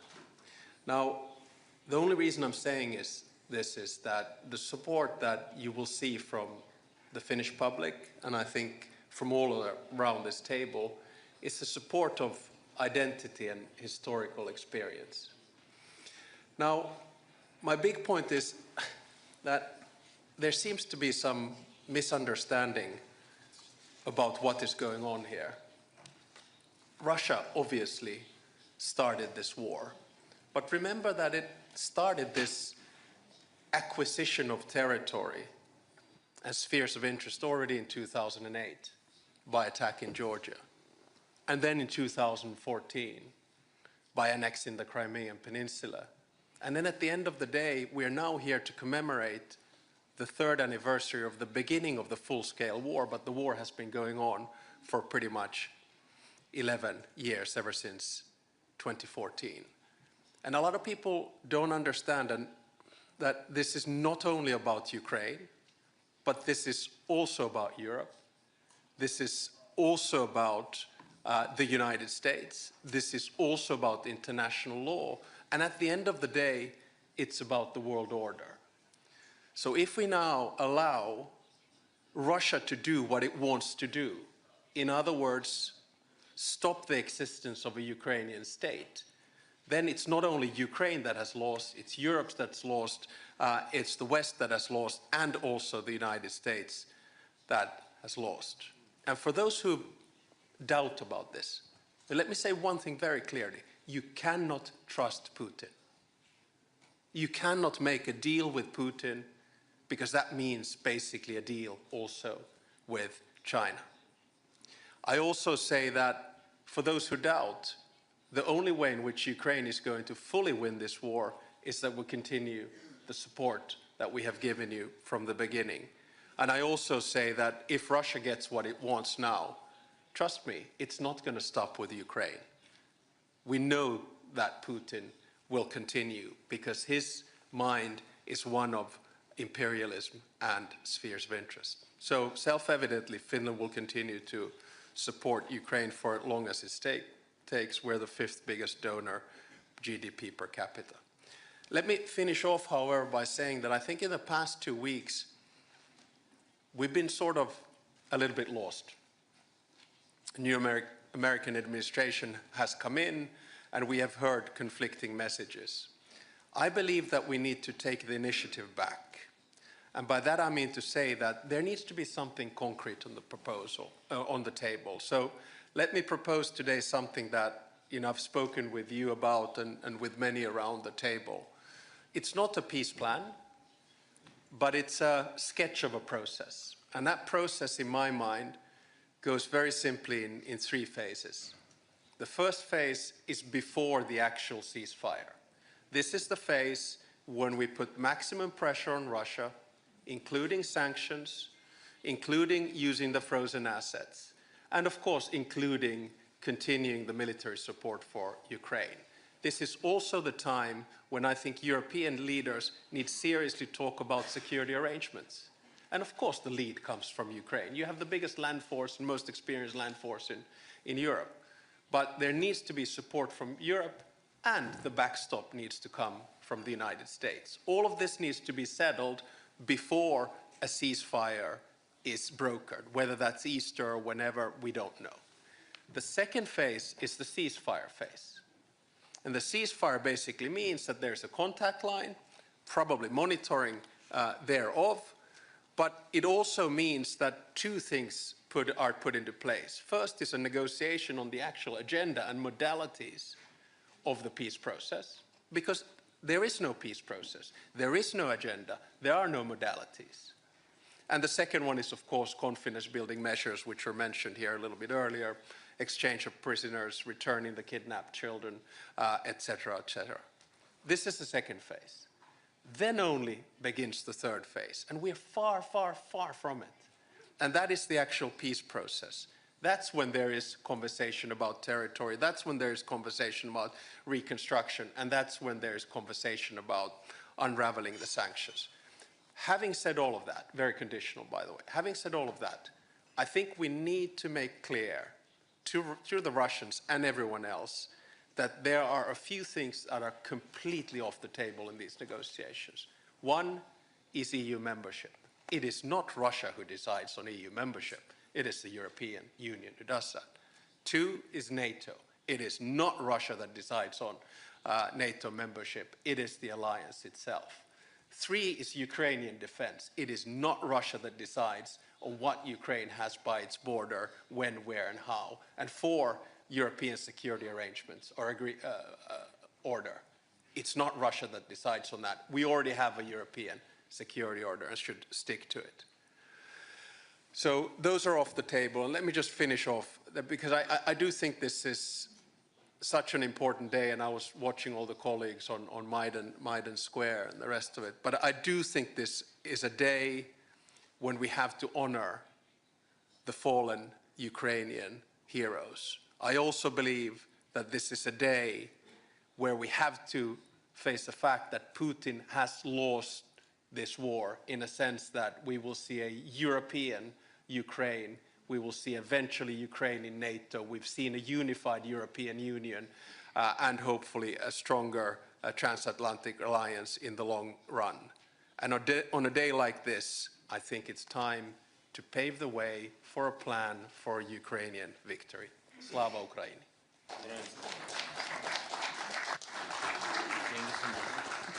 Дякуємо, пане президенте. А зараз я радий запросити до виступу його високоповажність пана Діка Схоофа, прем'єр-міністра Королівства Нідерланди. Нідерланди є важливим партнером України. Ваше лідерство поза конкуренцією, особливо важливим є ваш внесок у підвищення безпеки нашого неба. Прошу, пане прем'єр-міністре.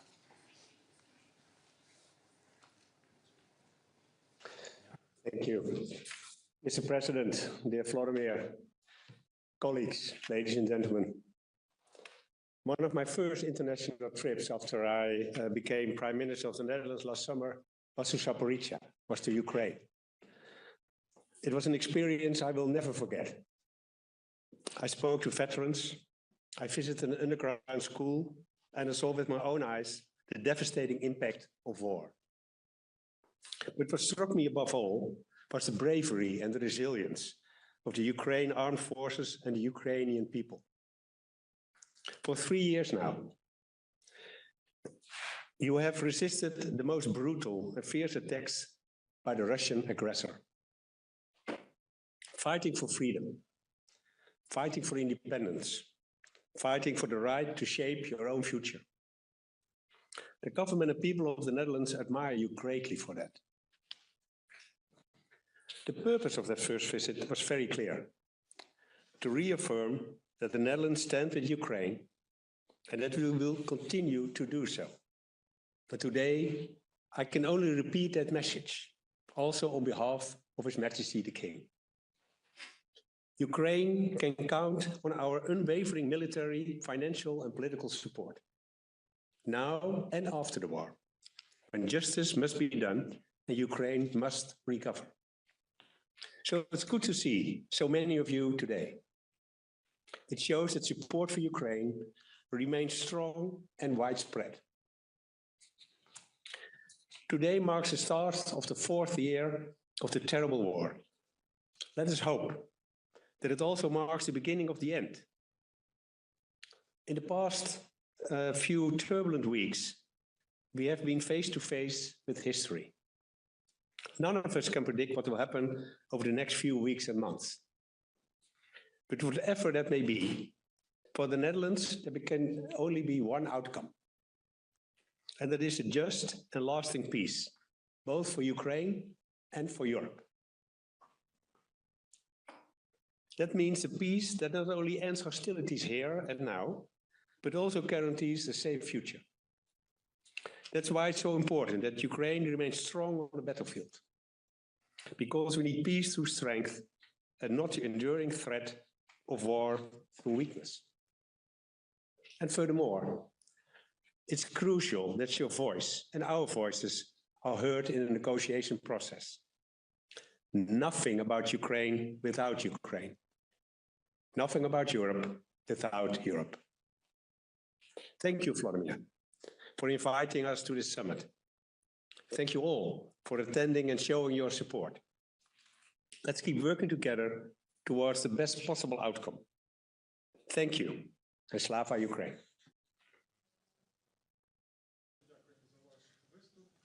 І мені дуже приємно запросити до слова його високоповажність пана Джастіна Трюдо, прем'єр-міністра Канади.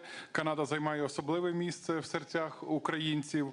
Позиція Канади в групі G7 з початку повномасштабного вторгнення і, зокрема, у 2025 році під час канадського головування має важливе значення для успіху нашої боротьби.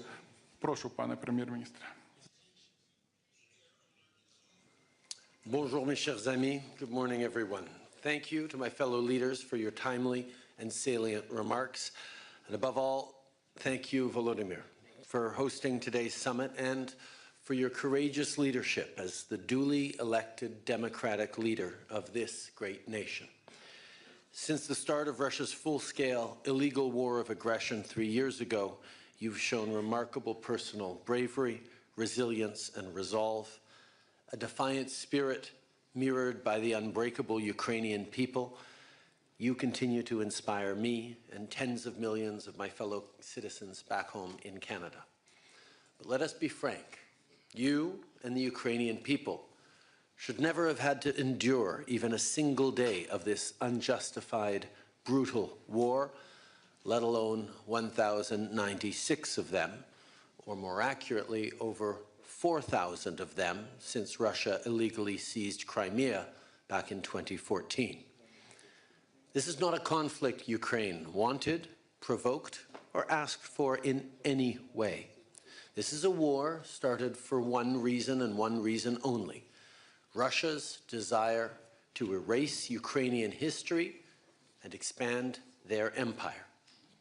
Russia's actions are nothing short of a direct attack against the rules-based international order, an order established in response to the most destructive war in our collective history, a war etched in the memory of the citizens of all of our respective nations for the past 80 years.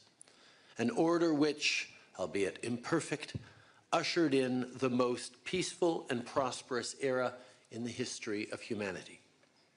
We cannot go back. We cannot return to an era where might